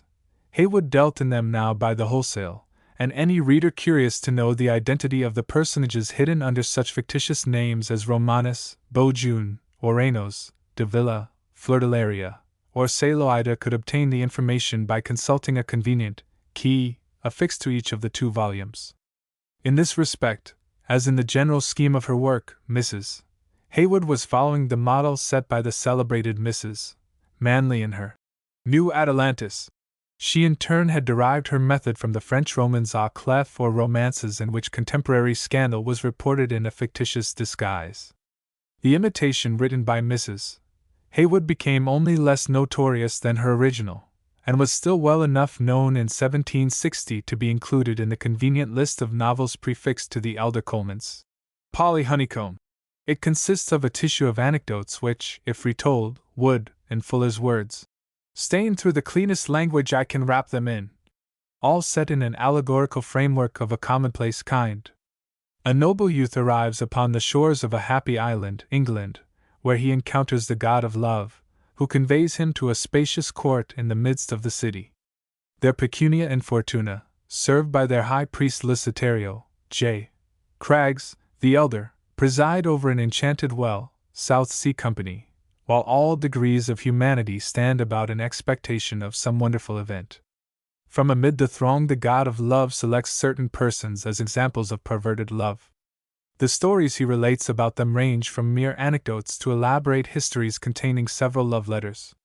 In substance, these tales consist of the grossest scandal that could be collected from the gossip of profligate society. After hearing more than a satiety of these illustrations, the youth beholds the genius of the isle, supported by Astrea and reason, exposing the fraud of the enchanted well to the dismay of the greedy rabble. The young stranger then sinks to rest in a perfumed bower, while the god of love and the genius of the isle set about a much-needed reformation of manners. None of the skimmings of contemporary gossip poured out in the 2 volumes deserves the least consideration, save such as reveal the fair writer's relations with other authors. In return for Savage's eulogy of her love in excess and rash resolve, the scribbling dame included in her scandal novel the story of his noble parentage substantially as it had already been told by Aaron Hill in the Plain Dealer, for June 24, 1724. But in addition she prefaced the account with a highly colored narrative of the amours of Masonia and Reverius. 13. However much the author of The Bastard may have desired to prove his noble origin, he might easily have resented a too open flaunting of his mother's disgrace. Moreover, Mrs. Haywood hinted that his unfeeling mother was not the only woman whom the poet had to fear. By the insinuations of a female fury, a pretender to the art of poetry, for whom Eliza has no words too black, in fact some of her epithets are too shady to be quoted, he has been led into actions, mean, unjust, and wicked. The vile woman, it seems, has been guilty of defaming the reputations of others. The monster whose soul is wholly composed of hypocrisy, envy, and lust, can ill endure another woman should be esteemed mistress of those virtues she has acted with too barefaced an impudence to pretend to, and is never so happy as when by some horrid stratagem she finds the means to traduce and blast the character of the worthy. With how much readiness the easily deceived Reverius Savage has obliged her in spreading those reports, coined in the hellish mint of her own brain, I am sorry to say. It cannot be doubted but that he has lost many friends on her account, in particular one there was who bore him a singular respect, though no other ways capacitated to serve him than by good wishes. This person received a more than common injury from him, through the instigations of that female fury, but yet continuing to acknowledge his good qualities, and pitying his falling into the contrary, took no other revenge than writing a little satire, which is having published some admirable fine things, in the praise of friendship and honor, gave a handsome opportunity for. Volume 1, page 184. From the exceptional animus displayed by Eliza Haywood in describing her colleague in the school for scandal, one may suspect that the lightning had struck fairly near home. One is almost forced to believe that Savage's well-wisher, the writer of the little satire to the ingenious Reverius, on his writing in the praise of friendship, was none other than Eliza herself. 14. Exactly what injury she had sustained from him and his siren is not known, but although he still stood high in her esteem, she was implacable against that worse than Lays, whom in a long and pungent description she satirized under the name of Gloetitia. Behold another, in everything as ridiculous, in some more vile, that big-boned, buxom, brown woman. Of all the gods there is none she acknowledges but Phoebus, him she frequently implores for assistance, to charm her lovers with the spirit of poetry. She pretends, however, to have an intimate acquaintance with the Muses, has judgment enough to know that ease and please make a rhyme, and to count 10 syllables on her fingers. This is the stock with which she sets up for a wit, and among some ignorant wretches passes for such, but with people of true understanding, nothing affords more subject of ridicule than that incoherent stuff which she calls verses. She bribed, with all the favors she is capable of conferring, a bookseller, Curl, famous for publishing soft things, to print some of her works, The Amours of Cleo and Strephon, 1719, on which she is not a little vain, though she might very well have spared herself the trouble. Few men, of any rank whatsoever, but have been honored with the receipt of some of her letters both in prose and measure, few coffee-houses but have been the repository of them. 15.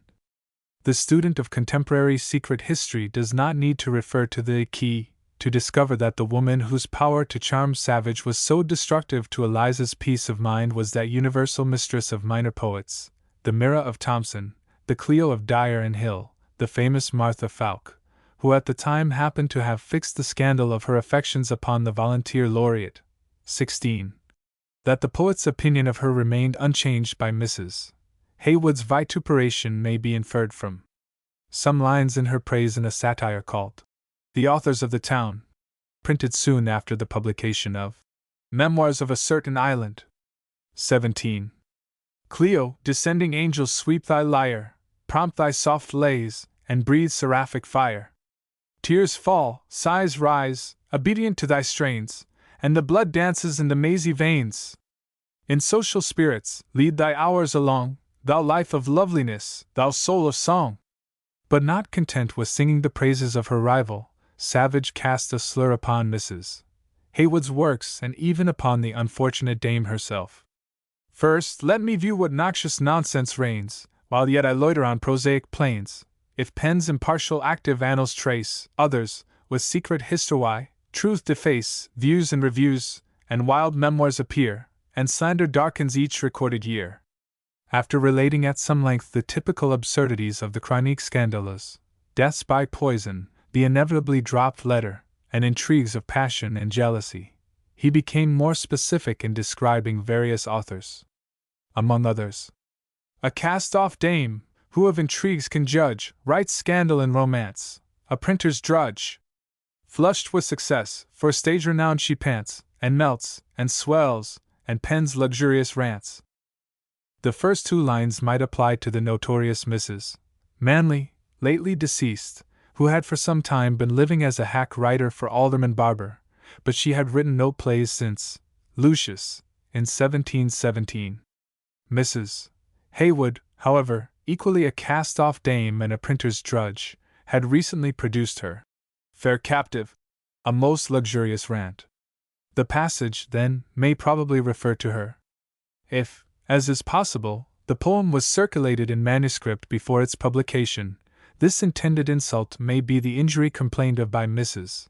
Haywood in Memoirs of a Certain Island, though she was content to retaliate only by heaping coals of fire upon the poet's bays, and though she even heightens the pathos of his story by relating how he had refused the moiety of a small pension from his mother upon hearing that she had suffered losses in the collapse of the South Sea scheme, Savage remained henceforth her implacable enemy. Perhaps her abuse of the divine Clio, the suspected instigator of his attacks upon her, may have been an unforgivable offense. No need to particularize further. We need not vex the shade of Addison by repeating what Eliza records of his wild kinsman, Eustace Budgell, Bellerio. No other person of literary note save Aaron Hill, favorably mentioned as Lorenus, appears in all the dreary 2 volumes. The vogue of the book was not due to its merits as fiction, which are slight, but to the spiciness of personal allusions. That such reading was appreciated even in the highest circles is shown by young Lady Mary Pierpont's defense of Mrs. Manley's New Atalantis. 18. In the history of the novel, however, the Roman à clef deserves perhaps more recognition than has hitherto been accorded it. Specific delineation was necessary to make effective the satire, and though the presence of the key made broad caricature possible, since each picture was labeled, yet the writers of scandal novels usually drew their portraits with an amount of detail foreign to the method of the romancers. 19. While the tale of passion developed the novelist's power to make the emotions seem convincing, the chronique scandaleuse emphasized the necessity of accurate observation of real men and women. But satire and libel, though necessitating detailed description, did not, like burlesque or parody, lead to the creation of character.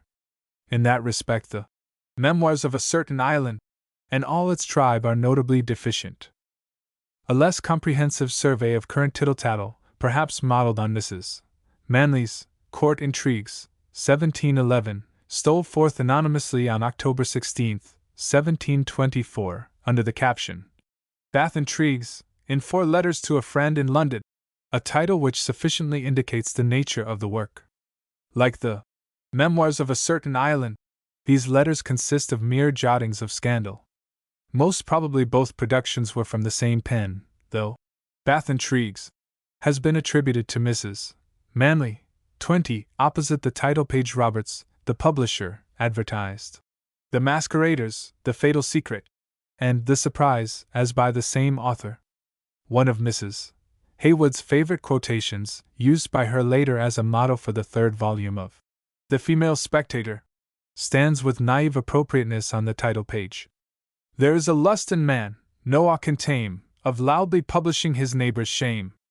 The writer of Bath Intrigues, moreover, did not hesitate to recommend Eliza's earlier novels to the good graces of scandal-loving readers, for she describes a certain letter as amorous as Mrs.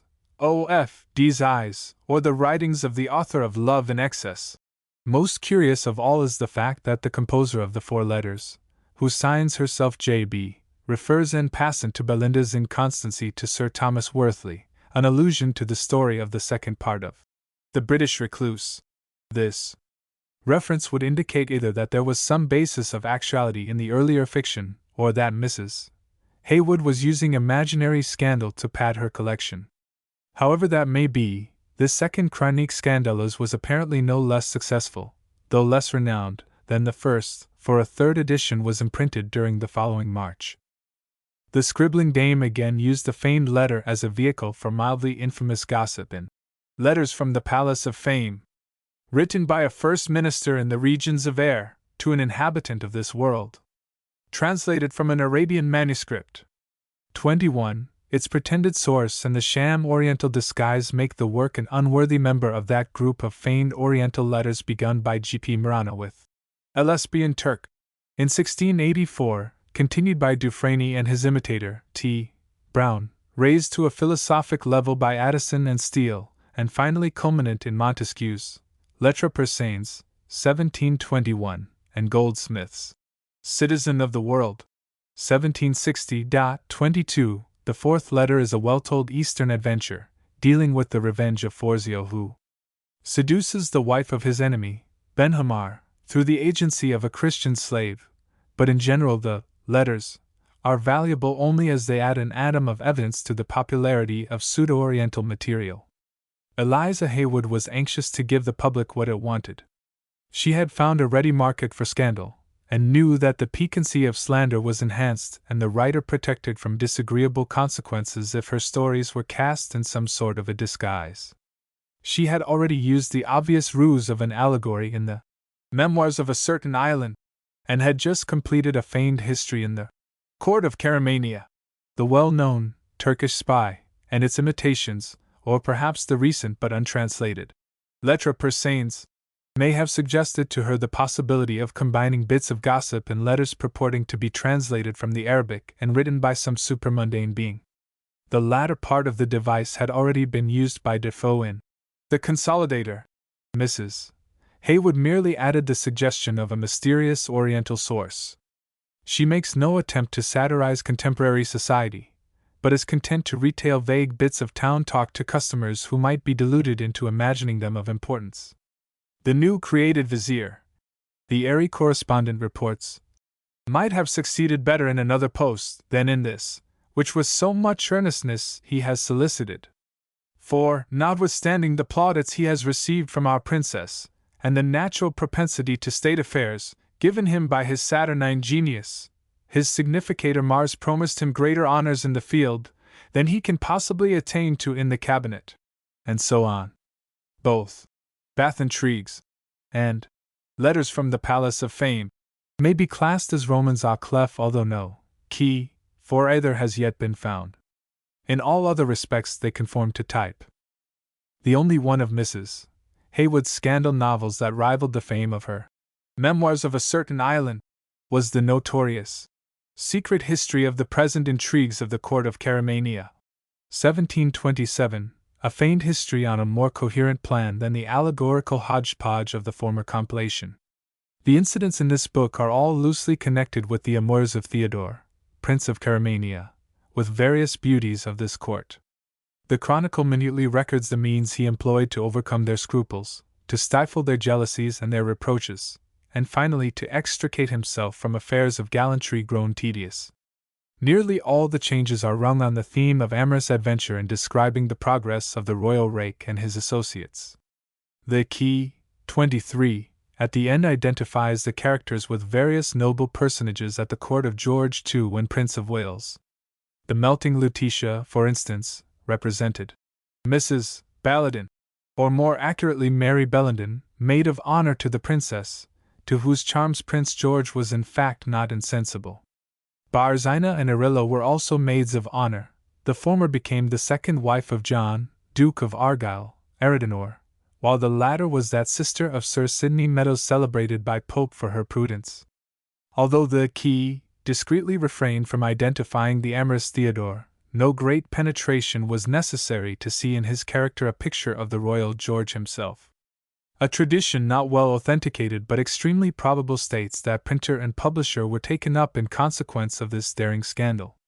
But more important in its effect upon the author's fortunes than any action of the outraged government was the resentment which her defamation of certain illustrious persons awakened in the breast of the dictator of letters.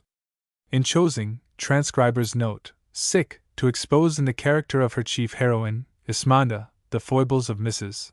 Henrietta Howard, the neighbor of Pope, the friend of Swift and Arbuthnot, and the admired of Lord Peterborough, Mrs. Haywood made herself offensive in the nostrils of the literary trio. The king's mistress, later the Countess of Suffolk, conducted herself with such propriety that her friends affected to believe that her relations with her royal lover were purely platonic, and they naturally failed to welcome the chronicle of her amours and the revelation of the slights which George too delighted to inflict upon her. Swift described the writer of the scandal as a stupid, infamous, scribbling woman. Winkworth a frown 24, Peterborough writing to Lady Mary Montague in behalf of his friend, the English Homer, sneered at the four remarkable poetesses and scribblers, Mrs. Centlivre, Mrs. Haywood, Mrs. Manley, and Mrs. Ben. Winkworth a frown 25, and Pope himself pilloried the offender to all time in his greatest satire. Footnotes 1. Monthly Review, I. 238. July, 1749. 2. Madame de Villedieu, Annales Galantes de Greece and les Exiles de la Cour d'Auguste. Madame de Ranby-Dacier, Les Belles Grecques, ou l'histoire de plus fameuses courtisanes de la Grèce. 3. B.M. Catalogue. 4a. Lang, History of English Literature, 1912, 458. Cianti, page 25. 5. Reissued as The Unfortunate Princess, or The Ambitious Statesman, 1741. 6. J. E. Wells, Fielding's Political Purpose in Jonathan Wild, Pamela, 28, No. I. pages 1 to 55. March, 1913. See also The Secret History of Mama Oello, 1733. The Curacao Bilda's character, i.e. Sir Robert Walpole's, will inform you that there were evil ministers even amongst the simple Indians. And The Statesman's Progress, or Memoirs of the Life, Administration, and Fall of Holy Chan, Premier Minister to Abensader, Emperor of China, 1733. 7. A. C. Ewald, Sir Robert Walpole, 1878, 444. 8. A. C. Ewald, Sir Robert Walpole, 450. 9. Lord Hervey's Memoirs, London, 1884 2, 143. 10. The Unfortunate Princess, 18, etc. 11. Memoirs of a Certain Island, 2, 249.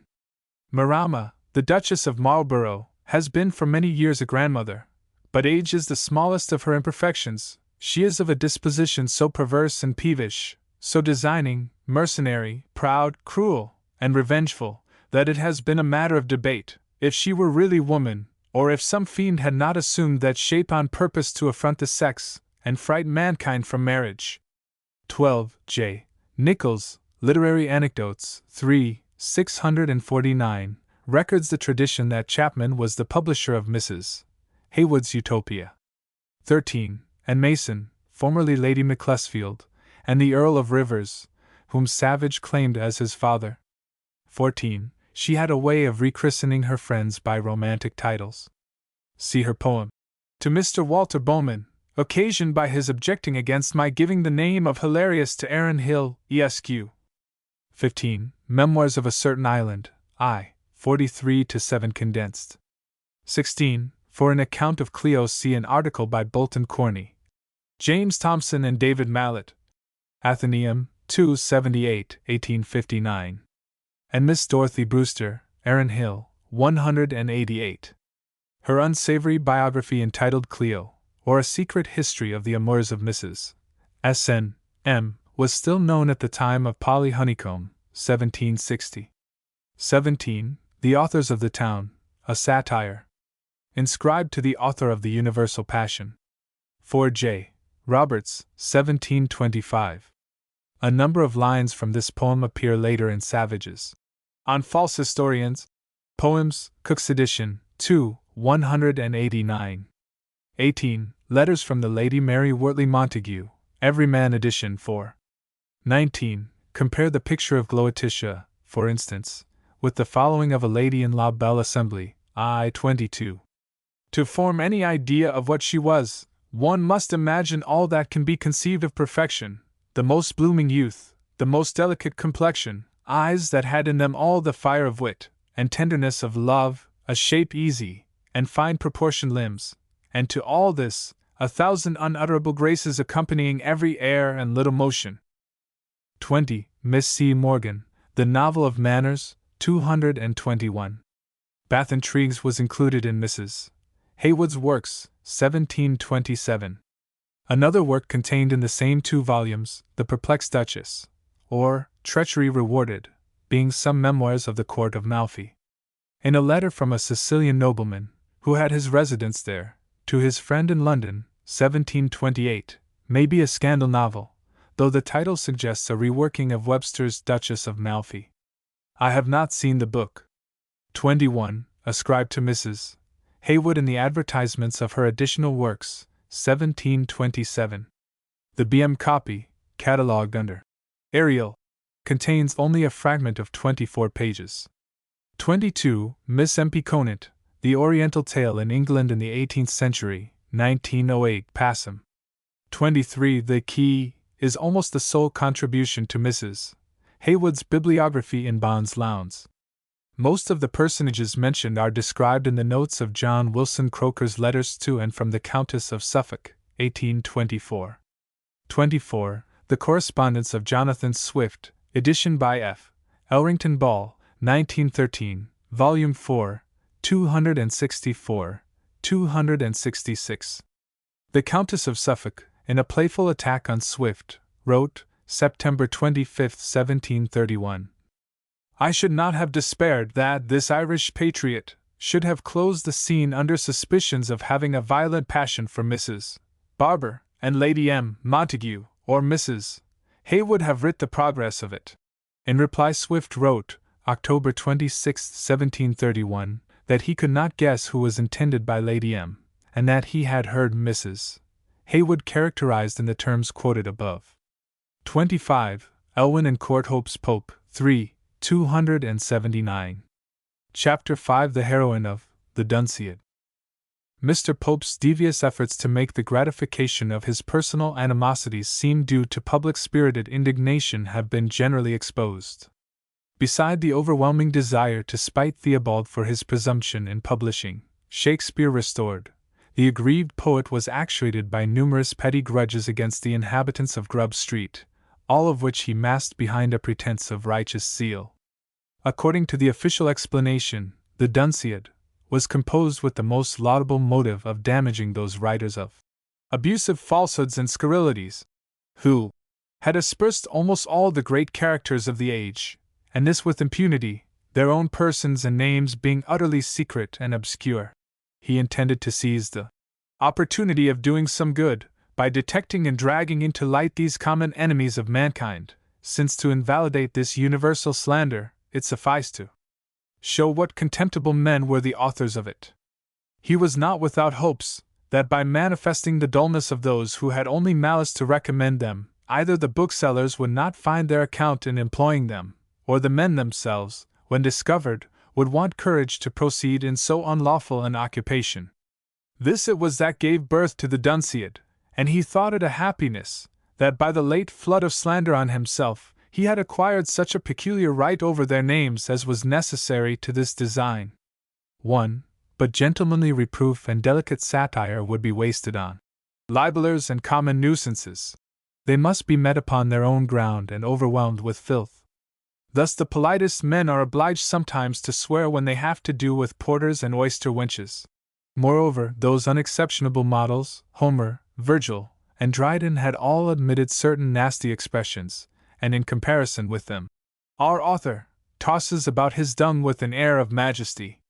2. In the episode devoted to the authoress of those most scandalous books called The Court of Caramania and The New Utopia, remarks the annotator of the Dunciad Variorum, is exposed, in the most contemptuous manner, the profligate licentiousness of those shameless scribblers, for the most part of that sex, which ought least to be capable of such malice or impudence, who in libellous memoirs and novels reveal the faults and misfortunes of both sexes, to the ruin of public fame, or disturbance of private happiness.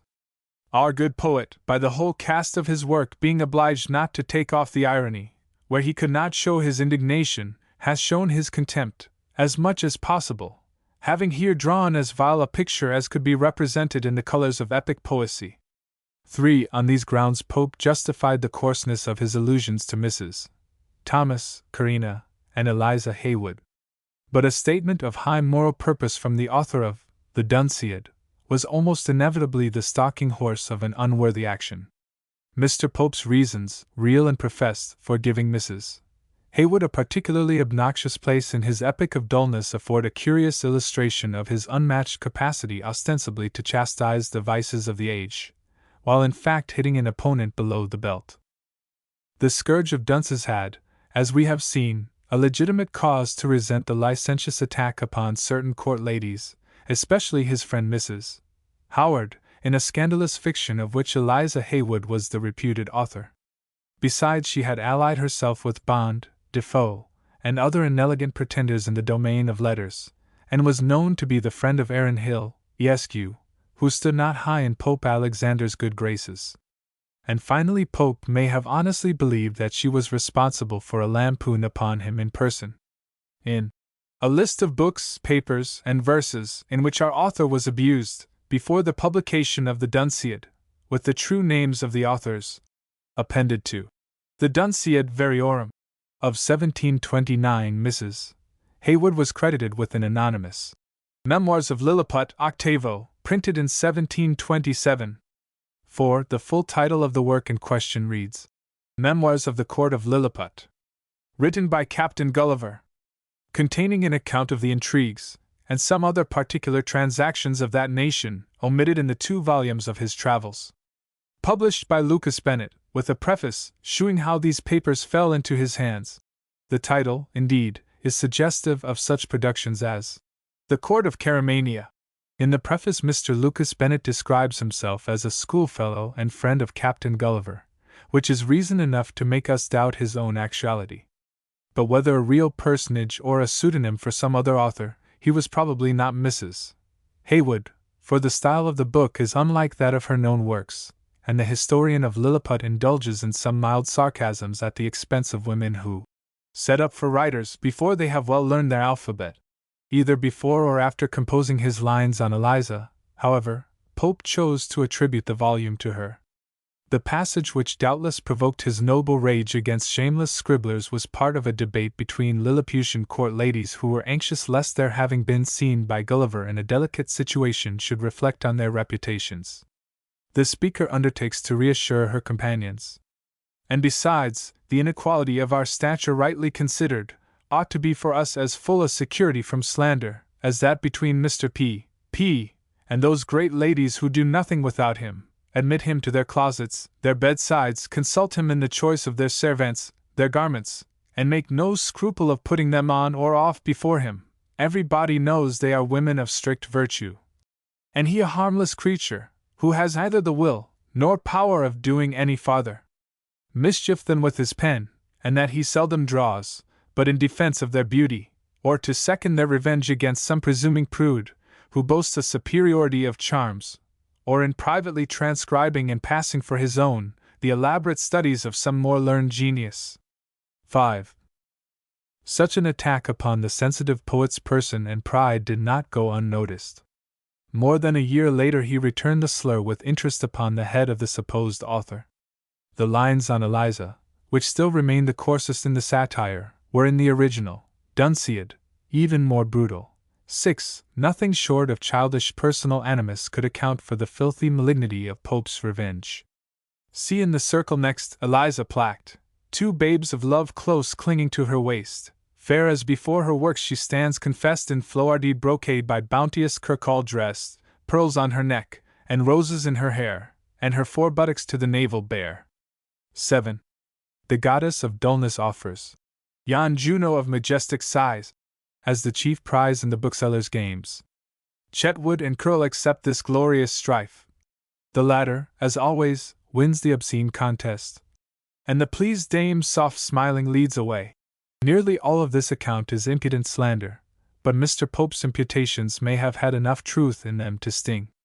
His description of Eliza is a savage caricature of her portrait by Kirkall prefixed to the first edition of her collected novels, plays, and poems, 1724.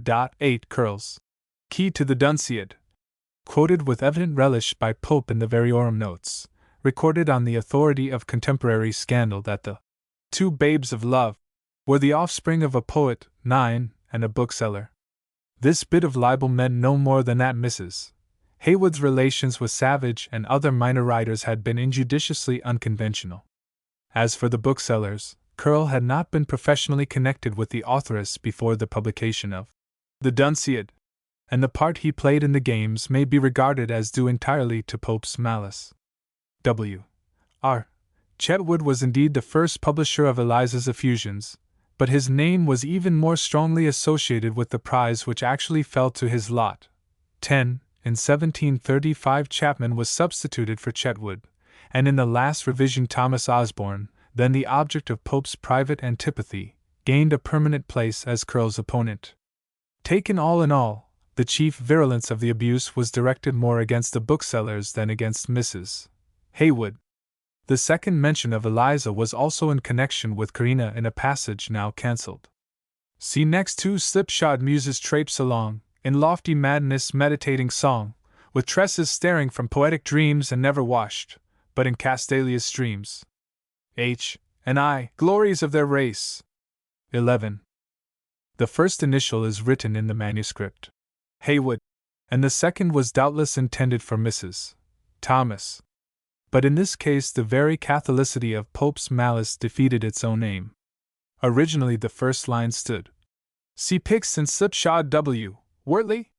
Traipse along. In 1729 the place of the abused Carina was given to Mrs. Centlivre, then 5 years dead, in retaliation for a verse satire called The Catholic Poet, or Protestant Barnaby's Sorrowful Lamentation, a ballad about Homer's Iliad. 1715. 12. Evidently abuse equally applicable to any one or more of 5 women writers could not be either specific or strikingly personal. Nothing can be inferred from the lines except that Pope despised the whole race of female wits and bore particular malice against certain of their number. Eliza Haywood sustained the largest share of anathema, for not only was she vilified in the poem, but Haywood's novels, and the offensive Court of Caramania, occupied a conspicuous position in the cargo of books carried by the ass laden with authors, which formed the well-known vignette to the quarto edition of 1729. In the universal howl raised against the persecutor by the afflicted dunces the treble part was but weakly sustained. Mrs. Thomas indeed produced a small 6-penny octavo, written for, and perhaps in conjunction with Curll, entitled Codrus, or the Dunciad Dissected, to which is added Farmer Pope and his son, 1729, but Mrs. Haywood's contribution was probably on her part unintentional, and was due entirely to the activity of the same infamous bookseller, who was among the first to get his replies and counter-slanders into print. 13. The Key to the Dunciad, already mentioned, ran through 3 editions in competition with an authorized key. The Popiad and the Curliad were rapidly huddled together and placed upon the market. Close upon the heels of these publications came the Female Dunciad, containing beside the Metamorphosis of P. into a Stinging Nettle, by Mr. Foxton, a novel called Irish Artifice, or The History of Clarina, by Mrs. Eliza Haywood. In a short introduction to the piece, Curll explained how it happened to fall into his hands. I am likewise to inform my female critics that they stand indebted to the entertaining pen of Mrs. Eliza Haywood for the following history of Clarina. It was sent to me by herself, on communicating to some of my friends the design I had of writing a weekly paper, under the title of The Rover, the scope of which is in some measure explained in her address to me, and this project I may yet perhaps put in execution. The novelette submitted to Curll for inclusion in his projected periodical relates how an Irish housekeeper named Aglora craftily promotes a runaway match between her son Merovius and the young heiress Clarina, who, deserted by her husband and disowned by her father, falls into the utmost misery. The story has no possible bearing either on Pope or on the Dunciad, but was evidently seized by the shifty publisher as the nearest thing to hand when he came to patch up another pamphlet against Pope. Nothing could be more characteristic of Curll than his willingness to make capital out of his own disgrace. So hurried was the compilation of The Female Dunciad, that he even printed the letter designed to introduce Mrs. Haywood's tale to the readers of the Rover. Pope, who assiduously read all the libels directed against himself, hastened to use the writer's confession of her own shortcomings in a note to the Dunciad Variorum of 1729-14. Mrs. Haywood admires at some length the Rover's intention of laying a foundation for a fabric, whose spacious circumference shall at once display the beautiful images of virtue in all her proper shapes, and the deformities of vice in its various appearances. An endeavor for a reformation of manners, in an age where folly is so much the fashion that to have run through all the courses of debauchery seem requisite to complete the fine gentleman, is an attempt as daring as it is noble, and while it engages the admiration and applause of the worthy and judicious few, will certainly draw on you the ridicule and hatred of that unnumbered crowd, who justly dread the lash of a satire, which their own dissolute behavior has given sting to. But I, who am perfectly acquainted with the sweetness of your disposition, and that tenderness with which you consider the errors of your fellow creatures, need not be informed, that while you expose the foulness of those facts, which renders them deservedly objects of reproach, you will not forget to pity the weakness of humanity and lethargy of reason, which at some unguarded hours steals on the souls of even the wisest men. And though I showed find, in the course of your papers, all the little inadvertencies of my own life recorded, I am sensible it will be done in such a manner as I cannot but approve. No particular intimacy between the author and the bookseller can be inferred from this extravagant, but conventional flattery. The interpretation of what Mrs.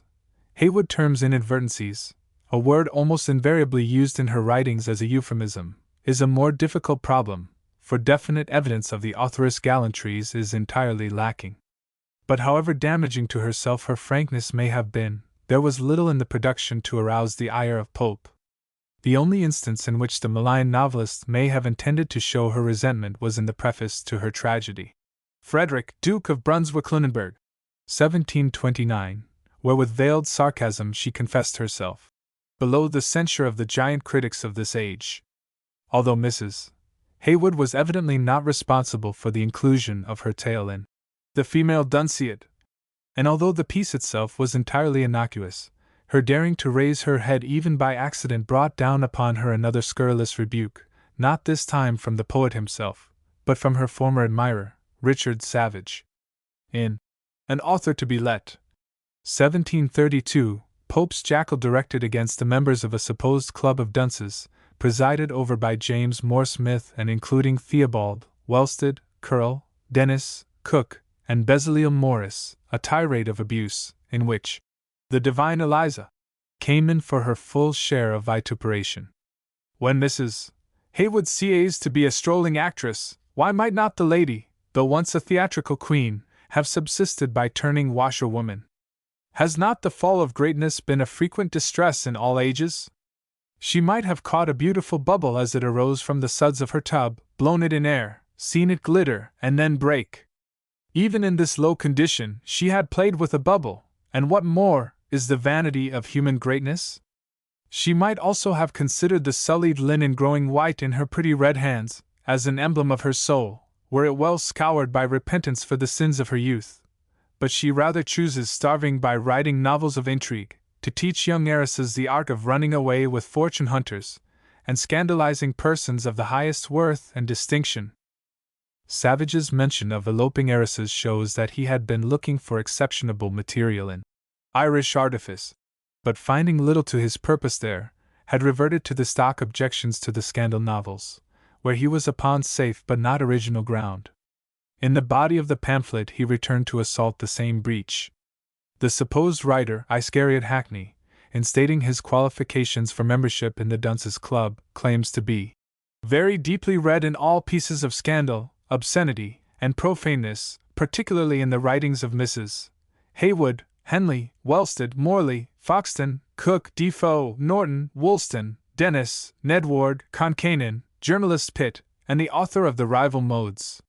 From these I propose to compile a very grand work, which shall not be inferior to Utopia, Chaeremania, Guttaverania, Art of Flogging, Daily Journal, Epigrams on the Dunciad, or Oratory Transactions.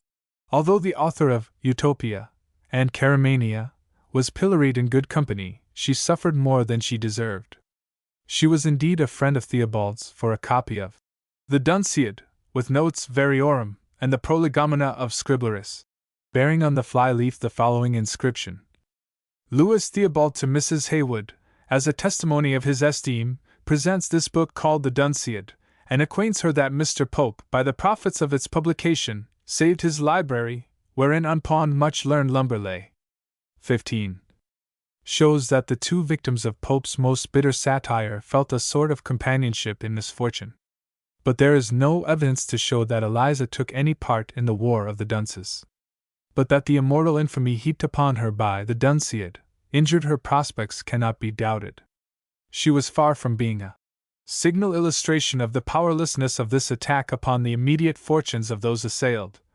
As Professor Lounsbury describes her, 16, it is true that she continued to write, though with less frequency than before, and that some of her best sellers were produced at a time when Pope's influence was at its height, but that the author was obliged to take extreme measures to avoid the ill consequences of the lampoon upon her may be proved by comparing the title pages of her earlier and later novels.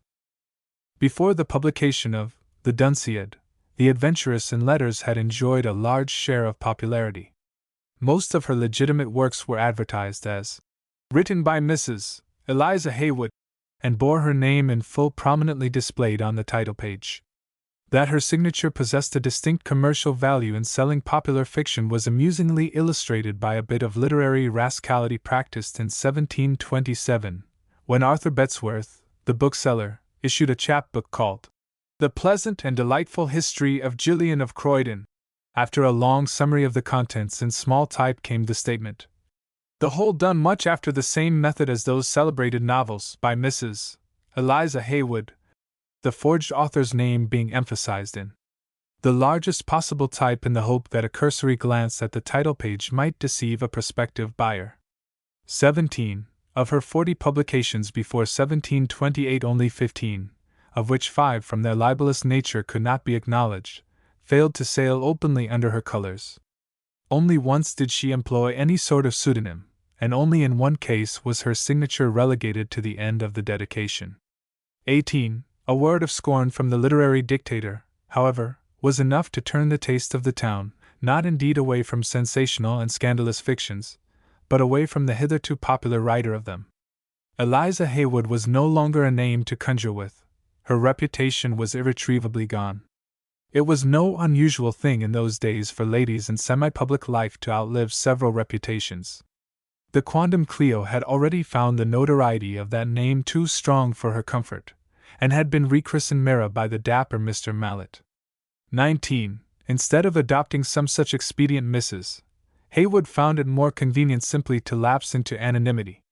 Of the 4 novels published within a year after The Dunciad, none bore her name on the title page, though 2 had signed dedications and the others were advertised as by her. Not one of them was reissued.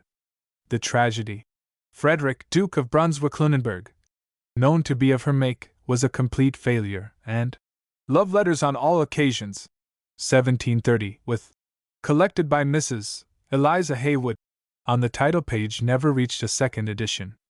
Both her translations from the French, L'Entretien de Beaux Esprits, 1734, and The Virtuous Villager, 1742, were acknowledged at the end of the dedications, and both were unsuccessful, although the anonymous predecessor of the former, La Belle Assembly, 1725, ran through 8 editions. The single occurrence of Mrs. Haywood's name on a title page after 1730, if we accept the 2 reprints of Secret Histories, was when the unacknowledged Adventures of Eove, 1736, reappeared 5 years later as The Unfortunate Princess, with what seems to be a fubbed title page for which the author was probably not responsible. And the successful works referred to by Professor Lounsbury were all either issued without any signature or under such designations as the author of The Fortunate Foundlings, or Mira, one of the authors of The Female Spectator, or Exploralibus, so that even the reviewers sometimes appeared to be ignorant of the writer's identity. Moreover, Mrs. Haywood's re-establishment as an anonymous author seems to have been a work of some difficulty, necessitating a 10-year struggle against adversity. Between 1731 and 1741 she produced fewer books than during any single year of her activity after the publication of Idalia, and before the Dunciad. Her probable share in the Secret Memoirs of Mr. Duncan Campbell was merely that of a hack writer. Her contributions to the Opera of Operas were of the most trifling nature, and the 2 volumes of L'Entretien de Beaux Esprits were not original. For 6 years after the Adventures of Eove, she sent to press no work now known to be hers, and not until the Catchpenny Present for a Servant Maid, 1743, and the anonymous Fortunate Foundlings, 1744, did her wares again attain the popularity of several editions. All due credit must be allowed Mrs. Haywood for her persistent efforts to regain her footing as a woman of letters, for during this time she had little encouragement. Pope's attack did destroy her best asset, her growing reputation as an author, but instead of following Savage's ill-natured advice to turn washerwoman, she remained loyal to her profession and in her later novels gained greater success than she had ever before enjoyed. But it was only her dexterity that saved her from literary annihilation. 20. The lesson of her hard usage at the hands of Pope and his allies, however, was not lost upon the adaptable dame. After her years of silence, Mrs. Haywood seems to have returned to the production of perishable literature with less inclination for gallantry than she had evinced in her early romances. Warm-blooded creature though she was, Eliza could not be insensible to the cooling effect of age, and perhaps, too, she perceived the more sober moral taste of the new generation. In the numerous volumes which she gave to the world towards the latter part of her life, says the Biographia Dramatica, somewhat hastily, no author has appeared more the votary of virtue, nor are there any novels in which a stricter purity, or a greater delicacy of sentiment, has been preserved. Without discussing here the comparative decency of Mrs. Haywood's later novels, we may admit at once, with few allowances for change of standard, the moral excellence of such works as The Female Spectator and Epistles for the Ladies. Certainly, if the penance paid by the reader is any test, the novelist was successful in her effort to atone for the looseness of her early writings, when she left the province of fiction for that of the periodical essay. Footnotes: 1. Elwyn and Courthope's Pope 4:4.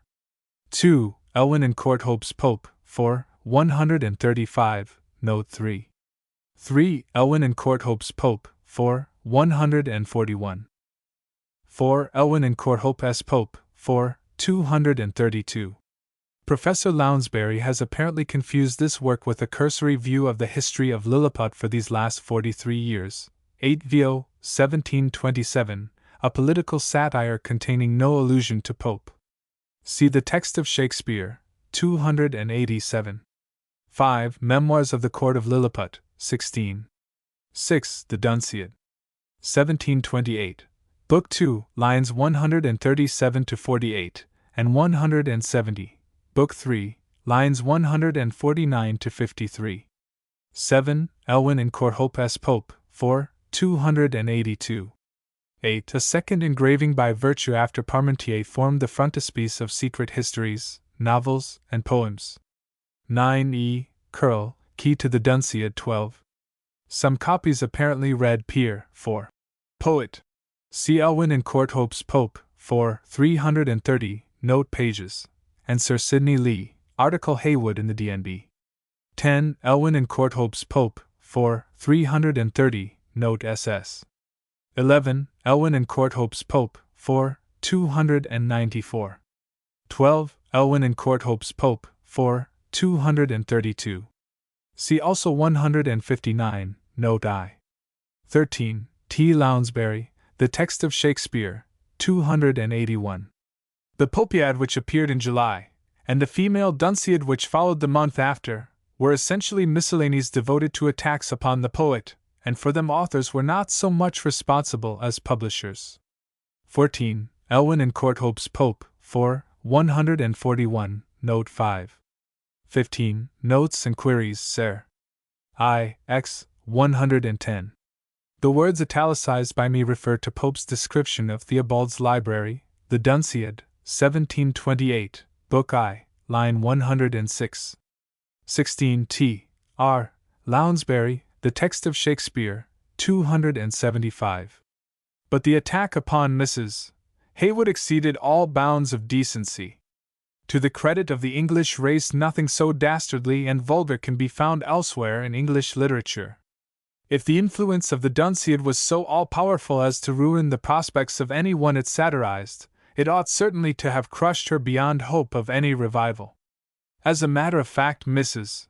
Haywood's most successful and popular writings were produced after the publication of that poem, and that too at a period when Pope's predominance was far higher than it was at the time the satire itself appeared. 17. A. S. Dale, English Tales and Romances, Introduction, 28. 18. The Mercenary Lover. Written by the author of Memoirs of the Said Island, Utopia, and described on the half-title as by E. H. and The Fair Captive, a tragedy not originally written by her. 19. Philobilin Soc Miscellaneous, 4, 12. Clio must be allowed to be a most complete poetess, if she really wrote those poems that bear her name, but it has of late been so abused and scandalized, that I am informed she has lately changed it for that of Myra. Quoted from the British Journal, September 24, 1726. I am indebted to Miss Dorothy Brewster's Aaron Hill, 189, for this reference. 20. See Clara Reeve, The Progress of Romance, 1785, I. 121. I have rearranged the passage for the sake of brevity. Soph. I have heard it often said that Mr. Pope was too severe in his treatment of this lady. It was supposed that she had given some private offense, which he resented publicly, as was too much his way. Youth. Mr. Pope was severe in his castigations, but let us be just to merit of every kind. Mrs. Haywood had the singular good fortune to recover a lost reputation and the yet greater honor to atone for her errors. She devoted the remainder of her life and labors to the service of virtue. Those works by which she is most likely to be known to posterity are The Female Spectator and The Invisible Spy. Chapter 6. Letters and Essays. The works of Mrs. Haywood's maturity, most renowned for their pious intent, were not of the tribe of novels, but rather in the shape of letters or periodical essays such as Epistles for the Ladies, 1749, and The Female Spectator, 1746. Each of these forms, as practiced during the 18th century, permitted the introduction of short romantic stories either for the purpose of illustrating a moral or to make the didacticism more palatable. Even as a votary of virtue, Eliza did not neglect to mingle a liberal portion of dulce with her udil. Indeed, in the first of the productions mentioned, she manifested an occasional tendency to revert to the letter of amorous intrigue characteristic of her earlier efforts.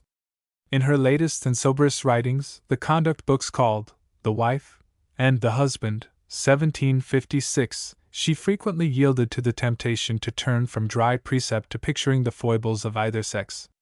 Her long training in the school of romance had made gallantry the natural object of Eliza Haywood's thoughts. During the time that she was incessantly occupied with short tales of passion, she had experimented in both the letter and the essay form, using the former especially as an adjunct to her stories.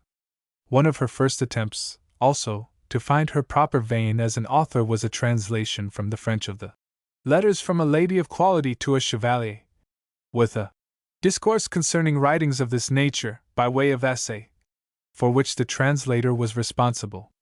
In The Tea Table, 1725, which never advanced beyond the second part, and Reflections on the Various Effects of Love, 1726, the then well-known novelist returned to the essay form, and a comprehensive volume of Love Letters on All Occasions, 1730, closed the first period of her literary activity. But none of these departures was noticeably different in tone from her staple romances. The sweets of love were perhaps most convincingly revealed in the amorous billets of which, Love in Excess, and many of Eliza's subsequent pieces of fiction contained a plentiful supply. Letters languishing with various degrees of desire or burning with jealous rage were introduced into the story upon any pretext. Writing them was evidently the author's forte, and perusing them apparently a pleasure to her readers, for they remained a conspicuous part of Mrs. Haywood's sentimental paraphernalia. As in the French romances of the Scudder type, the missives were quoted at length and labeled with such headings as The Despairing d'Elmont to His Repenting Charmer, or To the Never Enough Admired Count d'Elmont, and signed with some such formula as Your most passionate and tender, but till she receives a favorable answer, your unknown adorer. The custom of inserting letters in the course of the story was, as has already been indicated, a heritage from the times of Gomberville, La Calprenède, and the Scudderies, when miscellaneous material of all sorts from poetry to prosy conversations was habitually used to diversify the narrative. Mrs. Haywood, however, employed the letter not to ornament but to intensify. Her billets do, like the lyrics in a play, represent moments of supreme emotion. In seeking vividness she too often fell into exaggeration, as in the following specimen of absolute passion.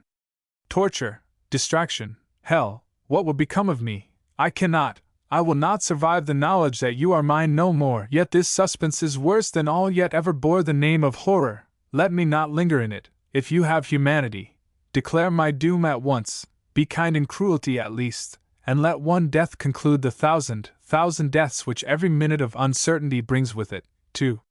The miserable, but still adoring Melinda. P.S. I have ordered the messenger to bring an answer. If he comes without, depend I will murder him, and then myself. 1. Such remnants of the romantic tradition as the verses on the unfortunate Camilla's complaint to the moon, for the absence of her dear Henricus Frankville, in Love in Excess, were soon discarded, but the letters, though they encumbered the progress of the narrative, made it more realistic by giving an opportunity for the display of passion at first hand. Their continued vogue was undoubtedly due in large measure to the popularity of the celebrated Letters of a Portuguese Nun, 1669, which, with a note of sincerity till then unknown, aided the return to naturalness. 2. The Lettres Nouvelles de Monsieur Boursault, avec tres lettres amoureuses d'une dame en cavalier, loosely translated by Mrs. Haywood as Letters from a Lady of Quality to a Chevalier, 1721, 3, was one of the numerous imitations of the Portuguese letters. Like most of the other imitations, it echoed the mannerisms rather than the fervor of its original.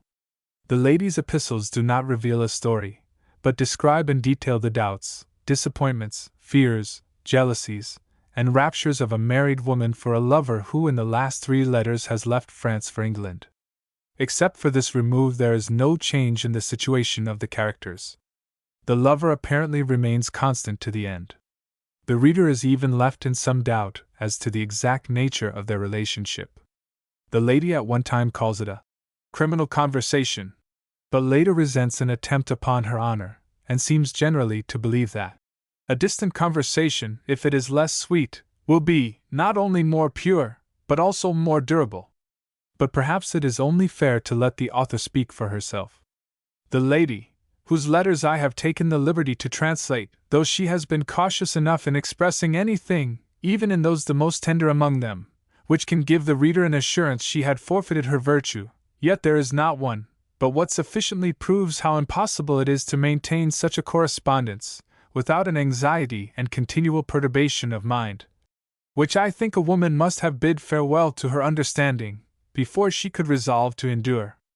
In the very first she plainly discovers the agitation of her spirits, confesses she knows herself in the wrong, and that every expression her tenderness forces from her is a stab to her peace. She dreads the effects of her lover's too powerful attractions, doubts her own strength of resisting such united charms as she finds in him, and trembles at the apprehensions that by some unlucky accident the secret should be known. Everything alarms her. 'Tis impossible to be conscious of anything we wish to conceal, without suspecting the most undesigning words and actions as snares laid to entrap us, so this unfortunate lady, divided between excess of love and nicety of honor, could neither resolve to give a loose to the one, nor entirely obey the precepts of the other, but suffered herself to be tossed alternately by both. And though the person she loved was most certainly, if such a thing can be, deserving all the condescensions a woman could make, by his assiduity, constancy, and gratitude, yet it must be a good while before she could receive those proofs, and the disquiets she suffered in that time of probation were, I think, if no worse ensued, too dear a price for the pleasure of being beloved by the most engaging and most charming of his sex. The discourse concerning writings of this nature, from which the above quotation is taken, makes no attempt to consider other series of amorous letters, but proceeds to enforce by platitudes and scraps of poetry the only too obvious moral of the Lady of Quality's correspondence. The author remembers how a lady of my acquaintance, perhaps not without reason, fell one day, as she was sitting with me, into this poetical exclamation: "The pen can throw a fond female's heart, and pierce it more than Cupid's talkative dart. Letters, a kind of magic virtue have, and like strong philters, human souls enslave." After 30 pages of moralizing, the writer comes to a conclusion with the reflection, a commonplace of her novels, that if the little I have done may give occasion to some abler pen to expose such indiscretions more effectually, I shall think myself happy in having given a hint, which improved, may be of so general a service to my sex. But the impression left by this and others of Mrs.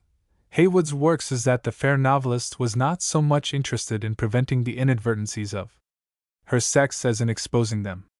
The tender passion was still the theme in Love Letters on All Occasions Lately Passed Between Persons of Distinction, which contains a number of letters, mainly disconnected, devoted to the warmer phases of gallantry.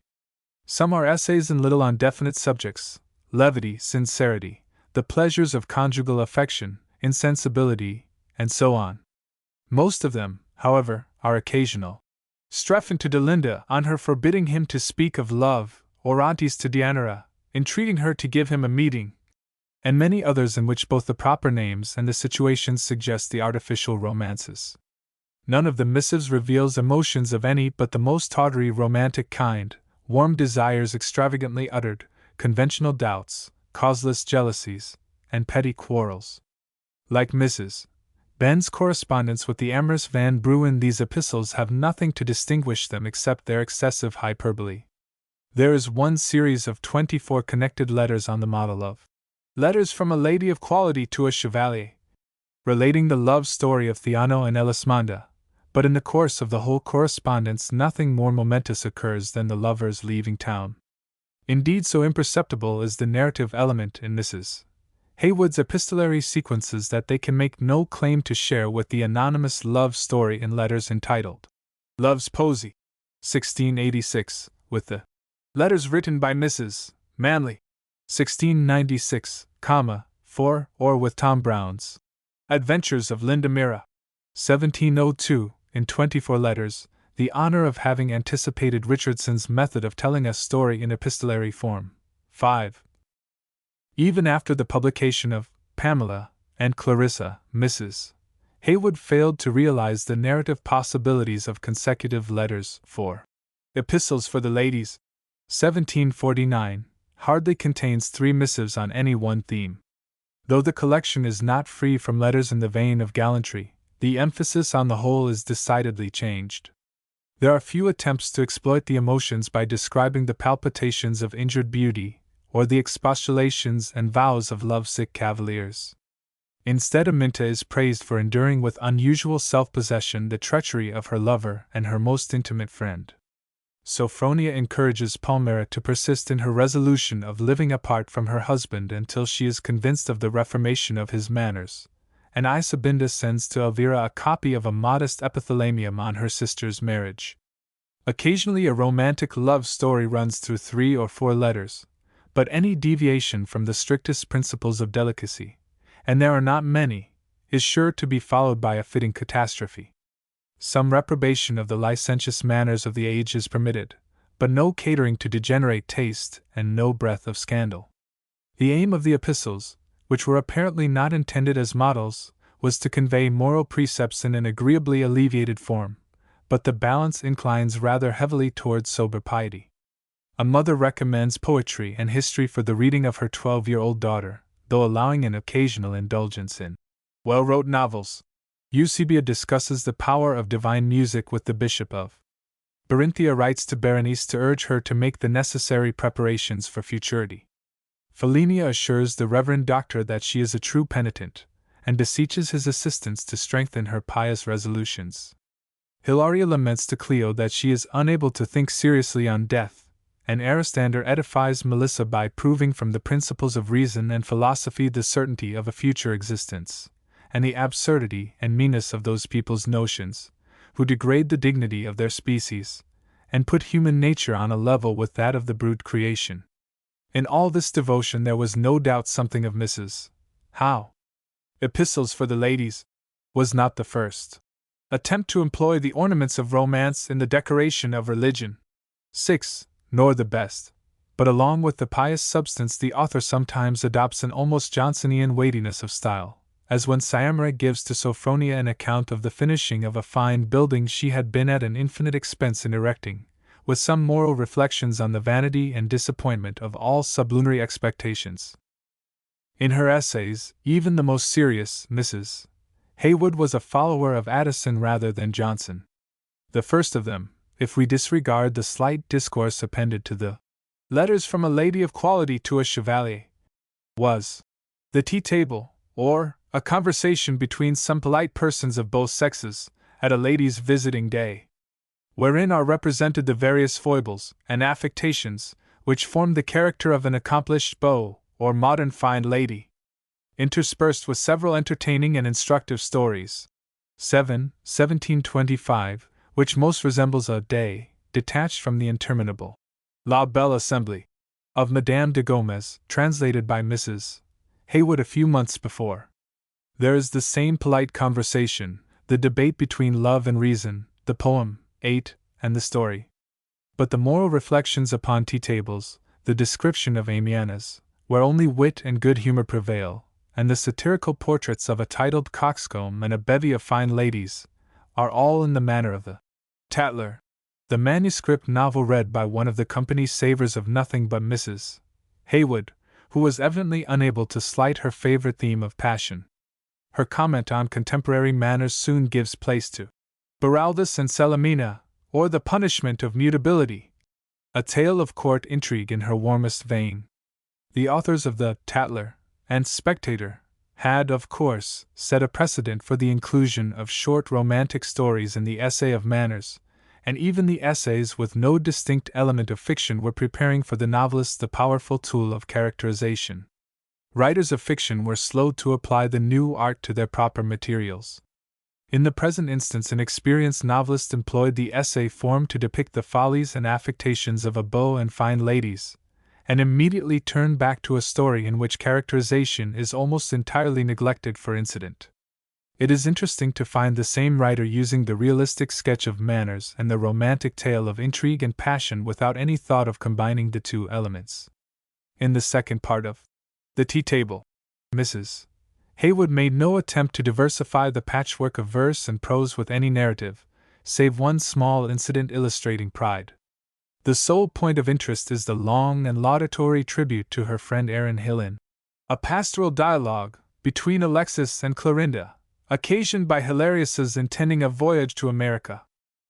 The Reflections on the Various Effects of Love, 1726, however, takes full advantage of the looseness of the essay form to become a mere tissue of short narratives illustrating the consequences of passion.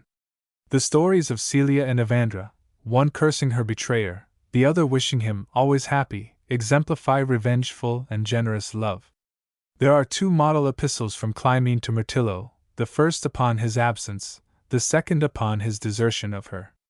Soon the trite remarks degenerate into a scandal novel, relating the history of Sophiana, abandoned by Aranthus and sought by Marcius, with many of her letters describing her gradual change of heart in favor of the beseeching lover. In the midst of exposing Hibernia's sudden infatuation for a gutter nymph, the essay abruptly ends with the exclamation, "More of this in our next." Though there was no lack of slander at the end of Mrs. Haywood's pen, she never attempted to continue the reflections. But almost 20 years later she made a more noteworthy excursion into the field of the periodical essay. The Female Spectator, begun in April 1744, and continued in monthly parts until May 1746, bid fair to become the best known and most approved of her works. The 24 numbers, 2 months being omitted, were bound in 4 volumes upon the completion of the series and sold with such vigor that an edition labeled the third was issued at Dublin in 1747. In 1771 the 7th and last English edition was printed. As in the original Spectator, the essays are supposed to be the product of a club, in this case composed of 4 women.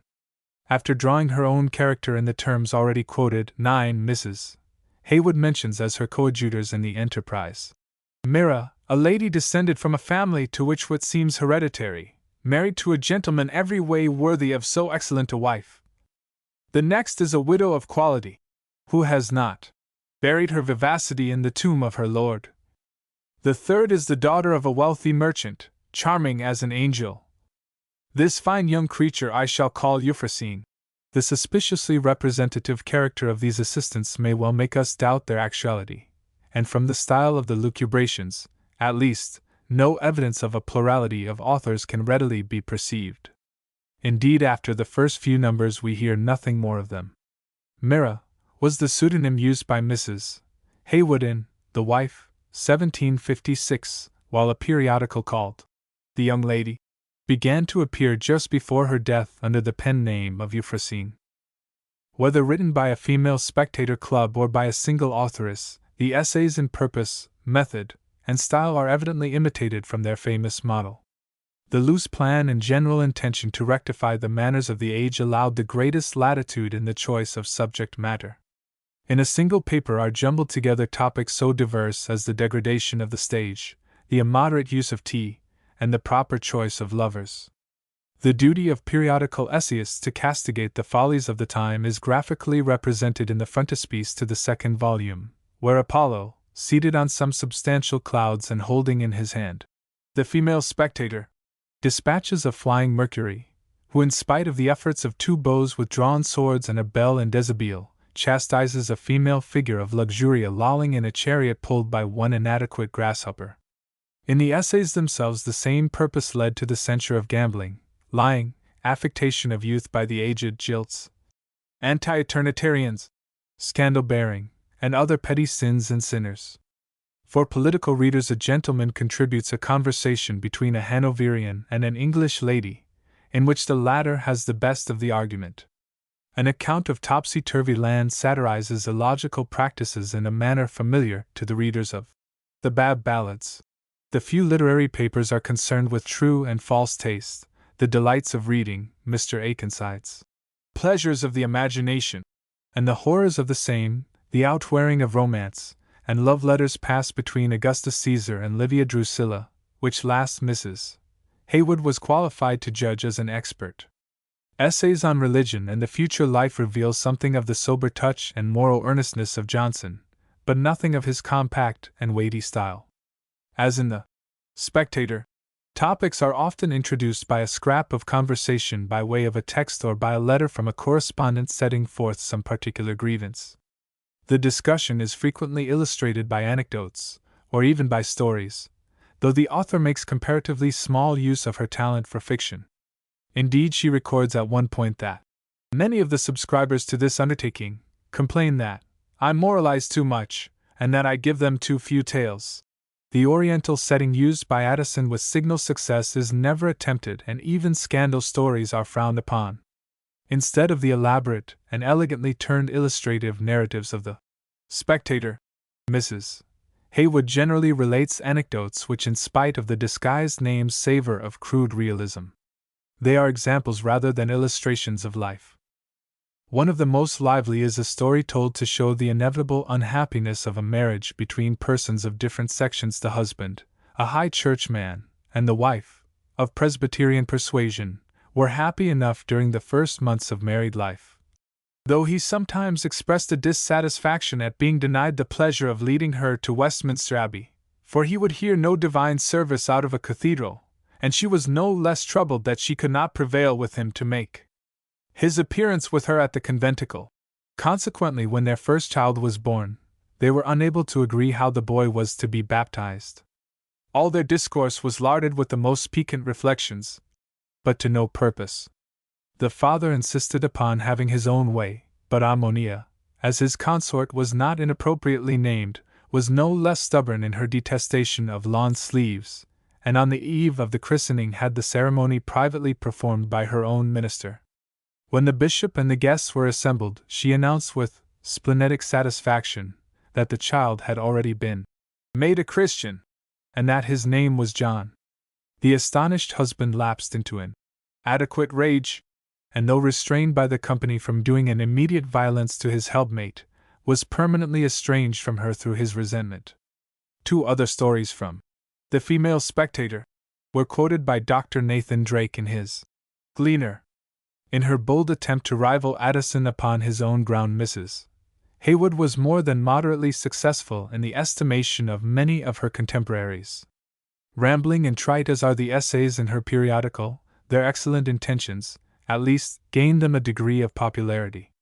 A writer in the Gentleman's Magazine, for December, 1744, applauding the conspicuous merit of the fair philosophers in virtue's cause, declared that, were your great predecessor yet on earth, he'd be the first to speak your pages worth. There all the foibles of the fair you trace.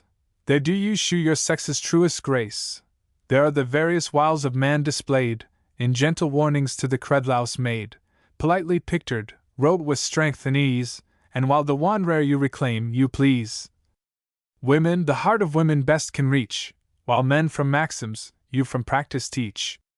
The latter part of the panegyric shows that the fair romancer had not been entirely smothered in the fair philosopher and moral essayist. Perhaps encouraged by the success of the Female Spectator to publish more frequently, or actuated by a desire to appeal to the public interest in the political excitement of 1745-6, Mrs. Haywood next attempted to combine the periodical essay with the newsletter, but the innovation evidently failed to please. The Parrot, with a compendium of the Times, ran only from August 2 to October 4, 1746.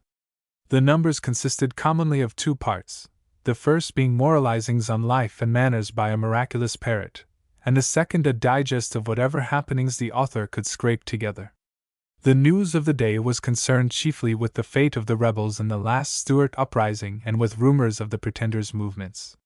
From many indications, Eliza Haywood would seem to have taken a lively interest in the Stuart cause, but certainly she had no exceptional facilities for reporting the course of events, and consequently her budget of information was often stale or filled with vague surmises.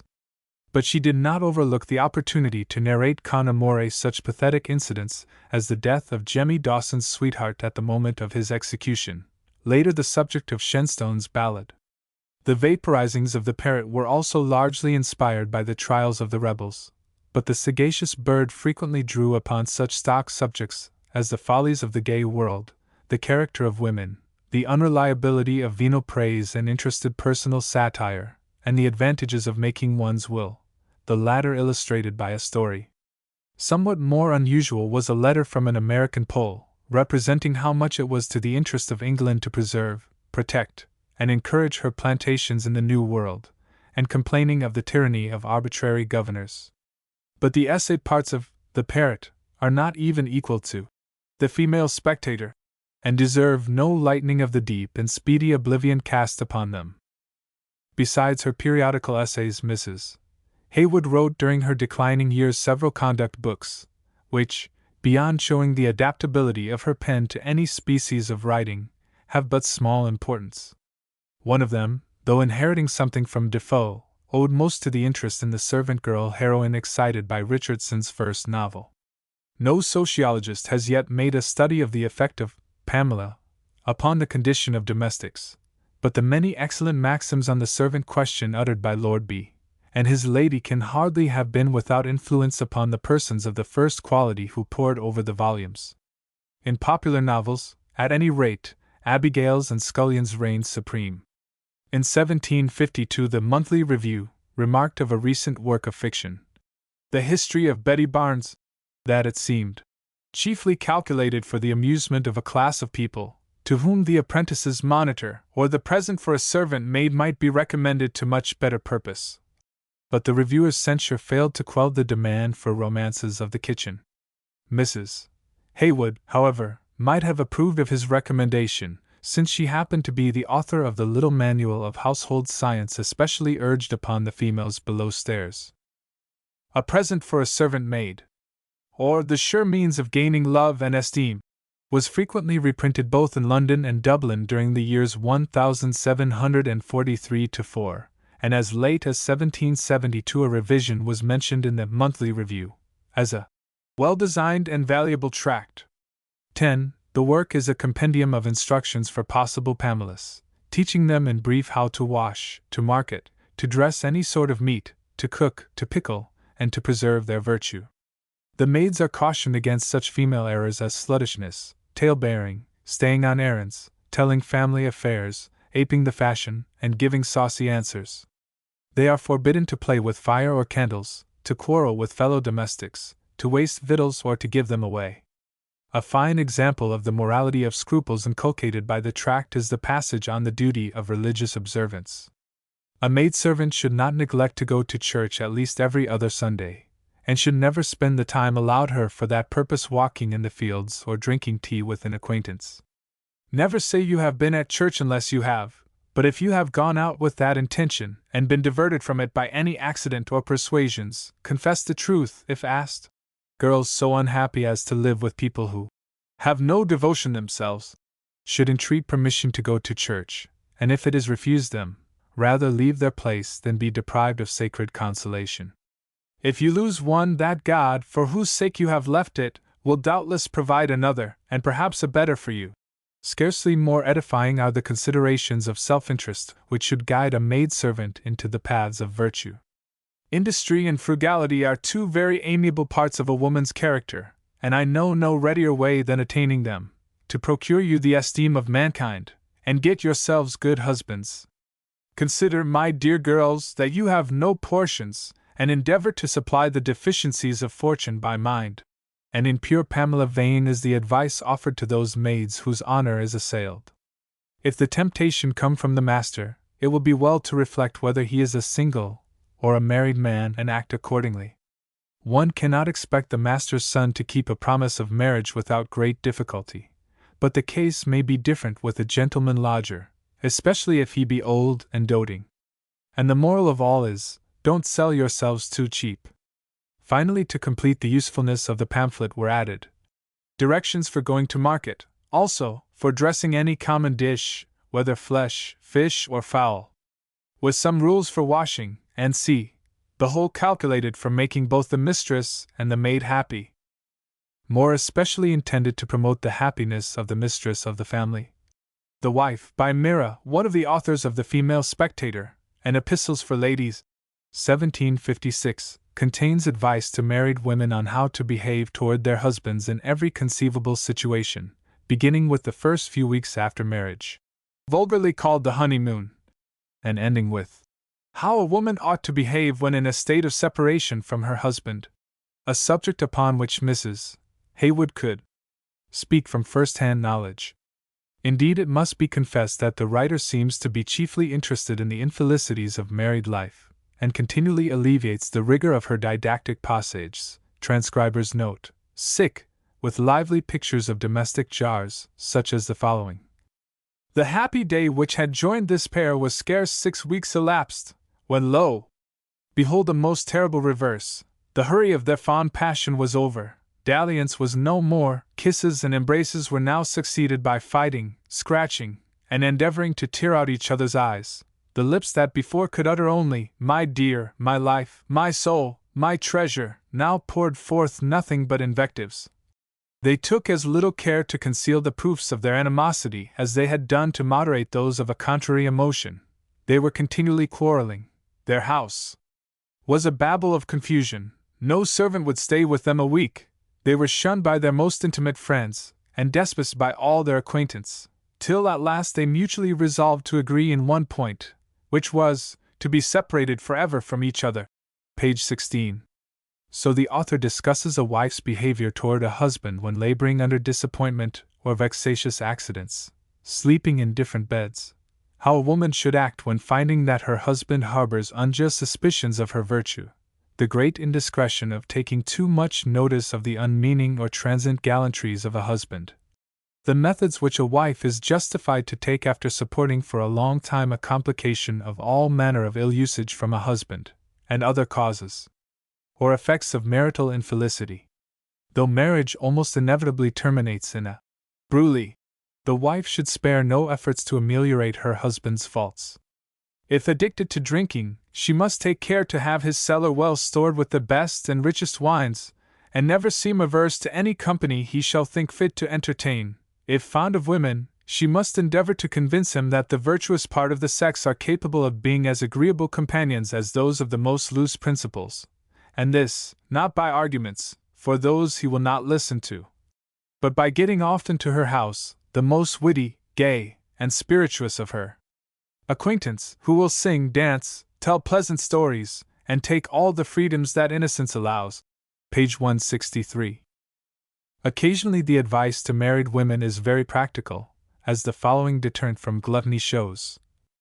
I dined one day with a lady, who the whole time she employed her knife and fork with incredible swiftness in dispatching a load of turkey and chine she had heaped upon her plate, still kept a keen regard on what she had left behind, greedily devouring with her eyes all that remained in the dish, and throwing a look of envy on every one who put in for the smallest share. My advice to such a one is, that she would have a great looking-glass fixed opposite the seat she takes at table, and I am much mistaken if the sight of herself in those grim attitudes I have mentioned will not very much contribute to bring her to more moderation. Page 276. The method of the husband in answer to the wife, 1756, is similar to that of its companion piece. In fact, much of the same advice is merely modified or amplified to suit the other sex. The husband is warned to avoid drinking to excess, and some other particulars which may happen to be displeasing to his spouse, such as using too much freedom in his wife's presence with any of her female acquaintance. He is instructed in the manner in which it will be most proper for a married man to carry himself towards the maidservants of his family, and also the manner of behavior best becoming a husband on a full detection of his wife's infidelity. As in The Wife, the path of marriage leads but to divorce. One is forcibly reminded of Hogarth's Marriage à la mode. Not altogether different is the conception of wedlock in Mrs. Haywood's novels of domestic life written at about the same period, but the pictures there shown are painted in incomparably greater detail, with a fuller appreciation of character, and without that pious didacticism which even the most lively exertions of Eliza Haywood's romancing genius failed to leaven in her essays. Footnotes 1. Memoirs of a Certain Island, I. 141. The letter is one of a packet conveyed away by sylphs much resembling those in The Rape of the Lock. 2. Miss C. Morgan, The Novel of Manners, 72. 3. The author herself describes it in the preface as, more properly, a paraphrase than a translation. 4. Later A Stagecoach Journey to Exeter, 1725. 5. A. Estale, English Tales and Romances, Introduction, 33. B. 6. Robert Boyle's Martyrdom of Theodora, 1687, is thus described by Dr. Johnson. Boswell's Johnson, Oxford edition, I. 208. 7. Not to be confused with a periodical entitled The Tea Table. To be continued every Monday and Friday. No. 1 to 36, February 21 to June 22, 1724. B.M., pp. 5306. 8. Cymene, fearing to be forsaken by Palamon, desires he would kill her. Quoted by Dice, Specimens of British Poetesses, 1827, page 186. 9. Cianti, page 24. 10. Monthly Review 46, 463. April, 1772. Chapter 7. Later Fiction, The Domestic Novel. No such homogeneity has marked the works of Mrs. Haywood's first decade of authorship can be discovered in the productions of her last 15 years. The vogue of the short romantic tale was then all but exhausted, her stock of scandal was no longer new, and accordingly she was obliged to grope her way toward fresh fields, even to the barren ground of the moral essay. But besides the letters, essays, and conduct books, and the anonymous pamphlets of doubtful character that may have occupied her pen during this period, she engaged in several experiments in legitimate prose fiction of various sorts, which have little in common except their more considerable length. Although the name of Mrs. Eliza Haywood was not displayed upon the title pages nor mentioned in the reviews of these novels, the authorship was not carefully concealed and was probably known to the curious. The titles of nearly all of them were mentioned by the Biographia Dramatica in the list of the novelist's meritorious works. The earliest and the only one to bear the signature of Eliza Haywood at the end of the dedication was borrowed from the multifarious and unremarkable literary wares of Charles de Fier, Chevalier de Mouille. The Virtuous Villager or Virgin's Victory, being the memoirs of a very great lady at the court of France, written by herself, in which the artifices of designing men are fully detected and exposed, and the calamities they bring on credulous believing women are particularly related, was given to the English public in 1742 as a work suited to inculcate the principles of virtue, and probably owed its being to the previous success of Pamela. 1. In the original a dull and spiritless imitation of Marivaux, the work was not improved by translation, and met naturally the reception due its slender merits. But along with the English versions of Le Sage, Marivaux, and the Abbé Prévost, The Virtuous Villager helped to accustom the readers of fiction to two-volume novels and to pave the way for the numerous pages of Richardson. Not more than a year from the time when the 4 duodecimos of Pamela introduced kitchen morality into the polite world, the generosity of prominent men and women was directed toward a charity recently established after long agitation. 2. To furnish suitable decorations for the Foundling Hospital in Lamb's Conduit, Hogarth contributed the unsold lottery tickets for his March to Finchley, and other well-known painters lent their services. Handel, a patron of the institution, gave the organ it still possesses, and society followed the lead of the men of genius. The grounds of the Foundling Hospital became in Georgian days a fashionable morning lounge. Writers of ephemeral literature were not slow to perceive how the wind lay and to take advantage of the interest aroused by the new foundation. The exposed infant, one of the oldest literary devices, was copiously revived, and during the decade when the hospital was being constructed mention of foundlings on title pages became especially common. A pamphlet called The Political Foundling was followed by the well-known Foundling Hospital for Wit and Humor, 1743, by Mrs. Haywood's Fortunate Foundlings, 1744, by Moore's Popular Comedy, The Foundling, 1748, and last and greatest by The History of Tom Jones, a Foundling, 1749, not to mention The Female Foundling, 1750. Eliza Haywood's contribution to foundling literature relates the history of twins, brother and sister, found by a benevolent gentleman named Dorelose in the memorable year 1688. Louisa is of the tribe of Marianne, Pamela, and Henrietta, nor do her experiences differ materially from the course usually run by such heroines. Reared a model of virtue, she is obliged to fly from the house of her guardian to avoid his importunities.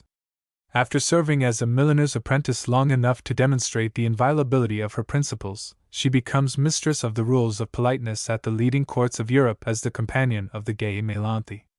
Saved from an atrocious rake by an honorable lover, whom she is unwilling to accept because of the humbleness of her station, she takes refuge in a convent where she soon becomes so popular that the abbess lays a plot to induce her to become a nun. But escaping the religious snare, she goes back to Paris to be claimed by Dorelose as his real daughter. Thus every obstacle to her union with her lover is happily removed. Horatio, meanwhile, after leaving Westminster School to serve as a volunteer in Flanders, has encountered fewer amorous and more military adventures than usually fell to the lot of Haywoodian heroes. His promising career under Marlborough is terminated when he is taken captive by the French, but he is subsequently released to enter the service of the Chevalier. He then becomes enamored of the beautiful Charlotte de Palfoy, and in the hope of making his fortune equal to hers, resolves to cast his lot with the Swedish monarch. In the Saxon campaign he wins a commission as colonel of horse and a comfortable share of the spoils, but later is taken prisoner by the Russians and condemned to languish in a dungeon at St. Petersburg. After many hardships he makes his way to Paris to be welcomed as a son by Dorlos and as a husband by his adored Charlotta. In describing Horatio's martial exploits, Mrs. Haywood may well have learned some lessons from the Memoirs of a Cavalier. The narrative is direct and rapid, and diversified by the mingling of private escapades with history. Too much is made, of course, of the hero's personal relations with Charles XII, but that is a fault which few historical novelists have known how to avoid. The geographical background, as well as the historical setting, is laid out with a precision unusual in her fiction. The whole map of Europe is the scene of action, and the author speaks as one familiar with foreign travel, though her passing references to Paris, Venice, Vienna, and other cities have not the full vigor of the descriptions in Peregrine Pickle. From the standpoint of structure, too, The Fortunate Foundlings is an improvement over the haphazard plots of Mrs. Haywood's early romances, though the double-barreled story necessitated by twin hero and heroine could hardly be told without awkward interruptions in the sequence of one part of the narrative in order to forward the other. But the author doubtless felt that the reader's interest would be freshened by turning from the amorous adventures of Eliza to the daring deeds of Horatio, while a protagonist of each sex enabled her to exhibit at once examples of both male and female virtue. And in spite of inherent difficulties, she succeeded to some extent in showing an interrelation of plots, as where Dorlos, by going to the north of Ireland to hear the dying confession of the mother of his children, thereby misses Horatio's appeal for a ransom, and thus prevents him from rejoining Marlborough's standard. But there is nothing like Fielding's ingenious linking of events and careful preparation for the catastrophe, nor did Mrs. Haywood make much out of the hint of unconscious incest and the foundling motif which her book has in common with Tom Jones. Occasionally also she cannot refrain from inserting a bit of court gossip or an amorous page in her warmest manner, but the number of intercalated stories is small indeed compared to that in a romance like Love in Excess, and they are usually dismissed in a few paragraphs. Here for the first time the author has shown some ability to subordinate sensational incident to the needs of the main plot. When Mrs. Haywood's inclination or necessities led her back to the novel 4 years later, she produced a work upon a still more consistent, if also more artificial plan than any of her previous attempts. Life's Progress Through the Passions, or The Adventures of Natura, avowedly aims to trace the workings of human emotion. The author's purpose is to examine in what manner the passions operate in every stage of life, and how far the constitution of the outward frame is concerned in the emotions of the internal faculties.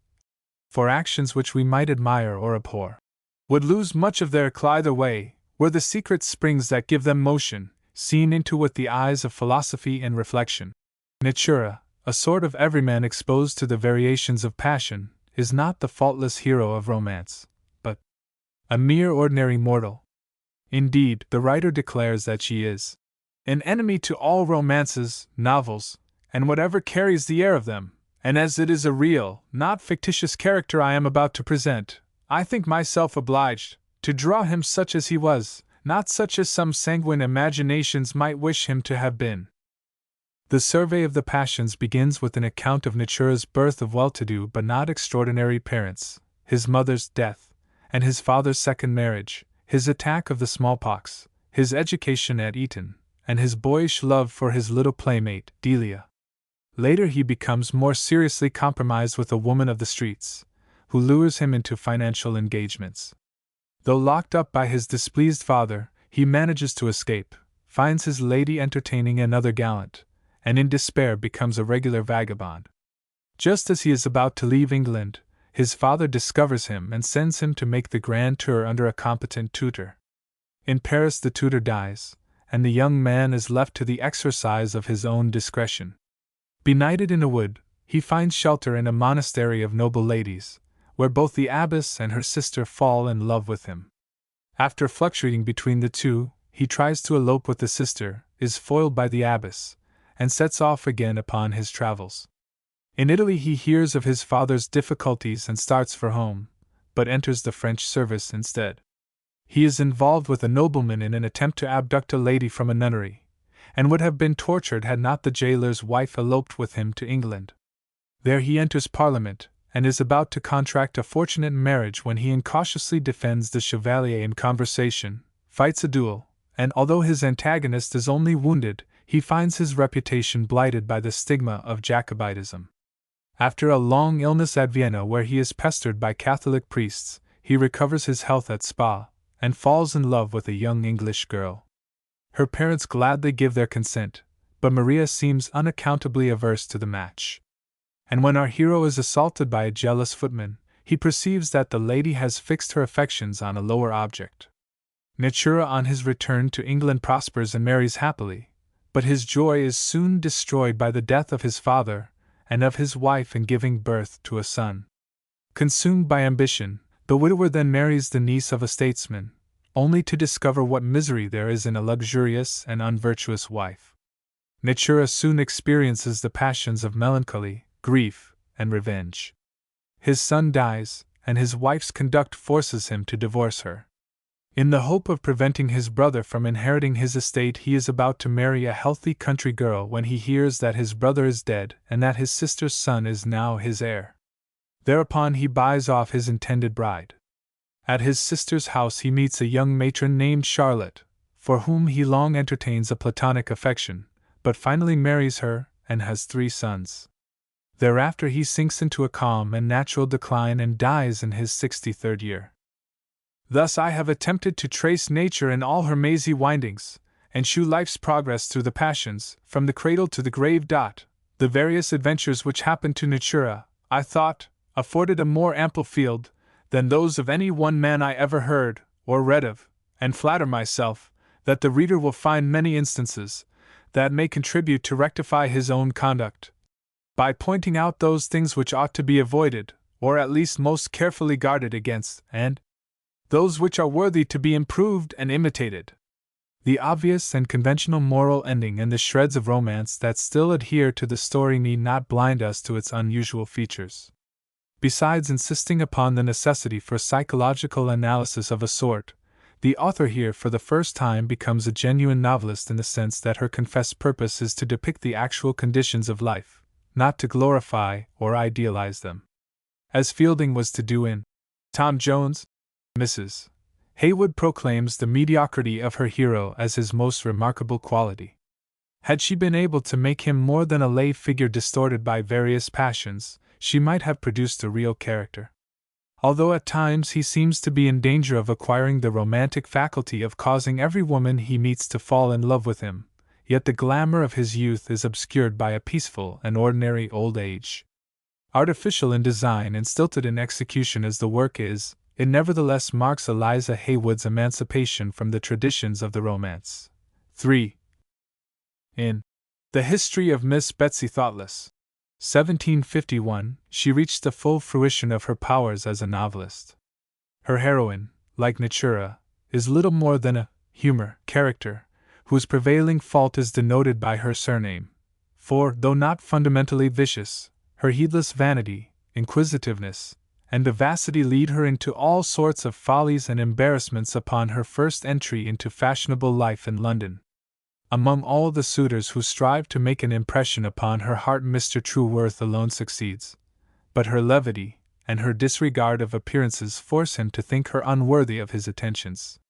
Meanwhile her guardian's wife, Lady Mellasin, has been turned out of the house for an egregious infidelity, and Betsy is left to her own scant discretion. After somewhat annoying her brothers by receiving men at her lodgings, she elects under family pressure to marry a Mr. Munden, who quickly shows himself all that a husband should not be. Eventually she has to abandon him, but demonstrates her wifely devotion by going back to nurse him through his last illness. Mr. Trueworth's mate in the interim has conveniently managed to succumb, his old passion revives, and exactly upon the anniversary of Mr. Munden's death he arrives in a chariot and seeks to claim the fair widow, whose youthful levity has been chastened by the severe discipline of her unfortunate marriage. Told in an easy and dilatory style and interspersed with the inevitable little histories and impassioned letters, the story attained the conventional bulk of 4 duodecimo volumes. As Mr. Austin Dobson has pointed out, 5 Mrs. Haywood's novel is remarkable for its scant allusions to actual places and persons. Once mention is made of an appointment at General Tatton's bench, opposite Rosamond's Pond, in St. James's Park, and once a character refers to Cooper's Gardens, but except for an outburst of unexplained virulence directed against Fielding, 6, there is hardly a thought of the novelist's contemporaries. Here is a change indeed from the method of the Chronique Scandaleuse, and a restraint to be wondered at when we remember the worthies caricatured by so eminent a writer as Smollett. But even more remarkable is the difference of spirit between Betsy Thoughtless and Mrs. Haywood's earlier and briefer romances. The young romancier who in 1725 could write, "Love is a topic which I believe few are ignorant of. A shady grove and purling stream are all things that's necessary to give us an idea of the tender passion." 7. Had in a quarter of a century learned much worldly wisdom, and her heroine likewise is too sophisticated to be moved by the style of love-making that warmed the susceptible bosoms of Anadia, Philonea, or Placentia. One of Betsy's suitors, indeed, ventured upon the romantic vein with no very favorable results. "The deity of soft desires," said he, "flies the confused glare of pomp and public shews. 'Tis in the shady bowers, or on the banks of a sweet purling stream, he spreads his downy wings, and wafts his thousand nameless pleasures on the fond, the innocent, and the happy pair." He was going on, but she interrupted him with a loud laugh. "Hold, hold," cried she, "was there ever such a romantic description? I wonder how such silly ideas come into your head. Shady bowers! And purling streams! Heavens, how insipid! Well," continued she, "you may be the Strephon of the woods if you think fit, but I shall never envy the happiness of the Chloe that accompanies you in these fine recesses." "What? To be cooped up like a tame dove, only to coo, and bill, and breed? Oh, it would be a delicious life, indeed." 8. Thus completely metamorphosed were the heroines of Mrs. Haywood's maturest fiction. Betsy Thoughtless is not even the innocent, lovely, and pliable girl typified in Fielding's Sophia Western. She is eminently hard-headed, inquisitive, and practical, and is justly described by Sir Walter Raleigh as own cousin to Roderick Random. 9. Whether she may be considered also the ancestor of Evelina must briefly be considered. Dunlop, who apparently originated the idea that Betsy Thoughtless might have suggested the plan of Miss Burney novel, worked out an elaborate parallel between the plots and some of the chief characters of the two compositions. 10. Both, as he pointed out, begin with the launching of a young girl on the great and busy stage of life in London. Each heroine has much to endure from the vulgar manners of a Lady Mellasin or a Madame Duval, and each is annoyed by the malice and impertinence of a Miss Flora or the Mrs. Brangton. Through their inexperience in the manners of the world and their heedlessness or ignorance of ceremony, both young ladies are mortified by falling into embarrassing and awkward predicaments. Both in the same way alarm the delicacy, and almost alienate the affections of their chosen lovers. The chief perplexity of Mr. Trueworth, the admirer of Miss Thoughtless, arose from meeting her in company with Miss Forward, who had been her companion at a boarding school, and of whose infamous character she was ignorant. In like manner the delicacy of Lord Orville is wounded, and his attachment shaken, by meeting his Evelina in similar society at Vauxhall. The subsequent visit and counsel of the lovers to their mistresses is seen, however, in a very different point of view by the heroines. The likeness between the plots of the two novels is indeed sufficiently striking to attract the attention of an experienced hunter for literary parallels. But unfortunately there is no external evidence to show that Miss Burney ever read her predecessor's work. One need only compare any two parallel characters, the common profligate, Lady Mellasin, for instance, with the delightfully coarse Madame Duval, to see how little the author of Evelina could have learned from the pages of Mrs. Haywood. But if it deserves scant credit as a model for Miss Burney's infinitely more delicate art, Betsy Thoughtless should still be noticed as an early attempt to use the substance of everyday life as material for fiction. It has been called with some justice the first domestic novel in the language. Although the exact definition of a domestic novel nowhere appears, the term may be understood, by expanding the French Roman à la tasse de lit, as meaning a realistic piece of fiction in which the heroine serves as chief protagonist, and which can be read with a teacup in one hand without danger of spilling the tea. Mrs. Haywood indeed drew upon her old stock of love scenes, tender or importunate, duels, marital disputes, and elopements to lend interest to her story, but except for the mock marriage with a scoundrelly valet from which the imprudent Betsy is rescued in the nick of time by her former lover, no passage in the 4 volumes recommends itself particularly either to sense or to sensibility. There are few highlights in Betsy Thoughtless.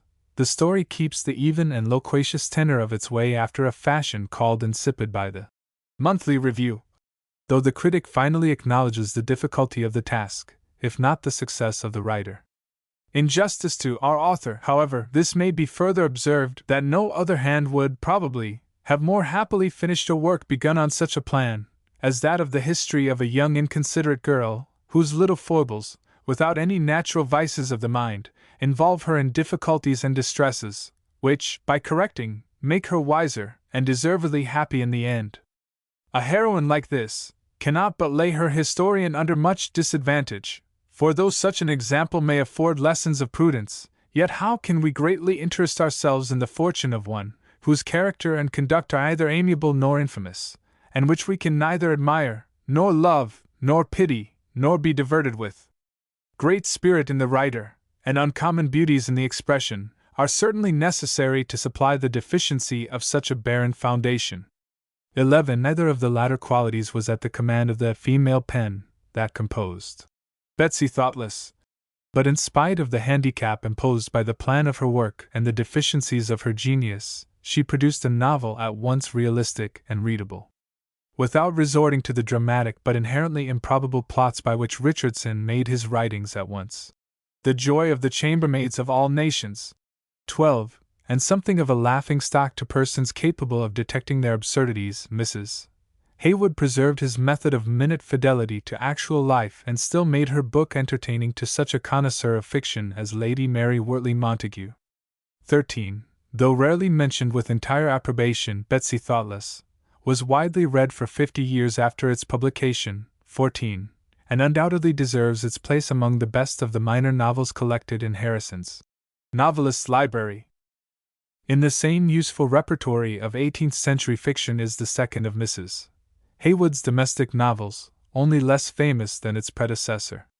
Like her earlier effort, too, The History of Jemmy and Jenny Jessamy, 1753, contains a great number of letters quoted at full length, though the narrative is usually retarded rather than developed by these effusions. Yet all the letters, together with numerous digressions and inserted narratives, serve only to fill out 3 volumes in 12s. To readers whose taste for fiction has been cloyed by novels full of incident, movement, and compression, nothing could be more maddening than the leisurely foot pace at which the story drags its slow length along. No wonder, then, that Scott recorded his abhorrence of the whole Jemmy and Jenny Jessamy tribe, while to Coleridge and Thackeray, Jemmy Jessamy stuff was a favorite synonym for the emotional inane. 15. But Mrs. Haywood made no pretense of interesting such readers.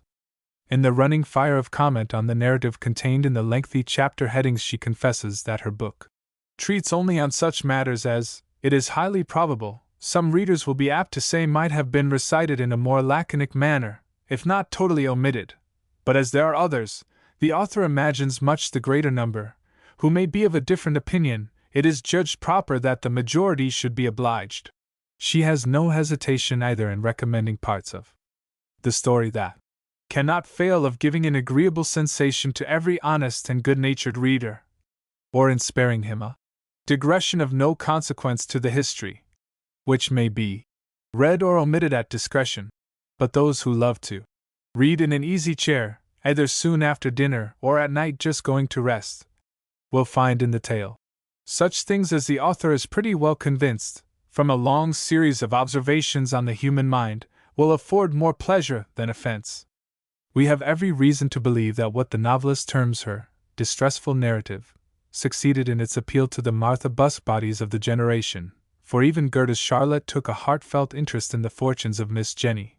18. It was indeed so far calculated to stir the sensibilities that a most touching turn in the lover's affairs is labeled not fit to be read by those who have tender hearts or watery eyes. But though popular with sentimental readers, the new production was not wholly approved by the critic of the Monthly Review. 17. He finds the character and conduct of Miss Jessamy more interesting to the reader than those of Miss Thoughtless, but he does not fail to point out that the fable is equally deficient in plot and in natural incidents. The history, in fact, though it does not want a hero, having, like The Fortunate Foundlings, double the usual number of protagonists, has a more uncommon want, that of a story. When the novel begins, Jemmy, son of a landed gentleman, and his cousin Jenny, daughter of a wealthy merchant, have long been affianced by their respective parents, but each is left an orphan before their union can be accomplished. Thereupon Jemmy leaves Oxford and comes up to London, where he and Jenny indulge innocently, but with keen relish, in the pleasures of the town. But the numerous instances of marital levity and unhappiness that come to their notice make them decide to defer their marriage until they have gained more knowledge of the world and of their own sentiments. In pursuance of this delicate experiment, each communicates to the other his observations on the jealousy, discontent, and misery attending marriage. Jenny notes how Mrs. Marlove's partiality for her froward maid promotes discord in the family, and Jemmy is shocked to find the fair Liberia so fond of cards that, though at present a professed enemy to religion, she would be the greatest devotee imaginable, were she once persuaded there were gaming tables in heaven. While the two lovers are thus engaged in a pleasant but indecisive daily round of amusement, Belpine, a false friend, tries to turn Jemmy's affection to the fair musician, Miss Chit, in order to win Jenny for himself, but failing in that, circulates rumors of Jemmy's attachment to Miss Chit in hopes of alienating the lover's regard. Emboldened by these reports of Jemmy's change of heart, Sir Robert Manley pays his court to Jenny on her way to Bath with her friends Miss Wingman and Lady Speck, but she gently repulses him and will believe nothing to Jemmy's disadvantage. She is saved from the rudeness of Celandine by the intrusion of the gallant's jealous mistress, who faints when foiled in her attempt to stab Jenny, but later relates the story of her ruin. This narrative is enough to disgust Lady Speck with her foppish admirer, and to make her sensible of the merits of Mr. Lovegrove. In spite of Belpine's industrious slander, and in spite of seemingly incontrovertible proof of Jemmy's inconstancy, Jenny's faith in her lover remains unshaken. After tedious delays he finally rejoins her in London, but learning the full extent of Belpine's treachery, he wounds him seriously in a duel, and is obliged to seek safety in France. After causing the lovers untold anxiety, the injured man recovers, and Jenny forestalls her lover's return by joining her friends on their wedding journey to Paris. There she finds her adored Jessamy now fully sensible of the merits of his treasure. He does not fail to press for a speedy termination to their delays, and Jenny is not unwilling to crown his love by a happy catastrophe. Besides being unwarrantably expanded by a wealth of tedious detail, the novel has little merit as a piece of realism. The society of Lord Humphreys and Lady Specs was not that in which Eliza Haywood commonly moved, but she had lived upon the skirts of gay life long enough to imitate its appearances. Although she exhibits the diamond tassels sparkling in St. James's sun or the musk and amber that perfume them all, she never penetrates beyond externalities. The sentiments of her characters are as inflated as those of a Grandison, and her picture of refined society, as ridiculously stilted as Richardson's own. The scene, whether in London, Bath, Oxford, or Paris, is described with more attention to specific detail than appeared in her early romances, but compared with the setting of Humphrey Clinker, her glittering world appears pale and unreal. Mrs. Haywood had so framed her style to suit the short, rapid tale of passion that she never moved easily in the unwieldy novel form. Consequently, her best narrative is to be found in the digressions, a chapter or two long, which are equivalent to little histories upon the old model. In them the progress of the action is unimpeded, compressed, and at times even sprightly. Recognizing, perhaps, her inability to cope with a plot of any extent, Mrs. Haywood adopted in her next novel a plan that permitted her to include a potpourri of short narratives, conversations, letters, reflections, and miscellaneous material without damaging the comprehensive scheme of her story. Except that it lacks the consistent purpose of traducing the fair fame of her contemporaries. 18. The Invisible Spy, 1755, written under the pseudonym of Exploralibus, is not essentially different in structure from the Memoirs of a Certain Island. Love is still the theme of most of the anecdotes, no longer the gross passion that proves every woman at heart a rake, but rather a romantic tenderness that inclines lovely woman to stoop to folly. From the world of Lady Mellasin, Harriet Loviat, Mr. Trueworth, Lord Huntley, Miss Wingman, and other Georgian fashionables that filled the pages of Betsy Thoughtless and Jemmy and Jenny Jessamy, we are transported again to the pale company of Celadon, Alinda, Placentia, Adario, Melanthe. A framework analogous to that in Le Sage's Le Diable Boiteux takes the place of a plot.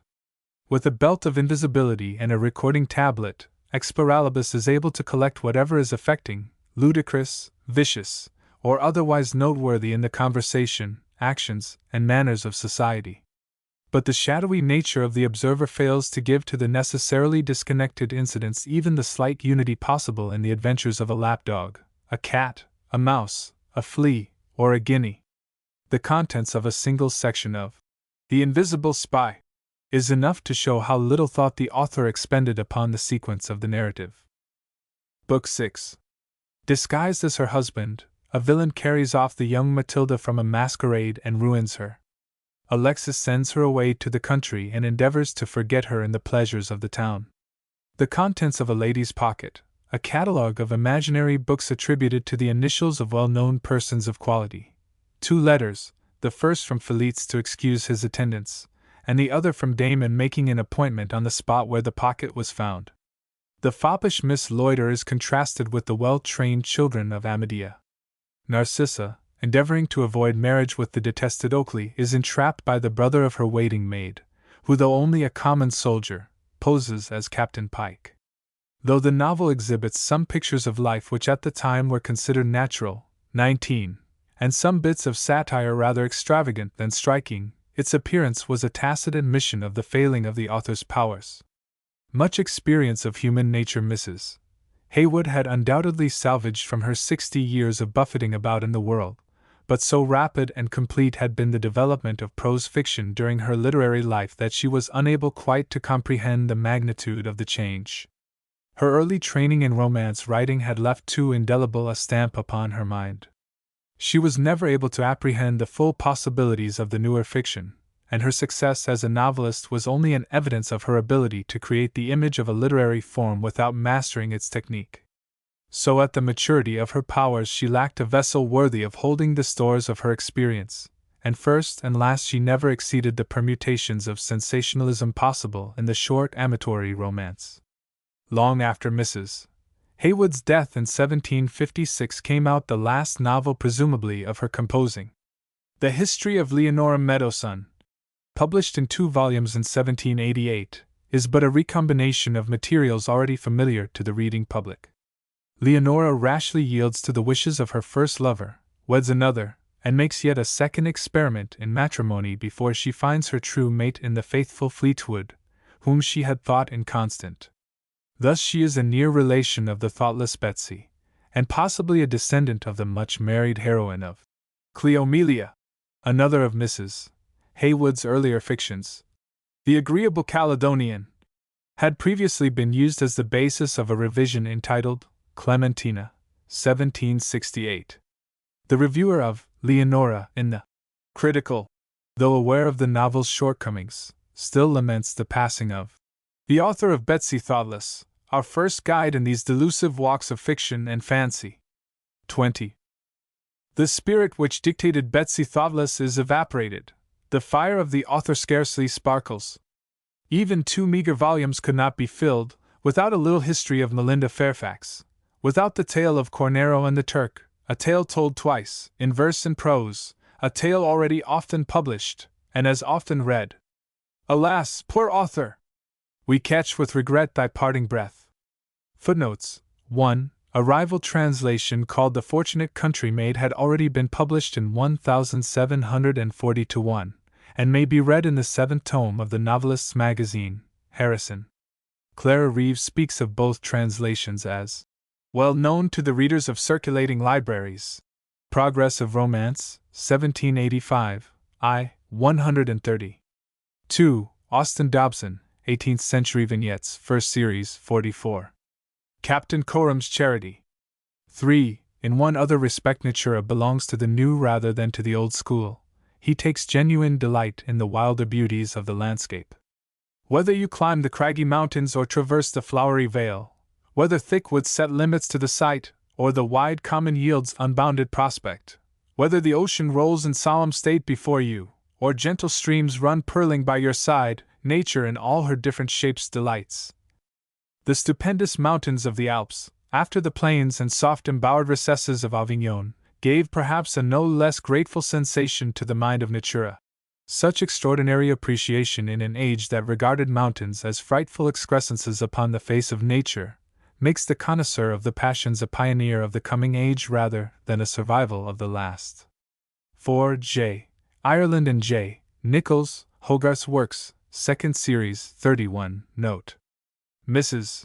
Haywood's Betsy Thoughtless was an MS entitled Betsy Careless, but from the infamy at that time annexed to the name, had a new baptism.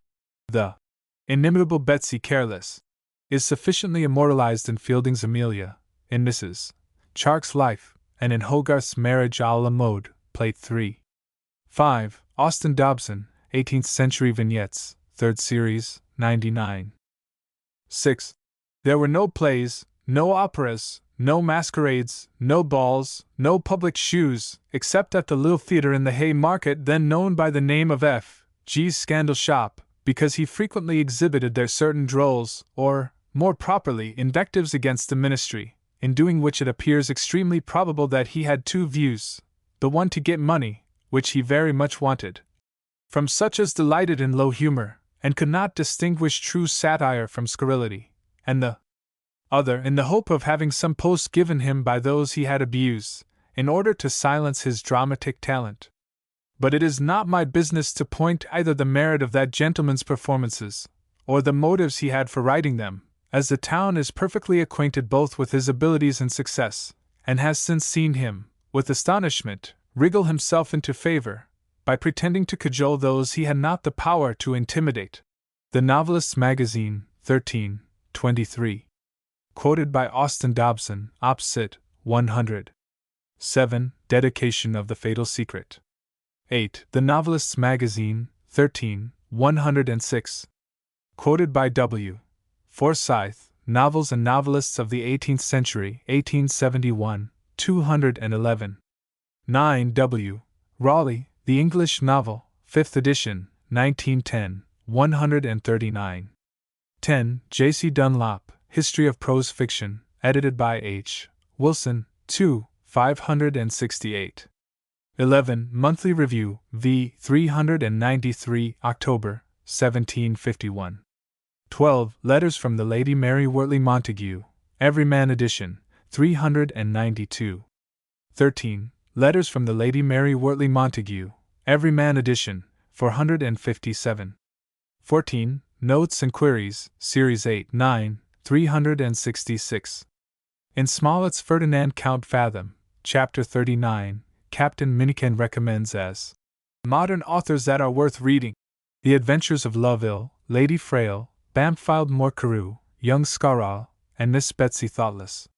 See also A. L. Barbald, Correspondence of Samuel Richardson, 1804, 4, 55-6, and the Autobiography and Correspondence of Mary Granville, Mrs. Delaney, 1861, First Series, 379, 214. 15. J. G. Lockhart, Life of Scott, Everyman edition, 34. Coleridge's Letters, I. 368. 16. W. Scott, Old Mortality, Conclusion. Goethe's Werke, E. Schmidt, Leipzig, 1910, 317. 17. That the Monthly's review of Betsy Thoughtless, complaining of that novel's lack of those entertaining introductory chapters and digressive essays which distinguish the works of a Fielding, a Smollett, or the author of Pompey the Little, rankled in the fair novelist's memory, is illustrated by a retort in her next work, Jemmy and Jenny Jessamy, 3, chapter 18, which contains none of those beautiful digressions, those remarks or reflections, which a certain would-be critic pretends are so much distinguished in the writings of his two favorite authors, yet it is to be hoped will afford sufficient to please all those who are willing to be pleased. For the review of Jemmy and Jenny Jessamy, see Monthly Review, 877. 18. A possible return to scandalmongering should be noted. Letters from the Lady Mary Wortley Montague, Everyman edition, 461. You should have given me a key to the Invisible Spy, particularly to the catalogue of books in it. I know not whether the conjugal happiness of the D. of B. Duke of Bedford is intended as a compliment or an irony.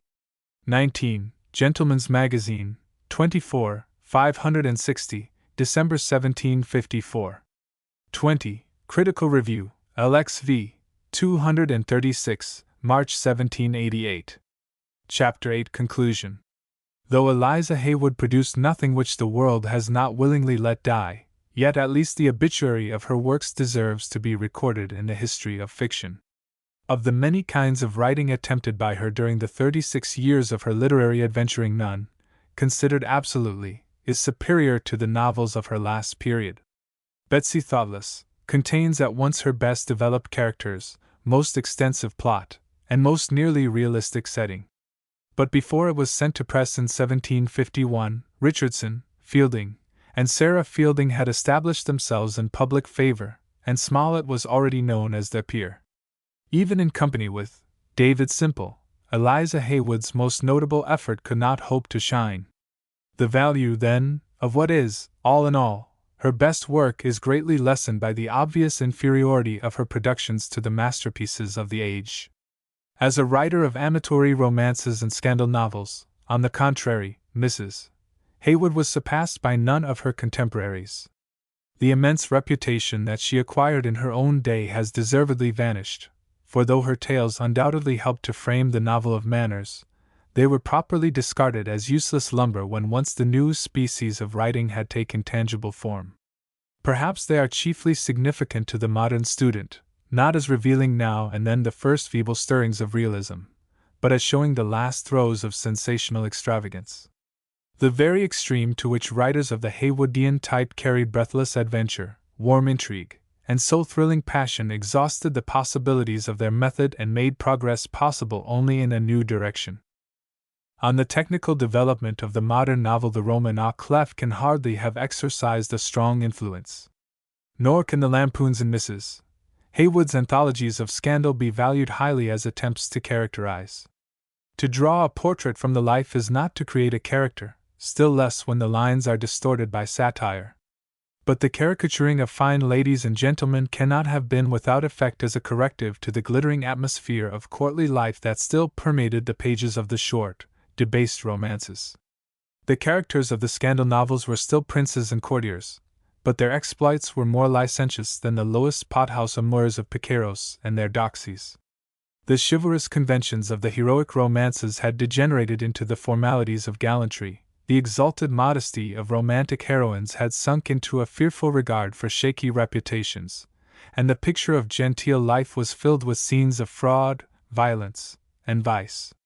As the writers of anti-romances in the previous century had found a delicately malicious pleasure in exhibiting characters drawn from humble and rustic life performing the ceremonies and professing the sentiments of a good breeding foreign to their social position, so the scandal-mongering authors like Mrs.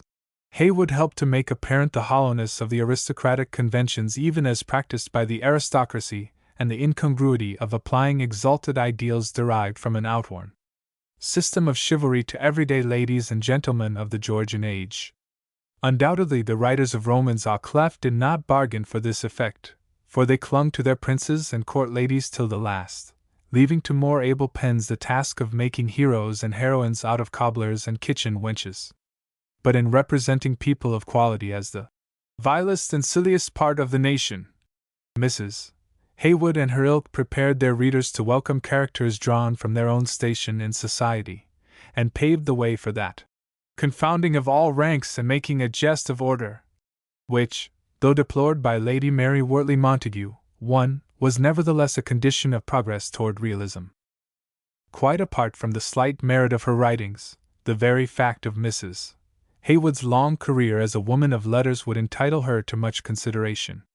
About the middle of the 17th century, women romancers, like women poets, were elegant triflers, content to add the luster of wit to their other charms.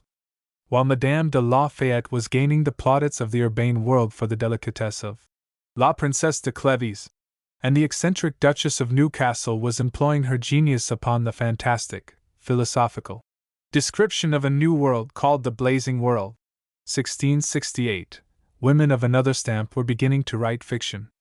With the advent of Madame de Villedieu in France and her more celebrated contemporary, Mrs.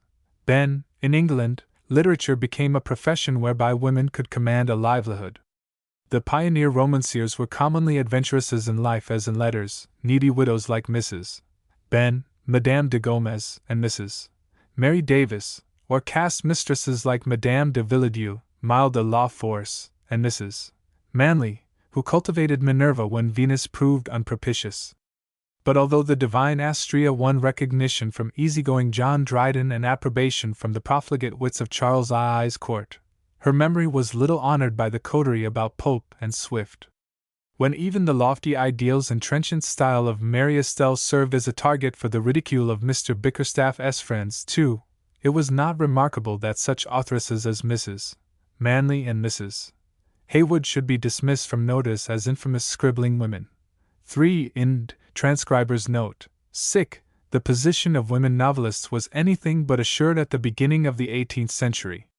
They had to support the disfavor and even the malign attacks of established men of letters who scouted the pretensions of the inelegant to literary fame, and following the lead of Boileau, discredited the romance as absurd and unclassical. Moreover, the moral soundness of fictitious fables was questioned by scrupulous readers, and the amatory tales turned out in profusion by most of the female romancers were not calculated to reassure the pious, even though prefaced by assertions of didactic aim and tagged with an exemplary moral. Nevertheless, the tribe of women who earned their living chiefly by the proceeds of their pens rapidly increased. 4. Mrs.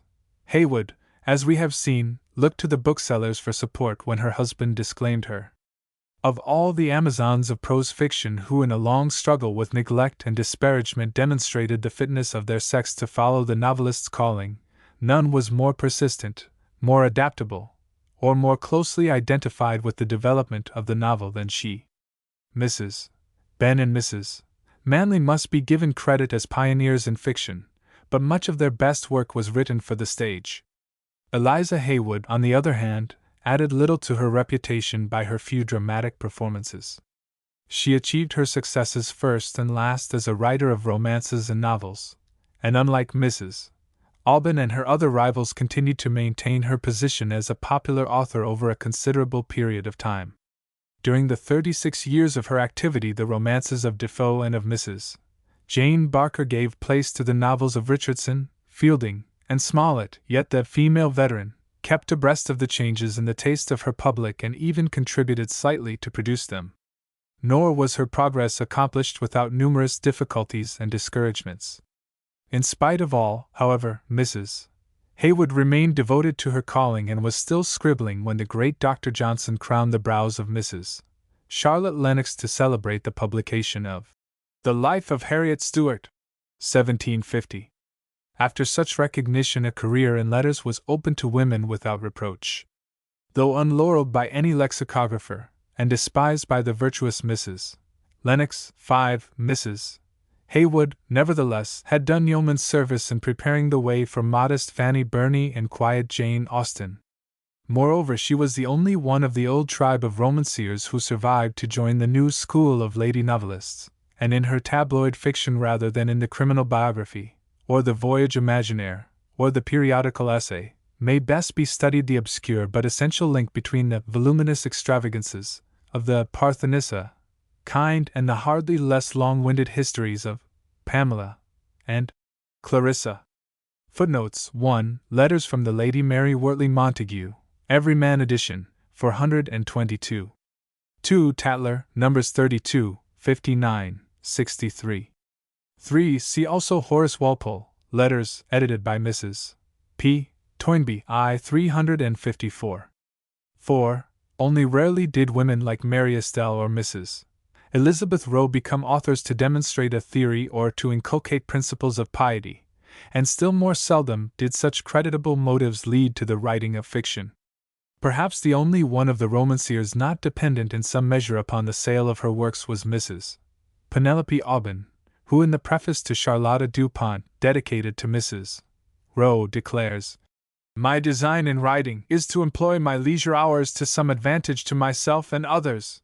I do not write for bread." 5. The salacious landlady in Mrs. Lennox's Henrietta tries to discourage the heroine from reading Joseph Andrews by recommending Mrs. Haywood's works. "There is Mrs. Haywood's novels, did you ever read them? Oh, they are the finest lovesick, passionate stories. I assure you, you'll like them vastly. Pray take a volume of Haywood upon my recommendation." "Excuse me," said Henrietta, etc. The Novelist's Magazine, Harrison, 2314. Bibliography. A list of Mrs. Haywood's writings. I. Collected works. A. The works of Mrs. Eliza Haywood, consisting of novels, letters, poems, and plays. In 4 volumes. 4d. Brown Jenner, and S. Chapman. 1724. 8 vo. 4 volumes. Volume 1. Love in Excess, Edition 5, Volume 2. The British Recluse, Edition 2, The Injured Husband, Edition 2, The Fair Captive, Edition 2, Edition I, Chicago, Volume 3. Idalia, Edition 2, Letters from a Lady of Quality to a Chevalier, Edition 2, Volume 4.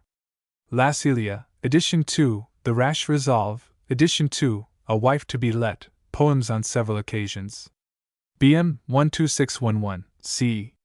20, University of Chicago. Daily Journal, August 12, 1723, 3 volumes. January 31, 1724, 4 volumes. B. Secret Histories, Novels and Poems. In 4 volumes. Written by Mrs. Eliza Haywood. 4d. Brown, June, and S. Chapman. 1725. 12 mo. 4 volumes. Daily Journal, December 23, 1724. Just published. Another edition. The second edition. 4d. Brown, June, and S. Chapman. 1725. 12 mo. 4 volumes. Volume 1. Love in Excess, Edition 6, Volume 2. The British Recluse, Edition 3, The Injured Husband, Edition 3, Poems on Several Occasions, Edition 2, Volume 3. Idalia, Edition 3, The Surprise, Edition 2, The Fatal Secret, Edition 3. Phantomena, Volume 4. The Rash Resolve, Edition 3, The Masqueraders, Lacelia, The Force of Nature. BM 12612, C. 8, Yale. Daily Post, August 6, 1725. Lately published. Another issue of Volumes 2, 3, 4d, Brown, June, and S. Chapman. 1725. 12 mo. 2 volumes. Volume 1 is a duplicate of Volume 3, Volume 2 of Volume 2 of the preceding issue. BM 12614, C. 14. Another edition, the third edition. 4a. Bettesworth and C. Hitch, D. Brown, T. Astley, and T. Green. 1732. 12 mo. 4 volumes. BM 012612, df. 48. Another edition, the fourth edition. 4r. Ware, S. Bird, D. Brown, C. Hitch, S. Austin. 1742. 12 mo. 4 volumes. B. M. 12614, E. 13. C. Secret Histories, Novels, and C. Written or translated by Mrs. Eliza Haywood. printed since the publication of the 4 volumes of her works. 4D. Brown. 2 volumes. Volume 1. The Distressed Orphan, The City Jilt, The Double Marriage, Letters from the Palace of Fame, The Lady's Philosopher's Stone, Volume 2. Memoirs of the Baron de Brasse, 2 parts, Bath Intrigues, The Masqueraders, Part 2, The Perplexed Duchess. Daily Post, November 2nd. 1727. D. Haywood's Mrs. Select Collection of Novels and Histories. Written by the most celebrated authors, in several languages. All new, translated from the originals by several hands. London. 1729, 12mo. 6 volumes. Sir George Cochrane, Catalogue of the Library at Abbotsford, 1838, Maitland Club, Volume 45, page 139. I have not found a copy of this work. 2. Single works. 1. Adventures of Eove, Princess of Ijavio. A pre-Adamitical history. Interspersed with a great number of remarkable occurrences, which happened, and may again happen, to several empires, kingdoms, republics, and particular great men. With some account of the religion, laws, customs, and policies of those times.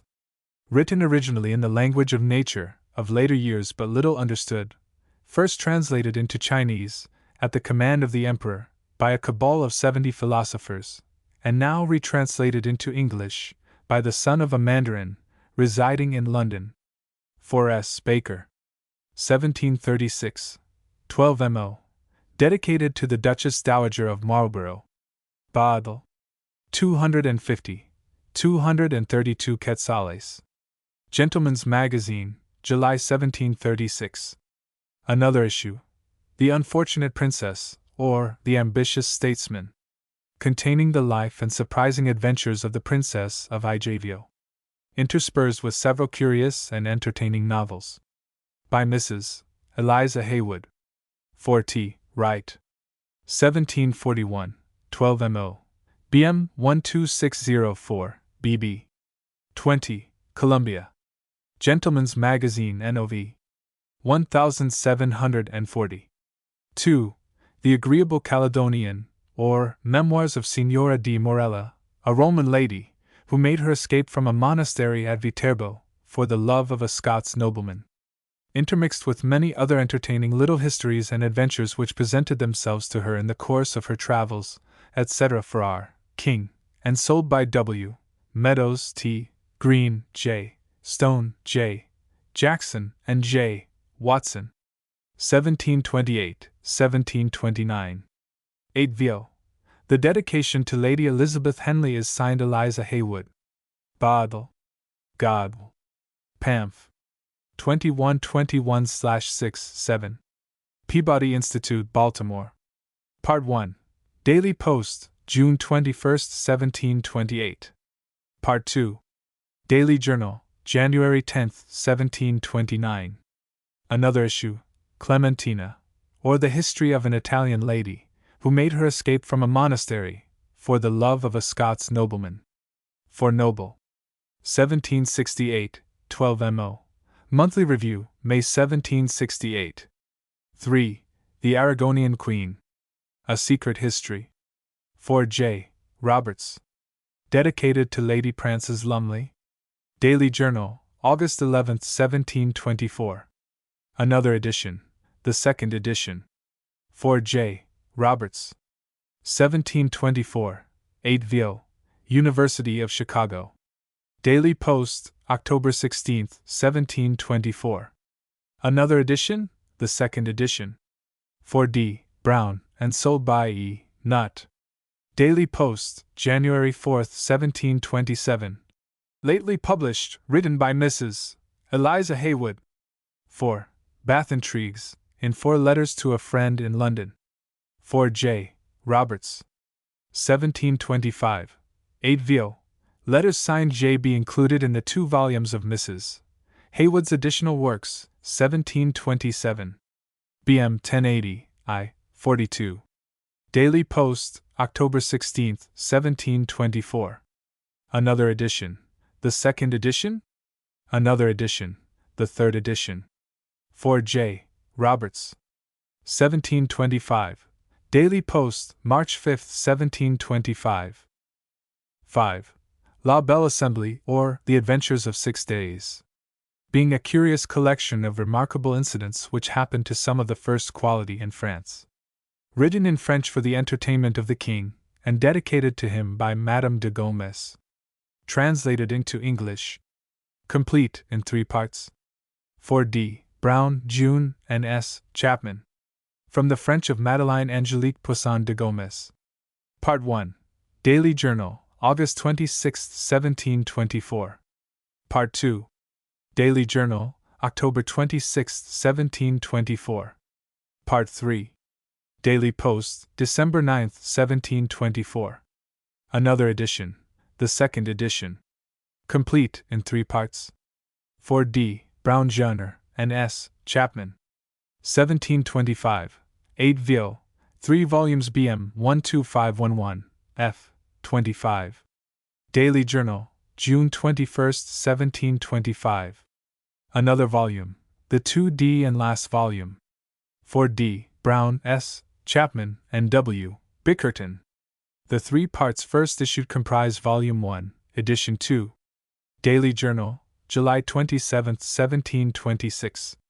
Another edition, La Belle Assembly, or The Adventures of 12 Days. The second edition, adorned with copper plates. 4D. Brown, W. Bickerton, and W. Pote. 1728, 12 mo. 2 volumes BM, 635, A. 27, 28.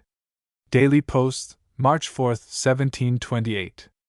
Another edition, the second edition. 4D. Brown, W. Bickerton, T. Astley, and F. Cogan. 1735, 12 mo. 4 volumes BM 12512, C. 12, Volume 4 only. Another edition, the third edition? Another edition, the fourth edition. 4J. Brotherton, J. Hazard, W. Meadows, T. Cox, W. Hinchcliffe, D. Brown, W. Bickerton, T. Astley, S. Austin, L. Gilliver, R. Willock, and F. Cogan. 1736, 12 mo. 4 volumes BM 12512, C. 12, volumes 1 to 3 only. Another edition, the fifth edition. 4D. Brown, etc. 1743. 12 mo. 4 volumes Boston Public Library. Another edition, the sixth edition. 4D. Brown, J. Brotherton, W. Meadows, R. Ware, H. Lintott, T. Cox, T. Astley, S. Austin, J. Hodges, and E. Comans. 1749, 12 mo. 4 volumes Brown University. Another edition, the seventh edition. 1754, 12 mo. 4 volumes Malkin Catalogue. Another edition, the eighth edition. 4H. Woodfall, W. Strahan, J. Rivington, E. Horsfield, G. Keith, W. Nichols, C. and R. Ware, M. Richardson, J. and T. Pote, and T. Burnett. 1765, 12 mo. 4 volumes BM 12330, F. 17. Boston Public Library. 6. The British Recluse, or The Secret History of Cleomira, Suppository Dead. A novel. By Mrs. Eliza Haywood, author of Love in Excess, or The Fatal Inquiry. 4D. Brown, June, W. Chetwood and J. Woodman, and S. Chapman. 1722, 8 Viau, Boston Public Library. Daily Post, April 16, 1722. Another edition, the second edition. 4D. Brown, June, W. Chetwood and J. Woodman, and S. Chapman. 1722, 8 Viau. BM 635, F. November 4th. Daily Conran, December 24, 1722. The third and fourth editions are a part of Secret Histories, etc., 1725, 1732. Another edition, The British Recluse. And The Injured Husband, or The Mistaken Resentment. 2 novels. Written by Mrs. Eliza Haywood. the third edition. Dublin 4J, Watts. 1724, 8 VO.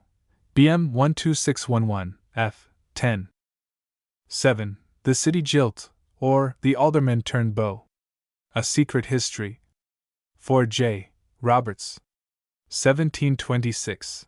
Included in the 2 volumes of Mrs. Haywood's additional works, 1727. Daily Journal, June 24, 1726. Another edition, the second edition. 4J. Roberts. 1726, 8 VO. BM 012611, E. 13. Daily Post, September 30, 1726. A new edition. A pirated edition? Printed by T. Bailey, at the Ship and Crown, Leadenhall Street, where tradesmen's bills are printed at the letterpress, and off copper plates, *** symbol, 3 asterisks, where Meredith's antiscorbutic drops are sold at 6 shillings the bottle, which cures the most inveterate scurvy, leprosy, and C. and E. BM 12611, E. 3. Clementina, see the Agreeable Caledonian. 8. Cleomelia, or the Generous Mistress. Being the secret history of a lady lately arrived from Bengal, a kingdom in the East Indies. By Mrs. Eliza Haywood. To which is added I. The Lucky Rape, or Fate the Best Disposer. 2. The Capricious Lover, or No Trifling with a Woman. 4J. Milan, and sold by J. Roberts T. Astley W. Meadows J. Macewen H. Northcock. 1727, 8 VO. Daily Post, December 5, 1726. Another edition, the second edition. 4J. Milan, and sold by J. Roberts H. Northcock. 1727, 8 VO. Bottle. God. Pamf. 1308. 9. Delinda, or The Double Marriage. Being the genuine history of a very recent and interesting adventure. Addressed to all the young and gay of both sexes. For C. Corbett and G. Woodfall. 1749, 12 MO. Probably by Mrs. Haywood. BM 012611, E. 41. Gentleman's Magazine, June 1749. 10. The Disquis Prince, or The Beautiful Parisian. A True History, translated from the French. 4T. Corbett, and sold by J. Roberts. 1728, 1729. 8 VO. The dedication to Lady Lamb is signed Eliza Haywood. From the French of the Sieur de Prechac or Madame de Villedieu. BM 12511, H. 5, Part 1 only. Harvard 2 parts. Part 1, Daily Post, August 16, 1728. Part 2, Daily Journal, May 14, 1729. Another edition, the second edition. 4T. Corbett, and sold by J. Roberts. 1733, 8 VO. Bottle. God. Pamf. 1231/4. 11. The Distressed Orphan, or Love in a Madhouse. 1726. Another edition, the second edition. 4J. Roberts. 1726, 8 VO. A second edition was advertised for D. Brown as a part of Mrs. Haywood's additional works, Daily Post, January 4, 1727. University of Chicago. Another edition, the third edition. 4J. Roberts. 1726, 8 VO. BM 12611, F. 14. A revision, Love in a Madhouse, or The History of Eliza Hartley. The Distressed Orphan. Written by herself after her happy union with the Colonel. 4T. Sabine. ND 8 VO. 1770? BM Catalogue. 1810 Miss Morgan. BM 12403, A 34 halves. 12. The Double Marriage, or The Fatal Release. A True Secret History. 4J. Roberts. 1726. 8 VO. Included in the 2 volumes of Mrs. Haywood's Additional Works, 1727. University of Chicago. Daily Journal, August 5, 1726. 13. The Dumb Projector, being a surprising account of a trip to Holland made by Mr. Duncan Campbell, with the manner of his reception and behavior there, as also the various and diverting occurrences that happened on his departure. 4. W. Ellis, J. Roberts, Mrs. Billingsley, A. D.O.D. and J. Fox. 1725. 8 Vo. Written as a letter, signed Justitia. BMG 13739/2. Copy owned by Professor Trent. Daily Journal, May 10, 1725. 14. L'Entretien de Beaux Esprits, being the sequel to La Belle Assembly, containing the following novels. Written for the entertainment of the French court, by Madame de Gomez, author of La Belle Assembly. 4. F. Cogan and J. Norse. 1734. 12 mo. 2 volumes. The dedication to the High Puissant and Most Noble Prince, Charles Seymour, Duke of Somerset, is signed Eliza Haywood. From the French of Madeleine Angélique Poisson de Gomez. BM 12512, c. 13. 15. Epistles for the Ladies. 4. T. Gardner. 1749, 1750. 8 Vo. 2 volumes. BM 8416, dd 34. Columbia. Gentleman's Magazine NOV. 1748, and c. Another edition, a new edition. 4. T. Gardner. Advertised in the History of Jemmy and Jenny Jessamy, 1753. Another edition, Epistles for Ladies. A new edition. 4. H. Gardner. 1776, 12 mo. 2 volumes. Yale. 16. The Fair Captive, a Tragedy, as it is acted by His Majesty's servants. 4. T. Johnny and H. Cole. 1721, S.V.O. Dedicated to Lord Viscount Gage. BM 162, H. 18. Columbia. Another edition, the second edition. 4. D. Brown and S. Chapman. 1724. Included with separate title page and imprint in Works, 1724. 17. The Fair Hebrew, or A True, but Secret History of 2 Jewish Ladies, who lately resided in London. 4. J. Brindley W. Meadows and J. Walpole A. Bettesworth T. Astley T. Worrell J. Lewis J. Penn and R. Walker. 1729, 8 Vo. Advertised as by Mrs. Haywood and Frederick, Duke of Brunswick-Lunenburg, 1729. BM 635, F. November 8. Daily Post, January 29, 1729. Another edition, the second edition. 4. J. Brindley W. Meadows and J. Walpole A. Bettesworth T. Astley T. Worrell J. Lewis J. Penn and R. Walker.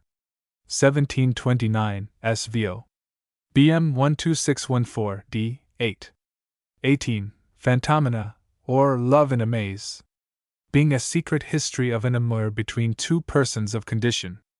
By Mrs. Eliza Haywood. 4. D. Brown June and S. Chapman. 1725.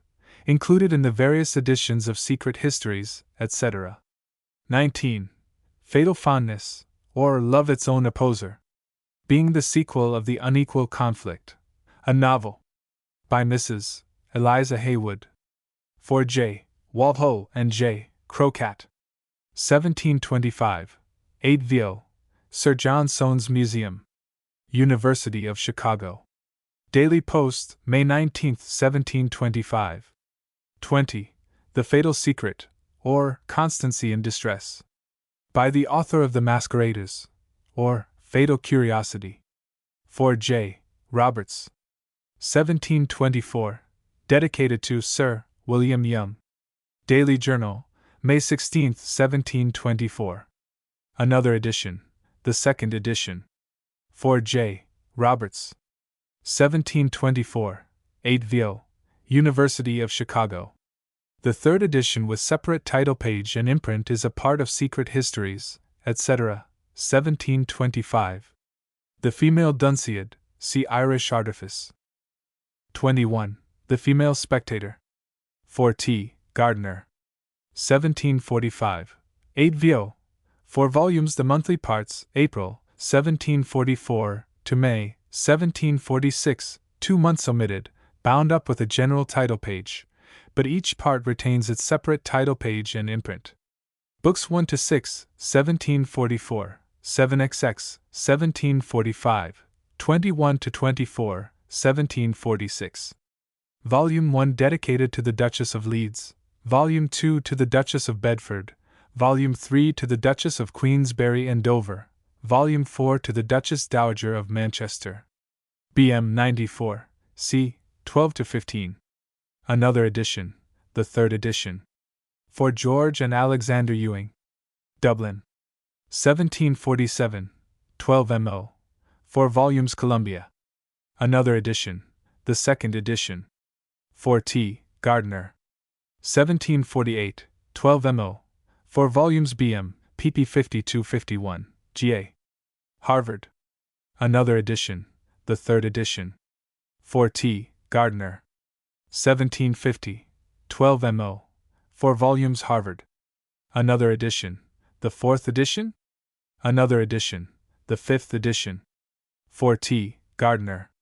1755, 12 mo.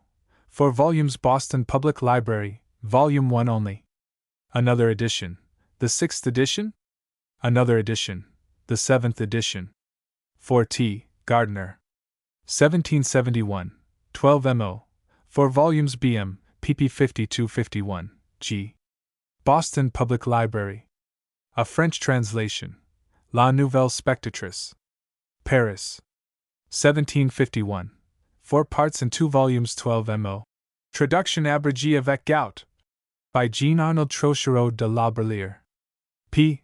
Larousse, Grand Dictionnaire Universal, 1873. Addendum, The Female Spectator. Glasgow. 1775. 4 volumes. 12 mo. Catalogue of Cadmus Bookshop, New York.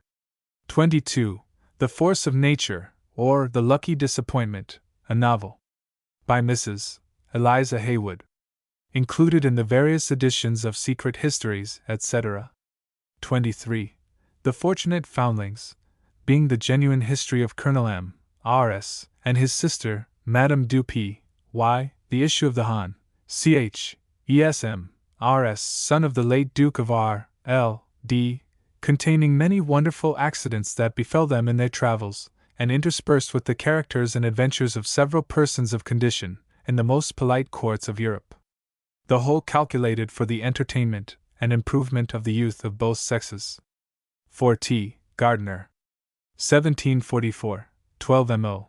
BM 12614, E. 16.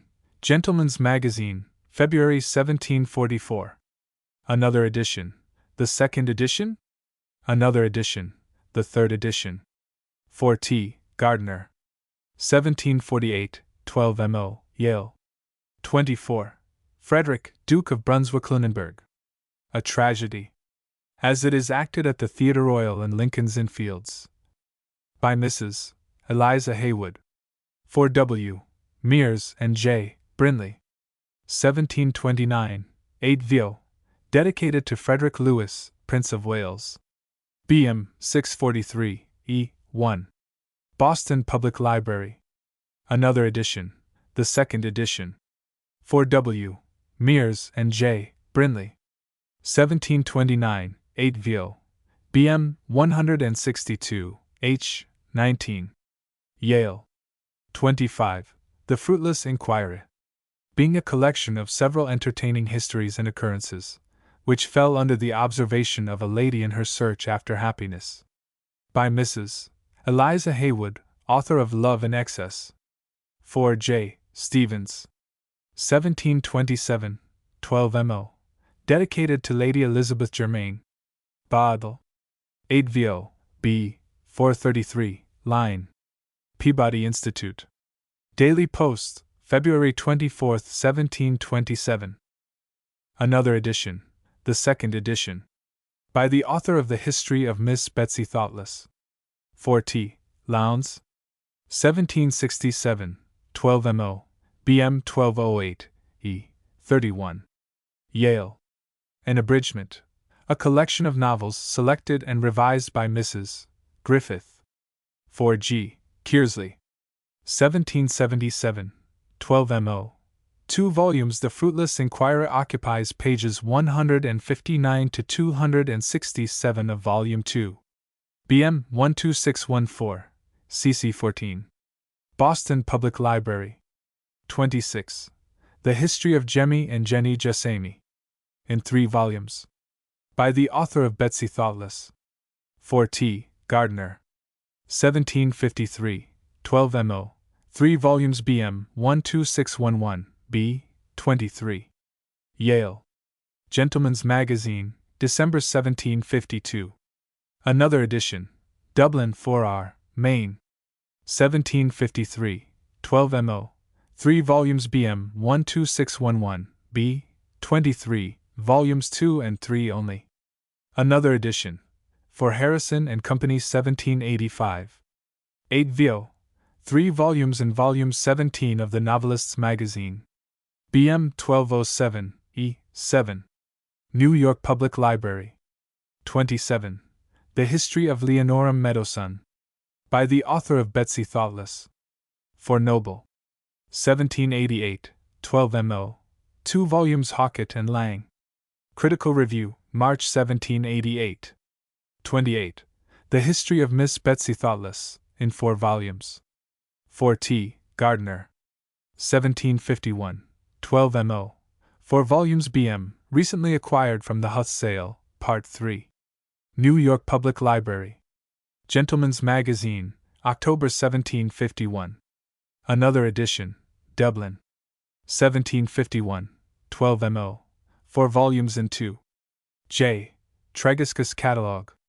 Another edition, Dublin, printed by Ollie Nelson. 1765, 12 mo. 4 volumes in 2. Yale. Another edition, the 4th edition. 4L. Gardner. 1768, 12 mo. 4 volumes in 2. South Kensington Museum. Columbia. Another edition. For Harrison and Company, 1783. 8 vo. 4 volumes in volume 13 of the Novelist's Magazine. BM 1207, C. 12. New York Public Library. Addendum. Études ou Histoire de Ms. Betsy Thoughtless, traduite de l'Anglois. Paris. 1754. 3 parts in 2 volumes bound for Madame du Barry, with her arms impressed on the sides.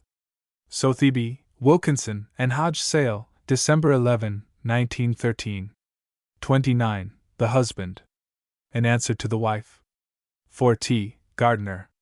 1756. 12 mo. BM 836. C. 6. Yale. 30. Idalia, or The Unfortunate Mistress. A novel. Written by Mrs. Eliza Haywood. 4d. Brown Junner, W. Chetwood, and S. Chapman. 1723, 8 vo. BM 12614, D. 10. Daily Journal, April 24, 1723.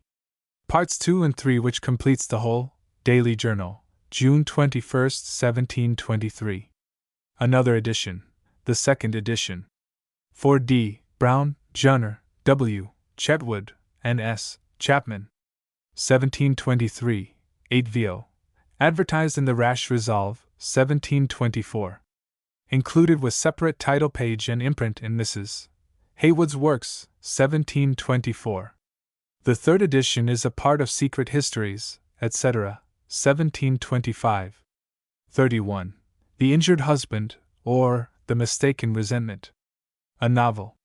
Written by Mrs. Eliza Haywood. 4d. Brown, W. Chetwood and J. Woodman, and S. Chapman. 1723, 8 vo. Dedicated to Lady Howe. BM, recently acquired from the Huth sale, Part 3. Daily Courant, December 24, 1722. Another edition, the second edition. 4D, Brown, W., Chetwood and J., Woodman, and S., Chapman. 1723, 8 vo. Advertised in the Rash Resolve, 1724. Included with separate title page and imprint in Mrs. Haywood's Works, 1724. The third edition is a part of Secret Histories, etc., 1725. Another edition, the third edition. Dublin 4J, Watts. 1724, 8 vo. BM 12611, F. 10. See The British Recluse. 32. The Invisible Spy. By Exploralibus. 4T. Gardner. 1755. 12 mo. 4 volumes, note, a 3-volume edition, 1755, entered in a catalogue of John Orr, Edinburgh, Autumn, 1914, BM 12612, D. 14. Brown University. Gentleman's Magazine NOV. 1754. Another edition, the second edition. 4T. Gardner. 1759, 12 mo. 2 volumes Bottle. Hope 8 vo. 535 6. Yale. Another edition, Dublin. 1766, 12 mo. 2 volumes BM 12614, FF 21. Another edition, by Explorabilis. A new edition. 4H. Gardner. 1773, 12 mo. 2 volumes Yale.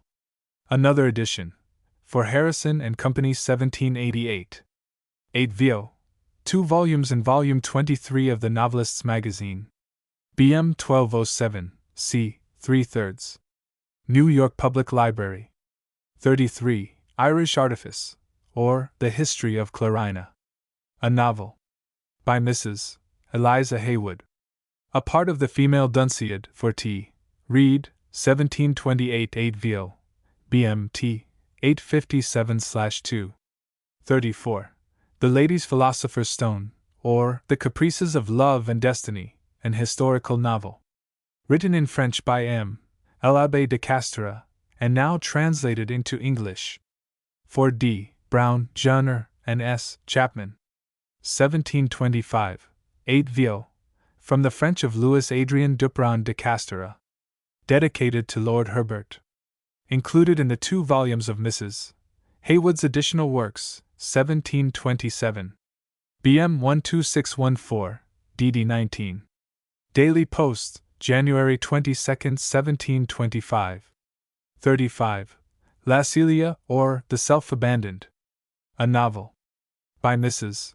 Eliza Haywood. 4D. Brown, June, and S. Chapman. Dedicated to the Earl of Suffolk and Bindon. Daily Journal, October 30, 1723. Another edition, the second edition. 4D. Brown, Jenner, and S. Chapman. 1724, 8 vo. Included with separate title page and imprint in Mrs. Haywood's Works, 1724. The third edition is a part of Secret Histories, etc., 1725. BM 12613, c. January 26. 36. A letter from H. G.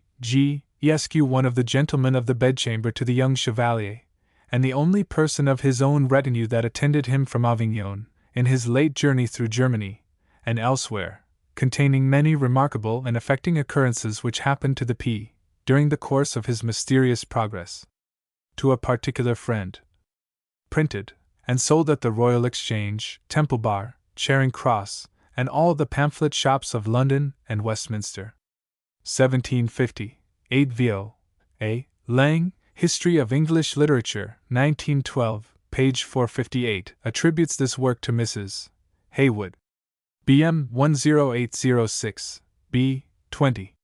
Monthly Review, January 1750. A French translation, Lettre de H. G. Acquire, un de Gentilshams de la Chambre du jeune Chevalier de S. George and la seule personne de sa cour que a été accompagnée d'Avignon dans son voyage en Allemagne, and autres le. Continent plusieurs avenches touchantes and remarquables que sont arrives à si prince pendant le cours de son voyage secret. Un ami particulier. Traduit de l'Anglois par M. L'Abbé à Londres. 1757. BM 10804. A. 16. 37. Letters from a Lady of Quality to a Chevalier. Translated from the French. By Mrs. Haywood. 4W. Chetwood. 1721. 8 vo. With a discourse concerning writings of this nature. By way of essay. From the French of Edme Boursault. Published by subscription. Columbia. Daily Post, December 26, 1720. Another edition. The second edition. 4D. Brown and S. Chapman. 1724. 8 vo. Included with separate title page and imprint in Mrs. Haywood's Works, 1724. 38. Letters from the Palace of Fame. Written by a First Minister in the regions of air, to an inhabitant of this world. Translated from an Arabian manuscript. 4J. Roberts. 1727. 8 vo. Included in the 2 additional volumes of Mrs. Haywood's Works, 1727. BM 635. F. 11/7, incomplete, 24 pages only. A complete copy is owned by Professor Trent. Daily Post, September 30th, 1726. 39. The Life of Madame de Villasec. Written by a lady, who was an eyewitness of the greater part of her adventures, and faithfully translated from her French manuscript. By Mrs. Eliza Haywood. 4W. Fearless, and sold by J. Roberts. 1727, 8 vo. Dedicated to Mrs. Heathcote. BM 12331, BBB. 42 halves. Daily Post, April 26, 1727. 40.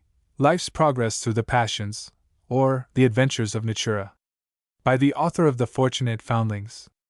4T. Gardner. 1748, 12 mo. BM 12614, E. 19. Yale. Gentleman's Magazine, April 1748. 41.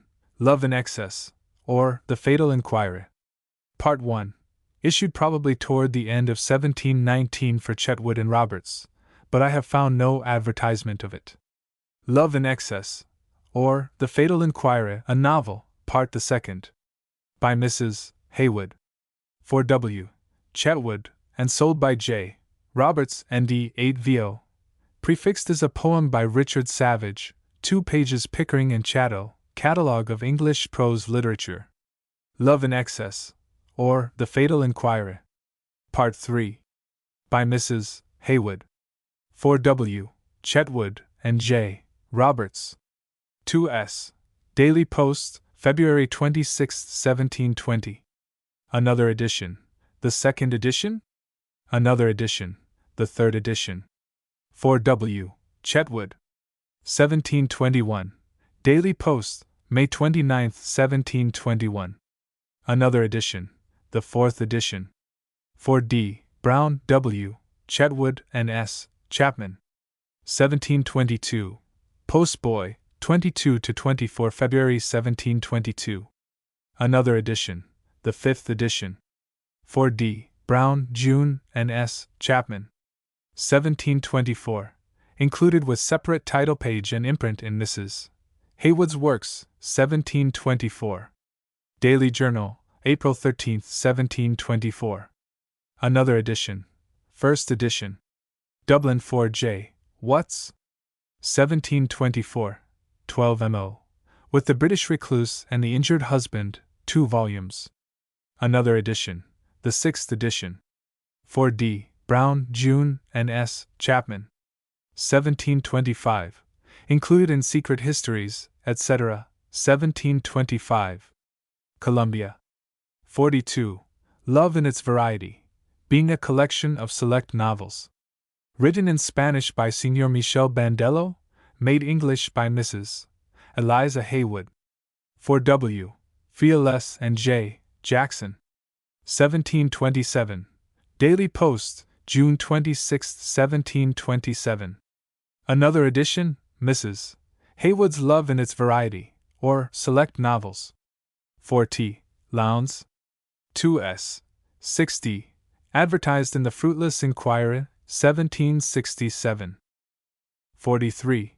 Love Letters on All Occasions Lately Passed Between Persons of Distinction, collected by Mrs. Eliza Haywood. 4J. Brindley R. Willock J. Jackson J. Penn and F. Cogan.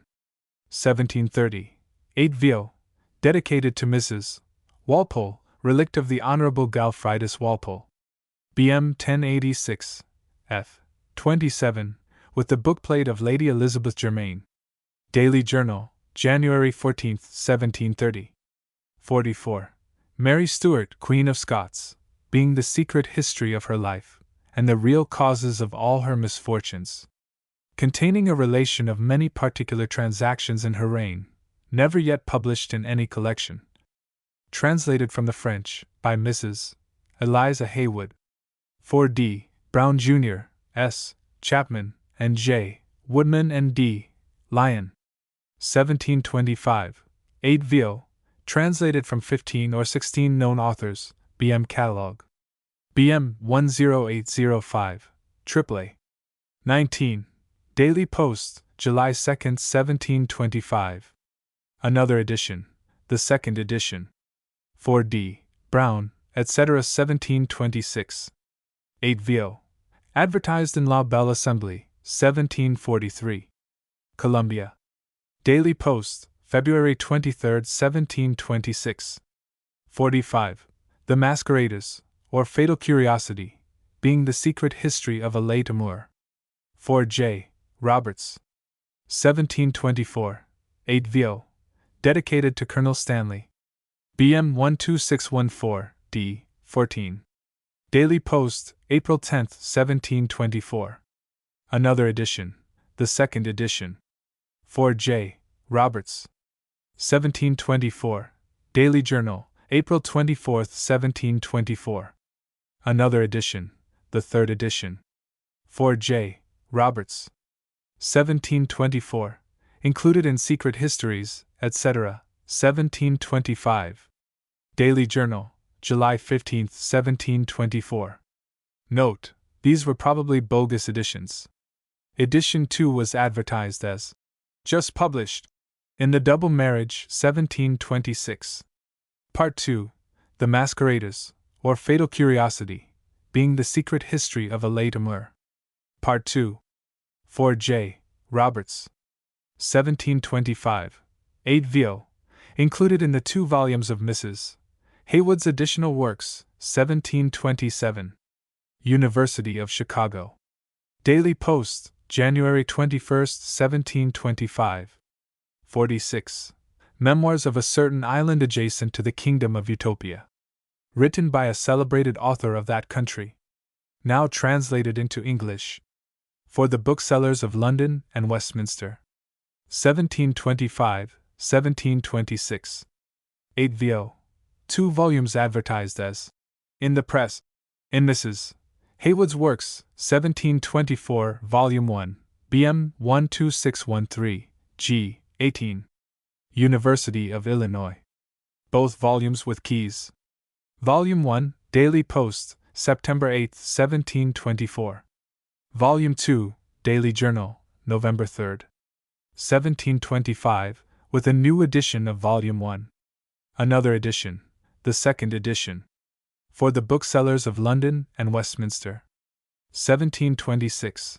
8 Vio. 2 volumes Daily Post, March 2nd. 1726.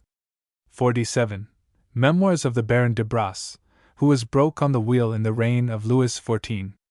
Containing an account of his amours, with several particulars relating to the wars in those times. Collected from authentic authors, and in original manuscript. 4D. Brown, June, and S. Chapman. 1725, 1726. 8 Vio. Included in the 2 volumes of Mrs. Haywood's additional works, 1727. BM 1201, G. 3.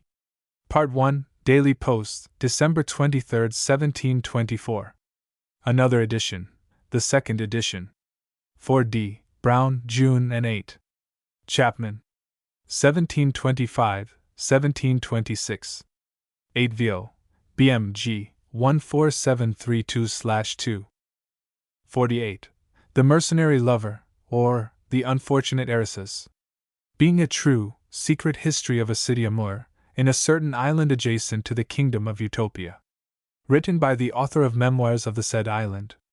Translated into English. 4N. Dobb. 1726, 8 VO, BM 12611, I, 16. Daily Post, February 10, 1726. Another edition, the 2nd edition. 4N. Dobb. 1726. Advertised in Reflections on the Various Effects of Love, 1726. Another edition, the 3rd edition. By the author of Reflections on the Various Effects of Love. To which is added The Padlock, or No Guard Without Virtue. A novel. 4N. Dobb. 1728, 12 MO, half-title. The Mercenary Lover and the Padlock. 2 historical novels. By E.H. BM 12316, BBB. 38 thirds. The New Utopia, see Memoirs of a Certain Island. 49. The Opera of Operas, or Tom Thumb the Great. Altered from the Life and Death of Tom Thumb the Great. 4W. Ener. 1733, 8 VO. Fielding's Tragedy of Tragedies with Songs by William Hatchett and Eliza Haywood. Boston Public Library, Barton Collection. The Padlock, see The Mercenary Lover, the 3rd edition. 50. The Parrot. With a Compendium of the Times. By the authors of The Female Spectator. 4T. Gardner. 1746, 8 VO. Issued originally in weekly parts, 2 August 4 October 1746. 9 numbers, BM, pp 52-53, B. Yale. 51. The Perplexed Duchess, or Treachery Rewarded, being some memoirs of the court of Malfi. In a letter from a Sicilian nobleman, who had his residence there, to his friend in London. 4J. Roberts. 1728, 8 VO. Included in the 2 volumes of Mrs. Haywood's additional works, 1727. The title page bears a quotation from her tragedy, The Fair Captive. Daily Post, October 2, 1727. Doble Catalogue, Mar. 1915. Another edition, to which is added Innocence Preserved. A novel. Dublin S. Powell, for G. Risk and W. Smith. 1727, 12 MO, A. Estale, English Tales and Eomances, 1912, page 284. 52. Persecuted Virtue, or The Cruel Lover. A True Secret History. Writ at the request of a lady of quality. 4J. Brindley, and sold by W. Meadows, and H. Whitridge T. Worrell R. Franklin J. Watson. Advertised as by Mrs. Haywood and Frederick, Duke of Brunswick-Lunenburg, 1729. Daily Post, November 23. 1728. 53. Philidor and Placentia, or Le Mortreau Delicat. By Mrs. Haywood. 4T. Green, and sold by J. Roberts. 1727, 8 VO. Dedicated to Lady Abergavenny. Brown University. Part 1, Daily Journal, July 24, 1727. 54. Poems on Several Occasions. By Mrs. Eliza Haywood. Included with no separate title page in Mrs. Haywood's Works, 1724. Another edition, the 2nd edition. 4D. Brown, June, and S. Chapman. 1725. 12 MO. Included with separate title page and imprint in Secret Histories, etc. 1725. 55. A Present for a Servant Maid, or the sure means of gaining love and esteem, to which are added directions for going to market, also, for dressing any common dish, whether flesh, fish, or fowl, with some rules for washing, and c. the whole calculated for making both the mistress and the maid happy. 4T. Gardner. 1743, 8 Vo. BM 1037, g. 20. Gentleman's Magazine, June 1743. Another edition. Dublin, reprinted by and for George Faulkner. 1743, 8 Vo. New York Public Library. Another edition. Dublin, for George Faulkner. 1744, 8 Vo. BM 8409, d. August 1st. New York Public Library. Another edition. 4T. Gardner. 1745, 8 Vo. Yale. A revision. A new present for a servant maid, containing rules for her moral conduct, both with respect to herself and her superiors, the whole art of cookery, pickling, and preserving, and c. with marketing tables, and tables for casting up expenses, and c. by Mrs. Haywood. Pitch, and c. 1771. 12 Mo. Monthly Review, April 1772. 56. The Rash Resolve, or The Untimely Discovery. A novel. In 2 parts. By Mrs. Eliza Haywood. 4D. Brown, Jenner, and S. Chapman. 1724. 8 Vo. Dedicated to Lady Rumney. B.M. Recently acquired from the Huth sale. Part 3. Daily Journal, December 12, 1723. Another edition. The second edition. 4D. Brown, Jenner, and S. Chapman. 1724. 8 Vo.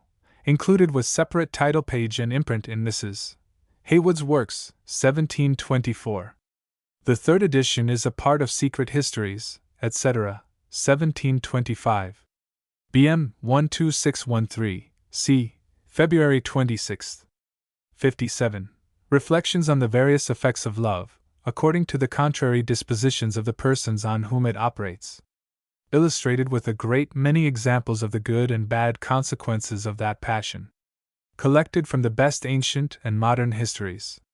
Intermixed with the latest amours and intrigues of persons of the first rank of both sexes, of a certain island adjacent to the kingdom of Utopia. Written by the author of The Mercenary Lover, and Memoirs of the said island. 4N. Dobb. 1726. 8 Vo. BM 635. F.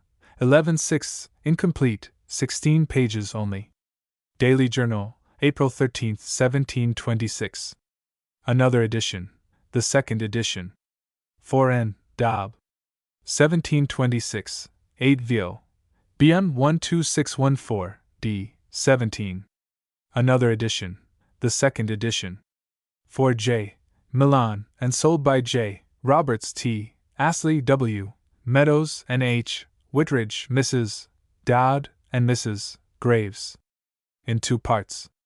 1727. Daily Journal, July 5, 1727. 58. The Secret History of the Present Intrigues of the Court of Caramania. For the Booksellers of London and Westminster. 1727, 8 Vo. Yale. Daily Journal, September 24, 1726. Another edition. The second edition corrected. For the Booksellers of London and Westminster. 1727, 8 Vo. BM 838, c. 7, with a key. 59. Secret Memoirs of the late Mr. Duncan Campbell, the famous deaf and dumb gentleman. Written by himself, who ordered they should be published after his decease. To which is added an appendix, by way of vindication of Mr. Duncan Campbell, against that groundless aspersion cast upon him, that he but pretended to be deaf and dumb. For J. Milan, and J. Critchley. 1732. 8 Vo. Mrs. Haywood may have had a hand in this production. BM 10825, BBB. 26. 60. A Spy Upon the Conjurer, or A Collection of Surprising Stories, with Names, Places, and particular circumstances relating to Mr. Duncan Campbell, commonly known by the name of the deaf and dumb man, and the astonishing penetration and event of his predictions. Written to my lord by a lady, who for more than 20 years past, has made it her business to observe all transactions in the life and conversation of Mr. Campbell. Sold by Mr. Campbell at the Green Hatch in Buckingham Court, Whitehall, and at Burton's Coffee House, Charing Cross. 1724, 8 Vio, BMG, 13535. Harvard. Daily Post, March 19. 1724. Another edition. A Spy on the Conjurer, or A Collection of Surprising and Diverting Stories, with Merry and Ingenious Letters. By way of memoirs of the famous Mr. Duncan Campbell, demonstrating the astonishing foresight of that wonderful deaf and dumb man. The whole being moral and instructive.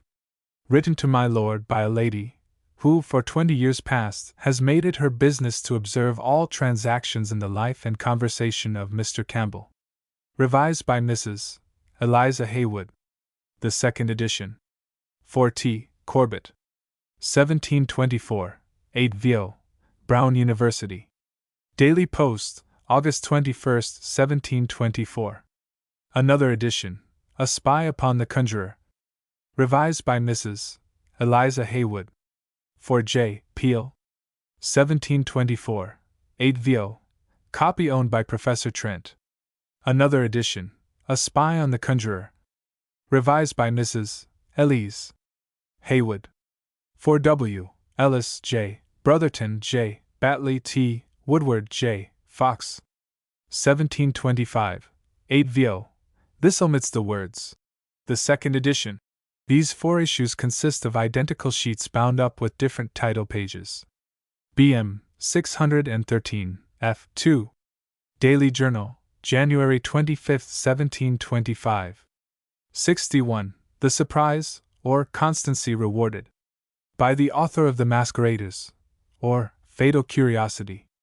4J. Roberts. 1724. Dedicated to Sir Richard Steele. Daily Journal, July 23, 1724. Another edition. The second edition.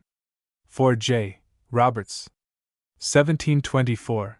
Daily Journal, September 7, 1724. Another edition. The second edition. 4D. Brown, June, and S. Chapman. 1725. Included with separate title page and imprint in Secret Histories, etc. 1725. 62. The Tea Table, or A Conversation Between Some Polite Persons of Both Sexes, at a Lady's Visiting Day. Wherein are represented the various foibles and affectations which form the character of an accomplished beau, or modern fine lady. Interspersed with several entertaining and instructive stories. By Mrs. Eliza Haywood. 4J. Roberts. 1725, 8 Vio. BM 635, F. November 5. Daily Post, May 7, 1725. Just published. Another edition, the fourth edition. London, printed, and Dublin reprinted by W. Wilmot for E. Hamilton. 1725, 8 Vio. Columbia. Part 2. The Tea Table, or A Conversation Between Some Polite Persons of Both Sexes. By Mrs. Elizabeth Haywood. Part 2. 4J. Roberts. 1725, 8 Vio. Bottle. God. Pamf. 1308, Daily Post, March 25. 1726. 63. The Unequal Conflict, or Nature Triumphant, a Novel. By Mrs. Eliza Haywood. 4J. Walpole and J. Crocat. 1725, 8 Vio. For a sequel to The Unequal Conflict, see Fatal Fondness. BM, recently acquired from the Huth sale, Part 3. Yale. Daily Post, March 10. 1725. Another edition, the second edition. 4J. Walpole. 1726. Daily Journal, February 17, 1726. The Unfortunate Princess, See Adventures of Eove. 64.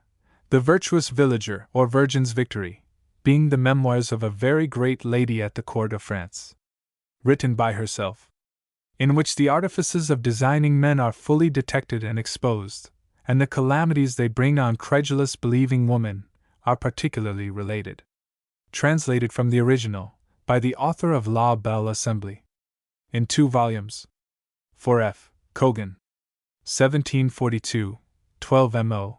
2 volumes from the French of Charles de Fier, Chevalier de Mouy. The dedication to Mrs. Crawley is signed Eliza Haywood. BM 12612, DD3. 65. The Wife. By Mira, one of the authors of The Female Spectator, and Epistles for Ladies. 4T. Gardner. 1756, 12 mo. BM 836, c. 5. Harvard. Gentleman's Magazine, December 1755. Another edition, 4T. Gardner. 1756, BM 8416, de. 1. Another edition, 4T. Gardner. 1762, 12 mo. Arthur Heder Catalogue. 66. A Wife to be Let, a Comedy. As it is acted at the Theatre Royal in Drury Lane, by His Majesty's servants. Written by Mrs. Eliza Haywood. 4D. Brown Junner and S. Chapman. 1724, 8 vo. Included in Mrs. Haywood's Works, 1724. BM 12613, E. March 26. Boston Public Library, Barton Collection. Another edition, the second edition. 4D. Brown, and sold by J. Osborne. 1729, 12 mo. New York Public Library. Another edition, 4W. Fearless, and sold by J. Osborne. 1735, 12 mo. BM 11775, B. 44. Yale. An abridgment. The Comedy of a Wife to be Let, or The Miser Cured, compressed into 2 acts, by and Minton. 4A. Seal, and Minton, and all booksellers. 1802, 8 vo. BM 11779, B. 84. 67. The Young Lady. No. 1, 2, 3. By Euphrosyne. 4T. Gardner. 2D. Each. Euphrosyne, like Mira, was the name of one of the Female Spectator Club. This was probably Mrs. Haywood's last piece of writing. Gentleman's Magazine, January 1756. 3. Works attributed to Mrs. Haywood. 68. The History of Cornelia. 4A. Miller. 1750. 12 mo. Arthur Heder Catalogue. 69. Matrimony, a novel, containing a series of interesting adventures. 1755. 8 vo. 2 volumes. A reissue of the Marriage Act, 1754, by John Shebbeare, D.N.B. Arthur Heder Catalogue. 70. Memoirs of the Court of Lilliput. Written by Captain Gulliver. Containing an account of the intrigues, and some other particular transactions of that nation, omitted in the 2 volumes of his travels. Published by Lucas Bennett. 4J. Roberts. 1727, 8 vo. Attributed to Mrs. Haywood by Pope. BM 12510, AAA. 5. Daily Journal, January 11, 1727. A second edition was advertised for Roberts on February 6, 1727, Daily Post. 71. The Pleasant and Delightful History of Gillian of Croydon, containing her birth and parentage, her first amour, with the sudden death of her sweetheart, her leaving her father's house in disguise, and becoming deputy to a country midwife, with a very odd and humorsome adventure before a justice of the peace, for screening a child under her hoop petticoat. Her discovery of a love intrigue between her mistress's daughter and a perjured, false-hearted young man, which she relates in the Tragical History of William and Margaret, her account of a country wedding in Kent, with several merry passages which attended it, illustrated with suitable cuts. The whole done much after the same method as those celebrated novels, by Mrs. Eliza Haywood. 4a. Bettesworth. 1727, 12mo. A chapbook, not by Mrs. Haywood. BM 12410, A. 28. 4. Works published by Mrs. Haywood. At the end of the first volume of The Virtuous Villager, 1742, occurs the following advertisement. New books, sold by Eliza Haywood, publisher, at the Sign of Fame in Covent Garden. I. The Busybody, or Successful Spy, being the entertaining history of Mons. Began. The whole containing great variety of adventures, equally instructive and diverting. 2. Anti-Pamela, or Feigned Innocence Detected, in a series of Serena's adventures, a narrative which has really its foundation in truth and nature. Published as a necessary caution to all young gentlemen. The second edition. Chronological list. The writings of Mrs. Haywood with some contemporary works. Note, works by other writers are indicated by italics. Doubtful attributions by works never separately issued are enclosed in parentheses. Translations are marked tr. 1719 April 25 Defoe, Robinson Crusoe, Pti. Love in Excess, points I2. Mrs. Manley, The Power of Love, in 7 novels, died in 1720. 1720 February 25 Love in Excess, pt3. April 30 Defoe, Duncan Campbell. December 26 Tr. Letters from a Lady of Quality to a Chevalier, died in 1721. 1721 Mar. For the Fair Captive, acted. 1722 January 27 Defoe, Mall, Flanders. April 16 The British Recluse. December 24 The Injured Husband, died in 1723. June 27, 1723 Adalia, or The Unfortunate Mistress. August 12 Works, Volumes I-2-3. August 12 The Wife to be Let, acted. Published August 20th. Nov. 1 La Celia. December 16 The Rash Resolve, died in 1724. 1724 January 31 Works, Volume 4. Poems on Several Occasions, Mar. 14 Defoe, The Fortunate Mistress, Roxana. Mar. 19 A Spy Upon the Conjurer. April 10 The Masqueraders, Pti. May 16 The Fatal Secret. July 23 The Surprise. August 11 The Aragonian Queen. August 26 Tr. La Belle Assembly, Pti.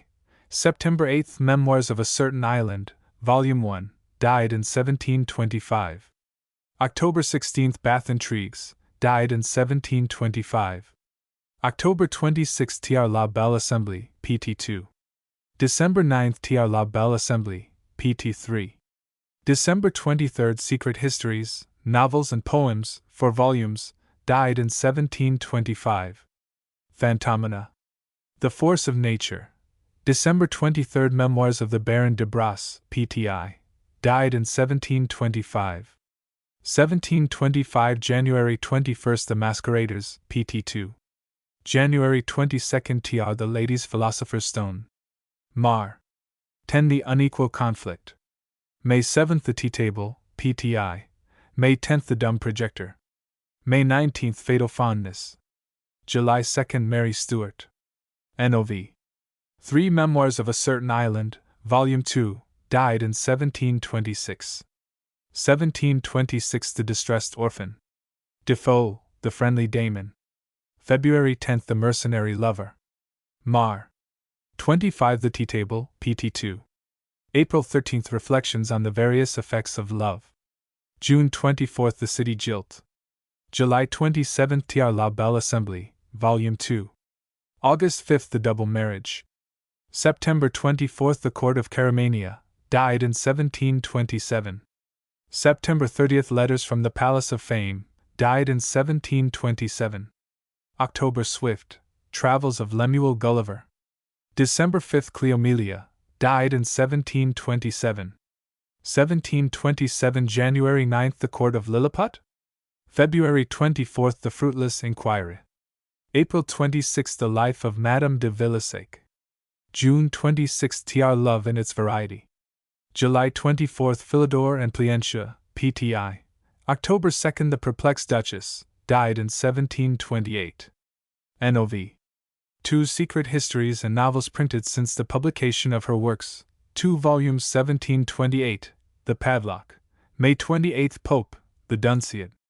June 21 The Agreeable Caledonian, Pti. August, Irish Artifice, in the Female Dunciad. August 17 Tr. The Disquis Prince, Pti. Nov. 23 Persecuted Virtue. 1729 Select Collection of Novels and Histories, 6 volumes. January 10 The Agreeable Caledonian, Pt2. January 29 The Fair Hebrew. Mar. For Frederick, Duke of Brunswick-Lunenburg, acted. May 14 Tr. The Disquis Prince, Pt2. 1730 January 14 Love Letters on All Occasions. 1732 Secret Memoirs of the late Mr. Duncan Campbell. May 31, 1733 The Opera of Operas, acted. Published in June. 1734 Tr. L'Entretien de Beaux Esprits, 2 volumes 1736 July Adventures of Eove. 1740 Nov. The Unfortunate Princess, died in 1741. Nov. Richardson, Pamela, Volumes I-2. 1741 June Anti-Pamela, published by Mrs. Haywood. Nov. Tr. The Busybody, or Successful Spy, 2 volumes, published by Mrs. Haywood. 1742 Tr. The Virtuous Villager, 2 volumes. February Fielding, Adventures of Joseph Andrews, 2 volumes 1743 June A Present for a Servant Maid. 1744 February The Fortunate Foundlings. May Sarah Fielding, David Simple. 1744 April, The Female Spectator, published monthly, 4 volumes 1746 May, 1746 August 2nd, The Parrot, published weekly. October 4th, 1747 Nov. Richardson, Clarissa, Volumes I-2. 1748 January Smollett, Adventures of Roderick Random, 2 volumes April Richardson, Clarissa, Volumes IV. April Life's Progress Through the Passions. December Richardson, Clarissa, complete. 1749 February Fielding, History of Tom Jones, a Foundling, 6 volumes June Delinda. Nov. Epistles for the Ladies, 2 volumes, D. 1749-50. 1750 January A Letter from H. Q. G. Esq. 1750 Mar. Johnson, The Rambler. 1752 Mar. 1750 April The History of Cornelia. December Mrs. Lennox, The Life of Harriet Stewart, 2 volumes 1751 February Smollett, Adventures of Peregrine Pickle, 4 volumes October The History of Miss Betsy Thoughtless, 4 volumes December Fielding, Amelia, 4 volumes 1752 Mar. Mrs. Lennox, The Female Quixote, 2 volumes December The History of Jemmy and Jenny Jessamy, 3 volumes, died in 1753. 1753 Nov. Richardson, Sir Charles Grandison, Volumes I-2, 3, 4. December Richardson, Sir Charles Grandison, Volumes V6. 1754 Nov. The Invisible Spy, 4 volumes, died in 1755. 1755 D. The Wife, died in 1756. 1756 The Husband. January The Young Lady, numbers I-2, 3. February 25 Mrs. Haywood died. 1768 May Clementina. 1772 April A New Present for a Servant Maid, died in 1771. 1778 Mar. The History of Leonora Meadowson, 2 volumes.